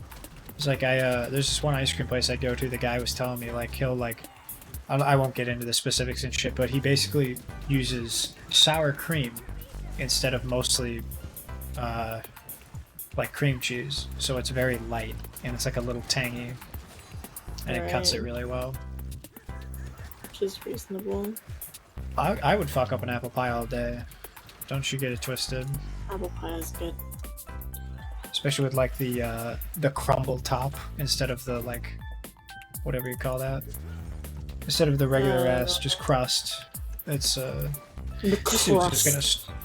Yeah, is that a wrong word? Hello. No, yeah, I was just saying the crust. Can I not say the crust? Fuck. You can say whatever you want. That's gracious. My So my I grandpa used to guess always it- fuck up a bunch of like strawberry rhubarb pies. Like he grew rhubarb specifically for Your strawberry rhubarb pie. rhubarb pie. I didn't like it really. It's like fruit celery, and I'm not a fan of the texture. Fruit salad. Yummy, yummy. Bard Sierra. Take me there. Oh. Down. I want some oatmeal. What kind of Strawberry and cream. Berries and cream. berries and cream? Berries and cream. I fucking hate that. I also thought of the berries and cream boy, dude. That shit is so cursed. Wasn't it the fucking? It's the Starburst commercial, right? I don't fucking know, man. I don't watch TV. Oh, the berries and cream boy. The fucking spread is berries and cream, berries and cream. He's got like the bowl Right. cut. Fucking hate that kid so much. Because literally, I cannot say berries and cream without thinking of that fucking kid. I hate it. And you know what's funny too is I stopped myself from saying it. And fucking, like, you said it. And I was like, God damn it, now I'm gonna say Maybe it. we don't talk about Bruno. Yeah, no, I don't know if she got the message, but we don't talk We about don't. it. We don't talk about Bruno. Also, I love that they just ostracized him because he was an introvert. Right, exactly. Didn't even. Also, it was kind of like, damn, he just doesn't love his family. Just kidding, he's been living in the walls. Like, I guess that's better than him actually leaving, right? he's been watching Like, that's- your every move. Well, I mean, that's like that's kind of how it gets by, right? Like most introverts, like appreciate the like when they go to parties and shit, they're in the corner, or like they. But also, he's heard his whole family talk shit about him for years. So Or how about the girl that just listened to fucking Bruno the whole time? the Lotus, yeah, it's just fucking crazy. Yeah, she's like, I thought Bruno was like. She's like, Throwing I knew he was here. sand I heard him everywhere. the whole time. I'm like, what the fuck? What do you mean you heard him the whole time? You didn't say nothing? Like, Well, she's like the opposite of Caddy. She keeps hearing all these rumors and stuff. He participated in dinner meals in silence with his rats. You know, dead ass. Dolores definitely heard him Right. fucking chewing away. Oh Right. god, I bet she hears it when Bruno's whacking it. oh yeah, no, for sure. Let's hope Bruno doesn't get too freaky with it. And she'd be like, "What the fuck is that?" You're like, What am I hearing in the mouse- walls? mouse traps going off. You're squeaking and shit. Unfortunate, bro. Quite unfortunate.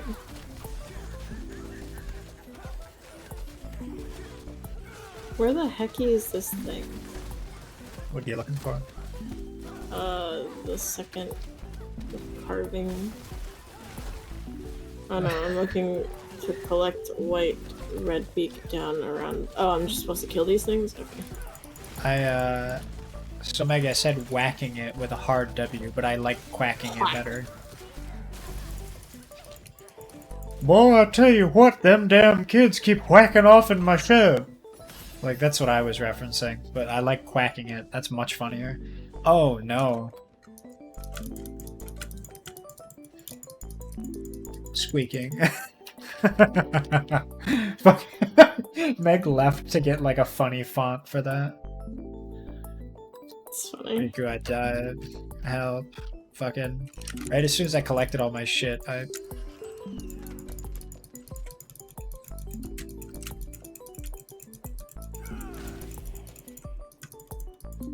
Squeaking. Squeak, squally. Fucking.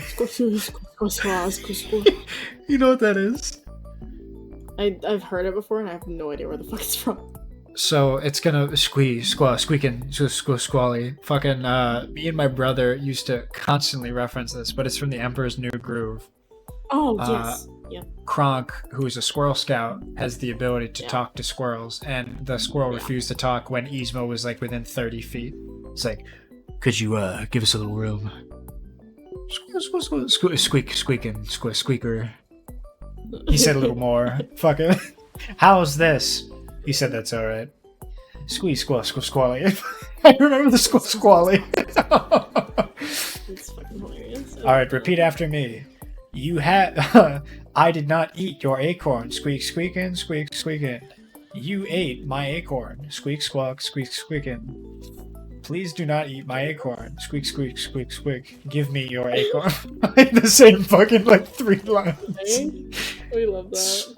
It's so funny. That's dead ass. I mean, that's how it is though with language, right? Like they teach you like, Yeah. I like book, I want bed, give me eat, and then it's like the fucking example tests, or like you actually go there. It's like, hey, so what's going on with you? It's like I don't know those words. Right, exactly. Check the third relief carving. What do you mean? What the fuck is what is a gendered word? I don't know what that is. Right. Oh, see.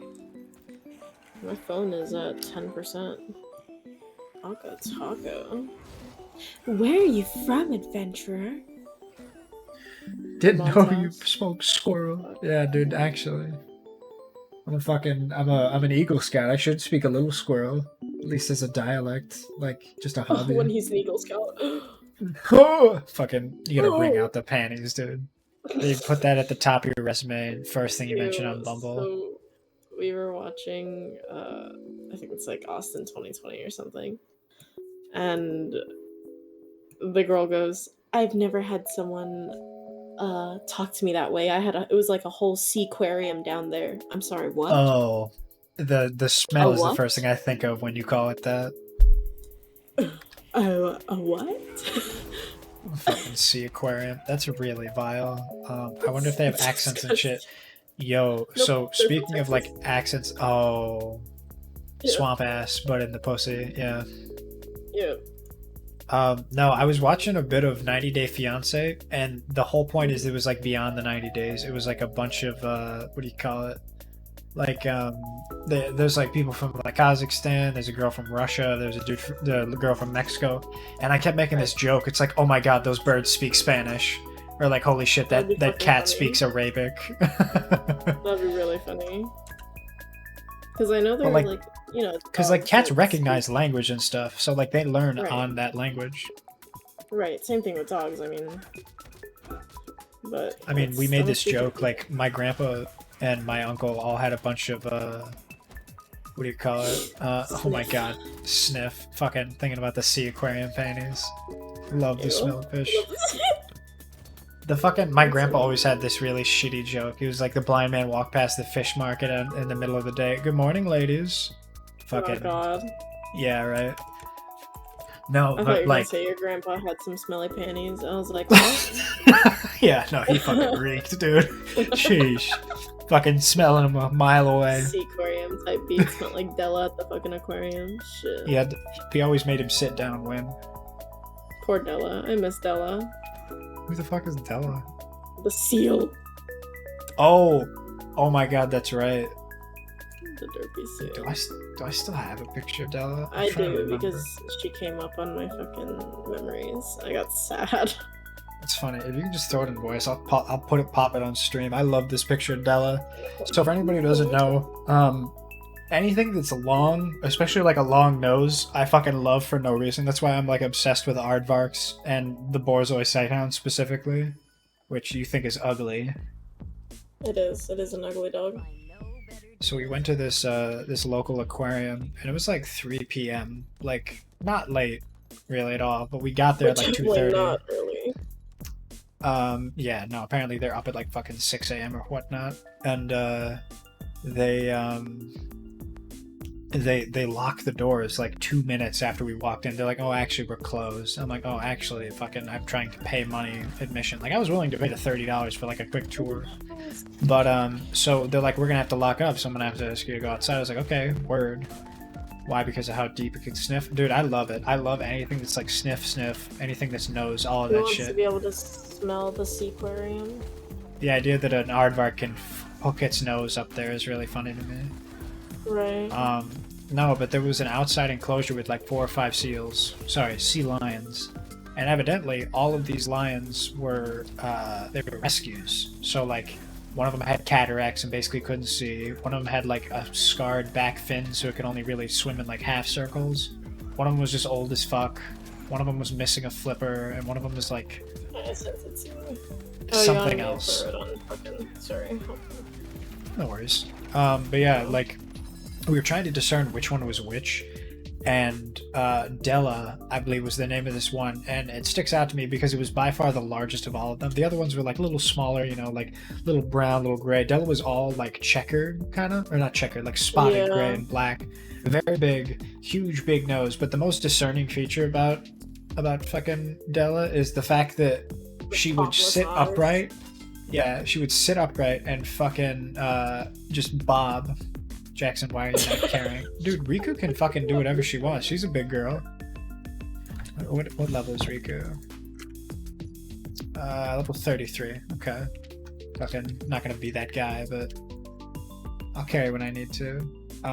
Right. No, but fucking let me just add image. It's fucking funny. I love Della so much. Hilarious. Never ever been more entertained to stare at something staring at a wall.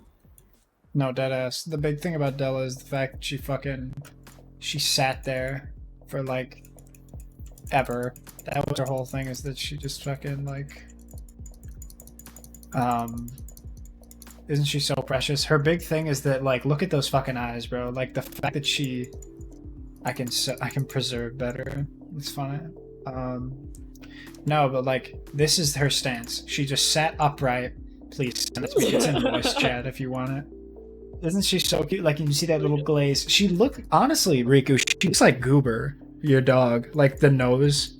I don't know why she gives me that vibe, but like big old nose. And imagine this is like a foot and a half away from the wall and like 6 inches from like the edge of the pool. She sat there, the biggest one out of all of them, and she just like didn't move. She So big. didn't fucking like bump into her because of her size. She would just kind of like swivel, and the Oh, lid your was mic's come out. already laggy.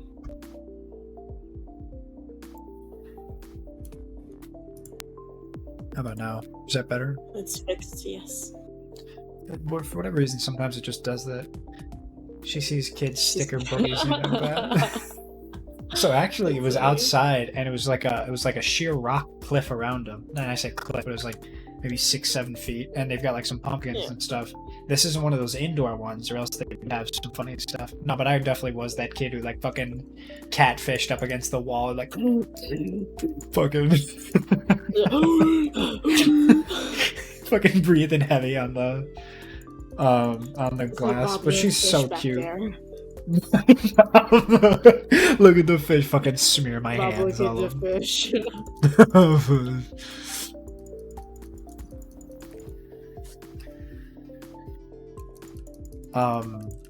No, what was I saying? The fucking toss this on here. Rename Della. Oh dang, whatever would y'all have done without me on fucking grave robbers? Silly Oh, bitches. Yeah, we talked to her for a good 5, 10, maybe even like 20 Della? minutes. Yeah. Yeah, she was a great You're conversation. definitely just standing there staring at her. Yeah, the other ones were real cute though. One of them had fucking shotgun nostrils though. I tell you what, Dude. Yes. Hold on, I have that picture too. breathing super fucking heavy. Dude. I only took a couple of pictures, but I don't remember like saving any of them really, or they just got No, I mean kind of lost. they're in my albums that I have, my like places albums. Oh, true. I don't think I have my places on. Yeah, I do, but just because I'm a fucking psychopath. Channel 2. Well, this is awkward. I'm in channel 1, and there's also a. I can't move channels right now. I don't Well, this is it. 23. I can move over to channel 2. Definitely send the pictures that I do have though.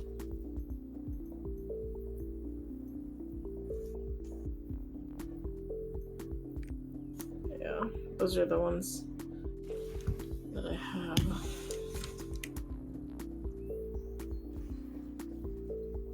They're also fucking cute though. Oh my god, yeah. Fucking.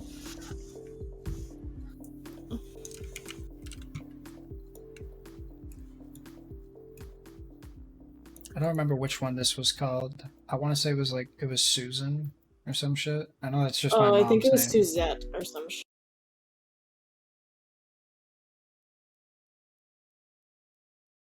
Okay, so fun fact, I'm pretty sure the sea lion crashed it because as soon as I put that Sea picture in, lion's nostrils too big. yeah, right, fucking He said, nose. the fucking nose, dude.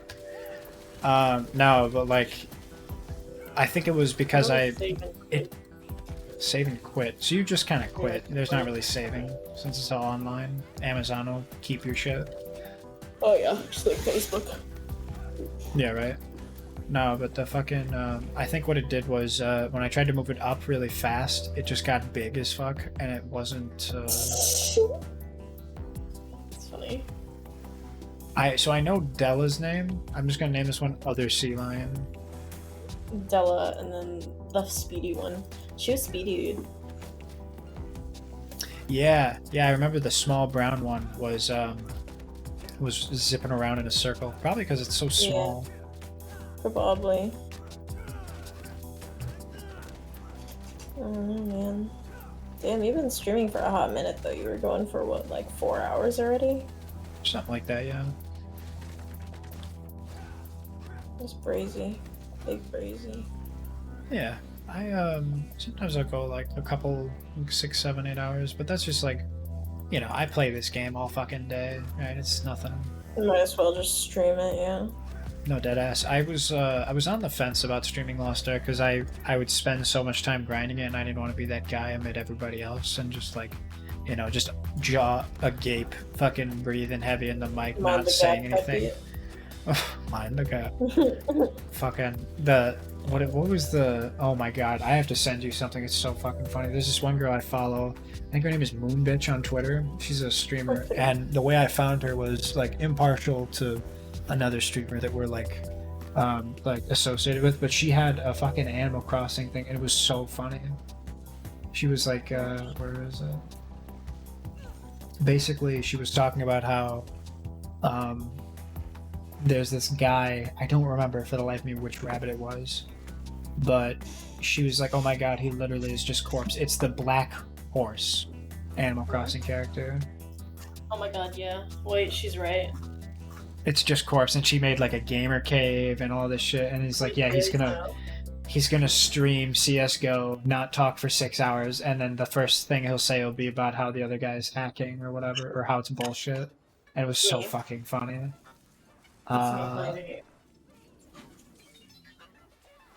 Girls be like, everything's fine while their soul gem looks like this. It's the fucking black one from Madoka. Oh no. What the fuck is this?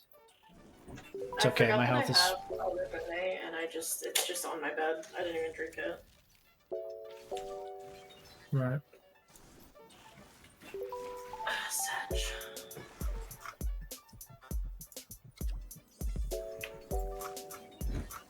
Where? It's my filing cabinet. God damn it. I need a filing cabinet. Fucking... She in here somewhere. Oh, my heavens. Fucking, oh my, what a lovely pair of bananas. All her gifts, and then her fucking having a like super high detail render of Lady Dimitrescu with booba out and like a pool of, oh great heavens. Fucking saving that for later. And then god, I really have to fucking go back. She's a really talented artist though, which is funny that I found her through the like her Coomer Cave post. I'm sorry, her what? She referred to the guy's room as the Coomer Cave. Hate that. Right? Hate that a lot. And it was funny too because the end of the video is like her buddy came in, she's like, oh my god, I'm sorry that you had to see me like this. It was never meant this way. Yeah, right.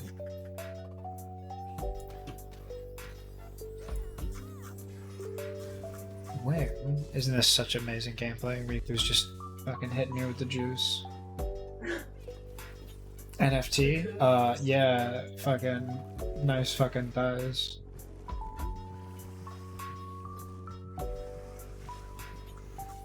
Where? Is my super suit. Honey, what? Where's my super suit? Why do you need it? Why do you need to know? I need it. The people are in danger. My evening's in danger. Woman, we are talking about the greater good. Greater good? I am your wife. I am the greatest good you are ever gonna get. Woman, just tell me what this episode is. Fucking, I love the sass. Because it's not toxic, but they have some attitude on them. They definitely have a good dynamic.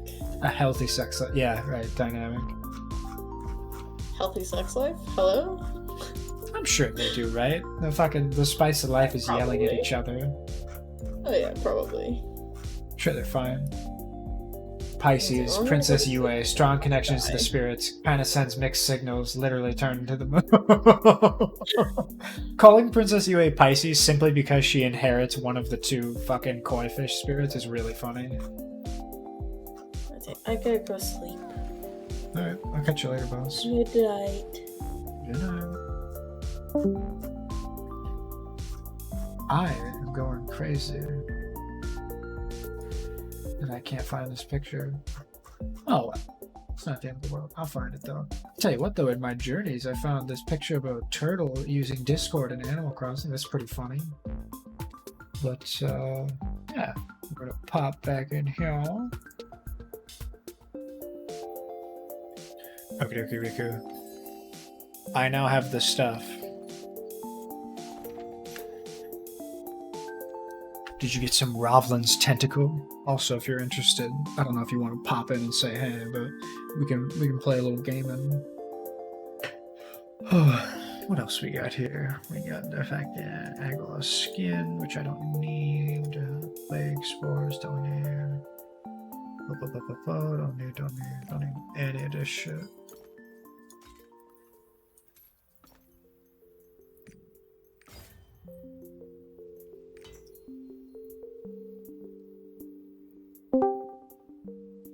Well, let me in.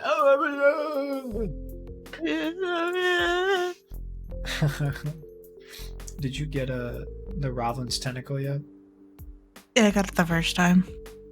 Perfect.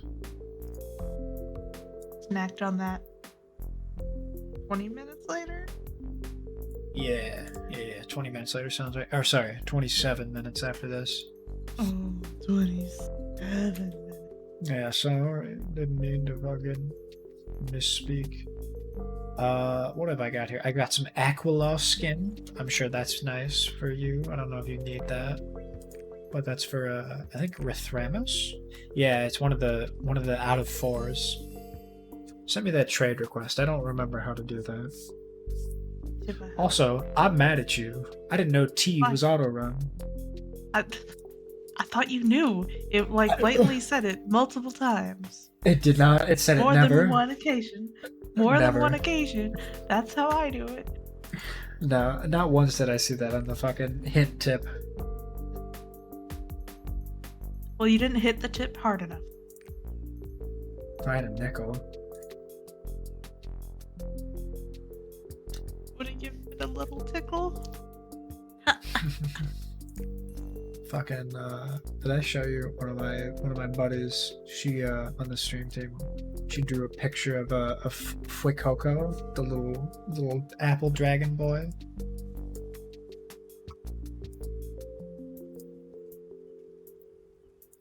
Also, I don't know if you've ever seen Yu Yu Hakusho, but she had a little concept art for Quaxley, and it was having Kuwabara's hair instead of the little blue coif he's got.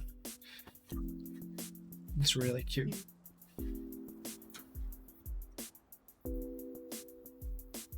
Good shit. Right? I can't get over that sea lion crashed my stream. Did you see the picture of it though? It was so cute. It was worth crashing the stream. Oh yeah. I'm gonna go to more like aquariums and stuff.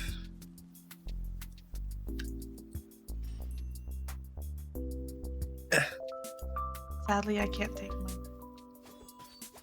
Whoa. Hey yo, got his ass. I think we both crafted at the same time. Oh, hang on. Can you do you know how to carve this rabbit? Because that's what you gotta do. You gotta kill them and then you gotta carve them. Yeah, but I think you wouldn't carve off. Okay. So you got it. You can have it. So the thick raw meat, which is so interesting of a name, I don't know why they chose that, but you can trade that with a fella. I'm trying to remember what island it is. It's in the Tortic area. Serenity Isle, Mercia, Totopia, Singing Island. No. It's down in the yeah. Lost City.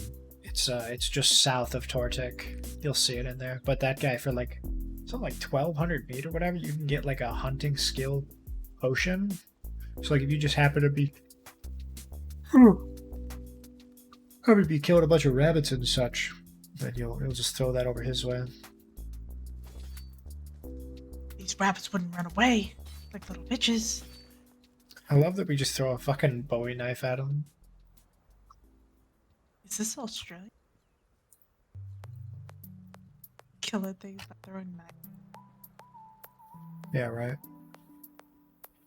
Just fucking pause something here real quick. Bada bing, bada boom, bada bang. I love this fucking. Where are you coming? Toss it memes. Turtle using Discord. Ayo.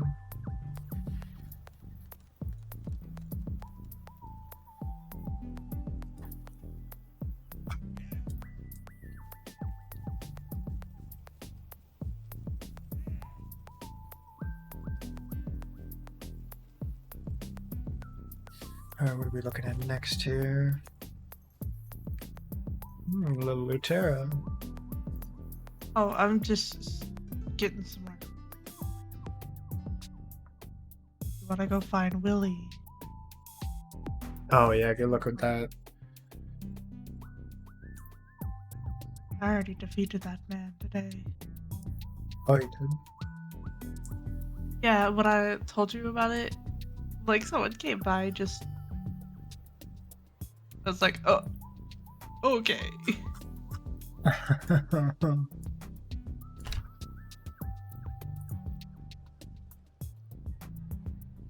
Oh, great heavens. So Meg just sent me something, and it was, what is this called? Fenton needs a break. Creator chose not to use archive warnings. Fenton Crack Show, which I'm not familiar with, but that's Cabrera / Launchpad McQuack. Let's look that up real quick. Launchpad McQuack sounds like a Scott Pilgrim thing, or like a fucking... Oh, it's from DuckTales. Did you watch DuckTales?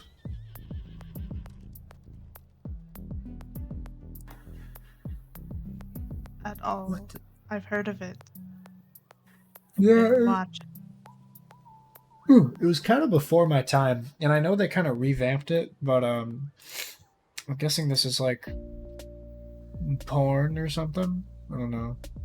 Jose Probably. Caroca, Pachito Pistoles, Scrooge McDuck, Glitter and Gold, Gyro Gurulu, Scrooge McDuck, blah blah blah. Lena from DuckTales. I don't know these names.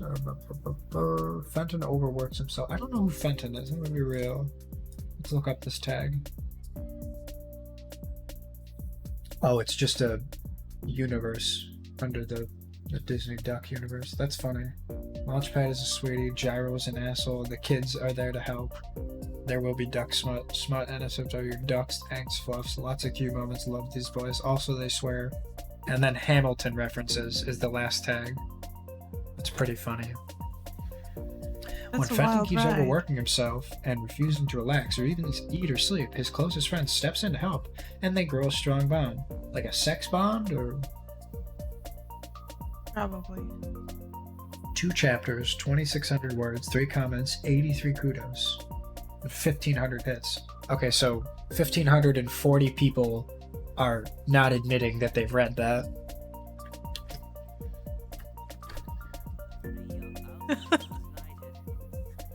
Oh my. I'll have to give it a The look, though. internet is crazy. Yeah, I feel like there are very niche parts of the internet that I'll never stumble upon just by nature of like their community is so like specific. But I feel like once you get in there, you're never out. Like I don't know if you saw it, but Emma, I think Borgie told her first, but there's this guy who specifically likes blonde women buying Wonder Bread, and he's invested Oh, millions of dollars getting commissions. Do you know about him? Yeah, Drew. That's the reason why there's Art of Wither buying Wonder from me. Oh, okay, that's pretty funny. I love that. I love the idea of fucking people like doing that, because like what was it, Cimmerillion, he drew a picture of a lady, or like it was a loaf of bread in like the grist swimsuit, and it was like this really like ahe gal picture or whatever. And I was like, damn, anyone else craving a loaf of bread? And, or no, I was like, anyone else want to destroy a loaf of bread right now, is what I said. Oh. Fucking. Damn, I could fuck up some toast right now. Golden hand Matt, bro. What are you doing here, man?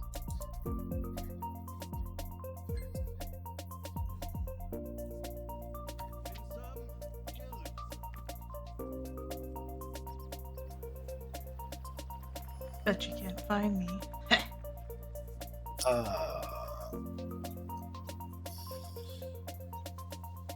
Well, I know you're on this channel. Hmm? Hey, yo, hang on now. No, I can't find you.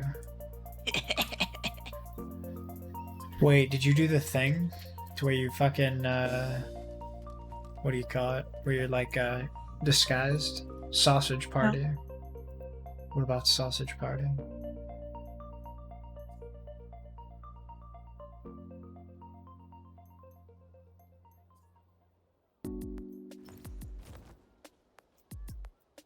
Oh, you would like the base boot? I don't know where, but I'm somewhere.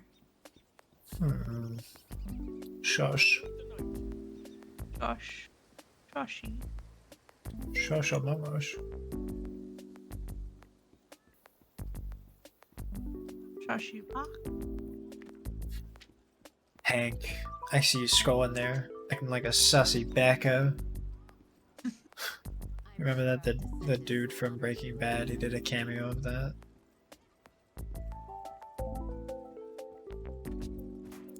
VTuber cameo would be pretty easy to do.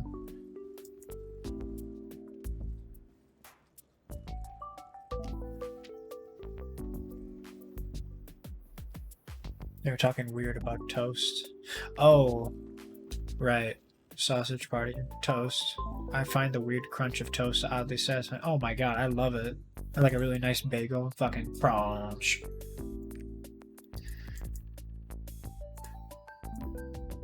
Did my... Can you hear me now? Or are you still able to hear me? I hear you. Okay. Just checking. My RTX voice application closed on me, and sometimes that spells, oh no, he's got Sprite mic now, what I like to call it. Right. You heard it a few times where it fucking just, it crinkles. Creates static in my brain. Oh yeah, absolutely. If I eat a nice big fat piece of toast, especially if it's like raisin toast with some butter on it, oh, lovely little contrast to texture.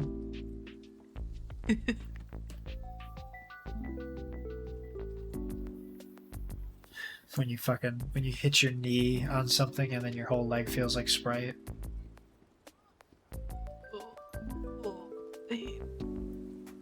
That's the worst feeling, man. The numb tinglies.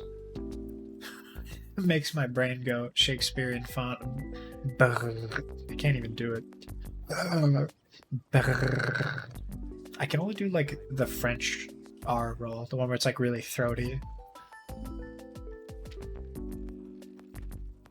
Fucking, I hate that I can't think of the word throaty without thinking of that picture of it was either Obama or Joe Biden, absolutely fucking horking down a hot dog. He was like, damn, look at this dude sucking back a glizzy. He the throat goat for real, bro. Weary emoji.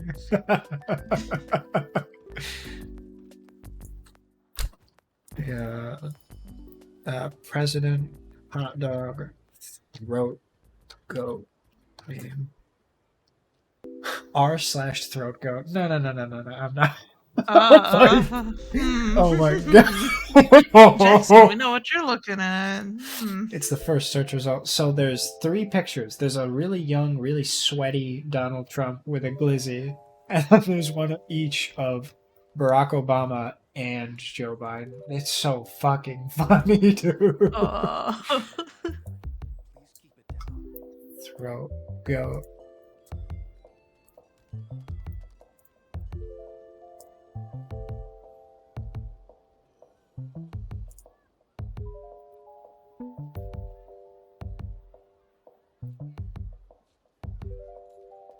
Fucking.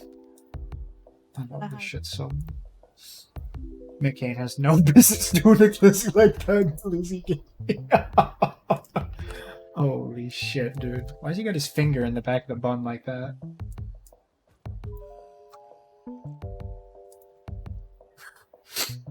It's just a picture of Joe Biden eating a hot dog. What the fuck? I don't know what everyone's talking about with this glizzy gate shit. What is hang on, I gotta look this up. What is Ethan. what is glizzy goblet? The hot dog controls America.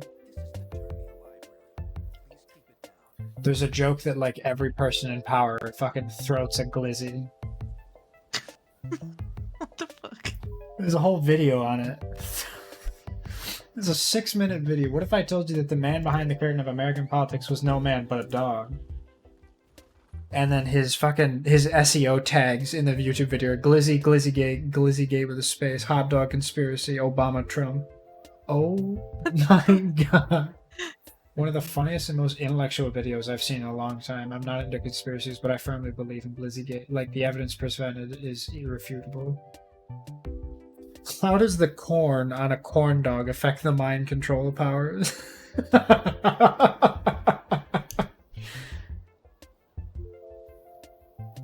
now I'm thinking about all those vines of, have you seen those dudes that'll like suck down a hot dog whole and then they'll pop it back up out of their mouth?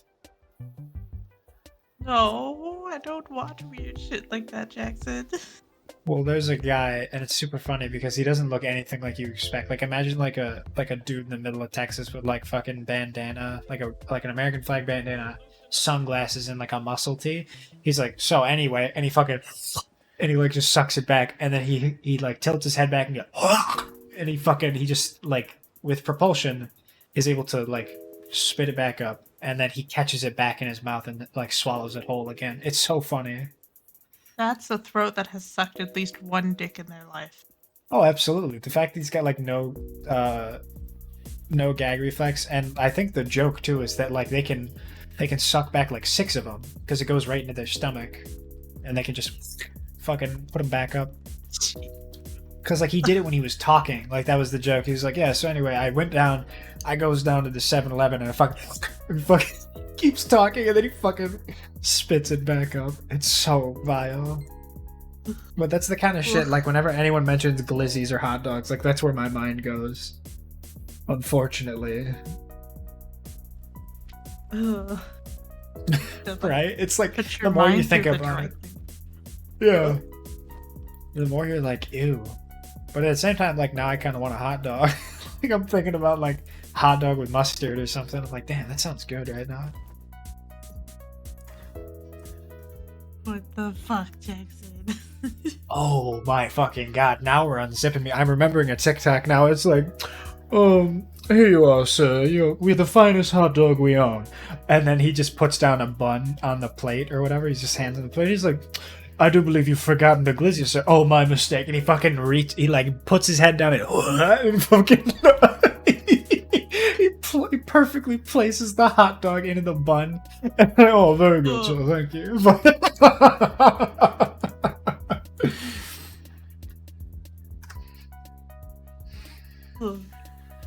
Gross. I don't want to touch a hot dog for at least a month now. Yeah, right. I was like, don't get those fucking sausages away from me.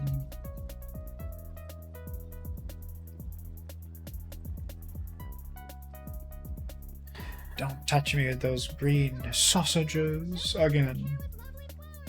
Fucking the fairy godmother. Who voiced the fairy godmother in Shrek 2?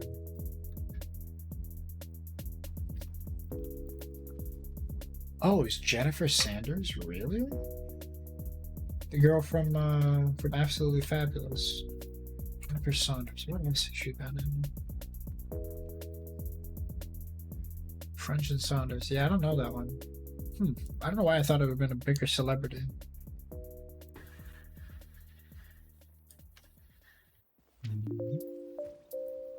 Isn't it nice to wind down and have victims before me? Who the hell is doing this? What time is it? Oh, good heavens. Time for you to get a watch. Aha. Yeah, it's time for me to sleep better too. I should probably stop. Wow. I only been awake for a couple hours and you go and you leave me like this. What the fuck? I know. What is tomorrow? Tomorrow is... Oh, actually, hang on a second. I dropped my one class, so I don't have class until 11 a.m. So here's a bit of the impasse I'm at, right? Like, I hang out for you now or later. I'm still stuck on you focusing on throat goats. Yeah, I mean that's a mesmerizing topic for sure. I love it.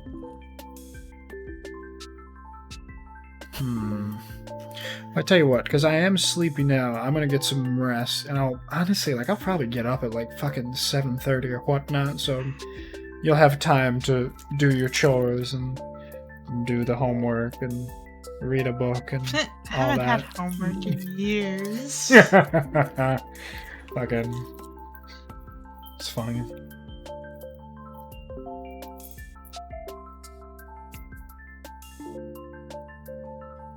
I say I'm gonna go to bed, and I'm like, maybe just a little snack. I'm fucking eating a candy bar right now. It's just snack. It's just snack. It's good before bed. A little snack before bed. I don't think you should before bed. Yeah, actually, don't they say specifically don't eat before bed? And like chocolate gives you nightmares? Unless that's just what parents said to get me to stop eating chocolate. Like parents. I dare say my mom lied to me about candy and nightmares. So when are we having our anime night? Well, that's a great question. What would we watch and when is a better question. Because we could watch like Redline or like a movie or something. I've got like 100 series and movies that I have not touched yet.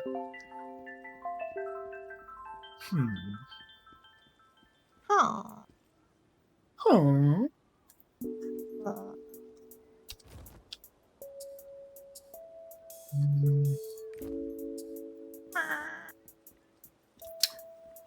X-Arm. So fun fact, I've already watched through all of X-Arm. That was my sin, or not sin, my bingo. No, it's not called bingo either. The lottery. That's what I got. I actually enjoyed it. Do you know about X-Arm at all, Riku?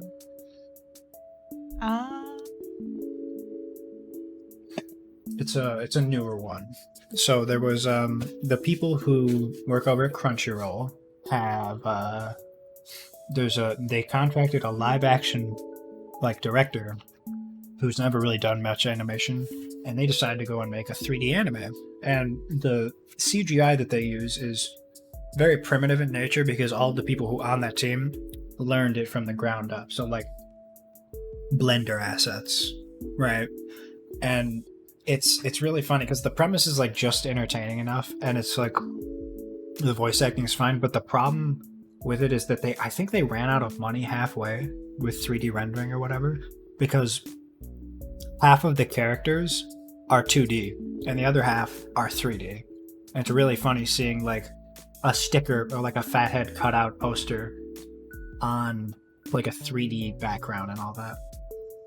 And I watched it. It was only like, I don't know, maybe 9-10 episodes. It was actually pretty good. Like just watching it and like understanding that it's a bad series and it's like kind of funny to watch. Like I think the first episode stuck out the most for me. That's like the like object permanence was all fucky. The combat was very wonky, but it's pretty funny though. I remember I had one friend that I was like, bro, another episode came out. Let's watch it. He's like, no, I don't want to watch that shit. I was like, come on, dude. The first episode was so funny. He's like, yeah, but it's not going to get better. It was actually really funny. Like some of the characters, their powers are ridiculous. Like this one girl who's like hacking or whatnot, and like how they portray that is so funny to me. It's like a weird inverse matrix where you go in it. Then It's a hoot and a half. Sasaki and Miyano. I don't think I've seen Sasaki and Miyamo. Oh, no, it isn't. It is a no. Is that the BL series? I'm trying to remember. Yeah, it is. It's the one where they fucking spends his day reading BL, blah blah blah, until encounter in a scuffle with a senior Sasaki. Intrigued by his feisty junior, delinquent Sasaki uses every opportunity he can to get closer. Oh, sheesh. Little senpai kohai boy. I need a filing cabinet. Okay. I think. yeah. I can't stop saying it. I think I'm going to call it for this so that I can get some sleep. And then in the morning, I can play a bit before I go and do the daily tasks.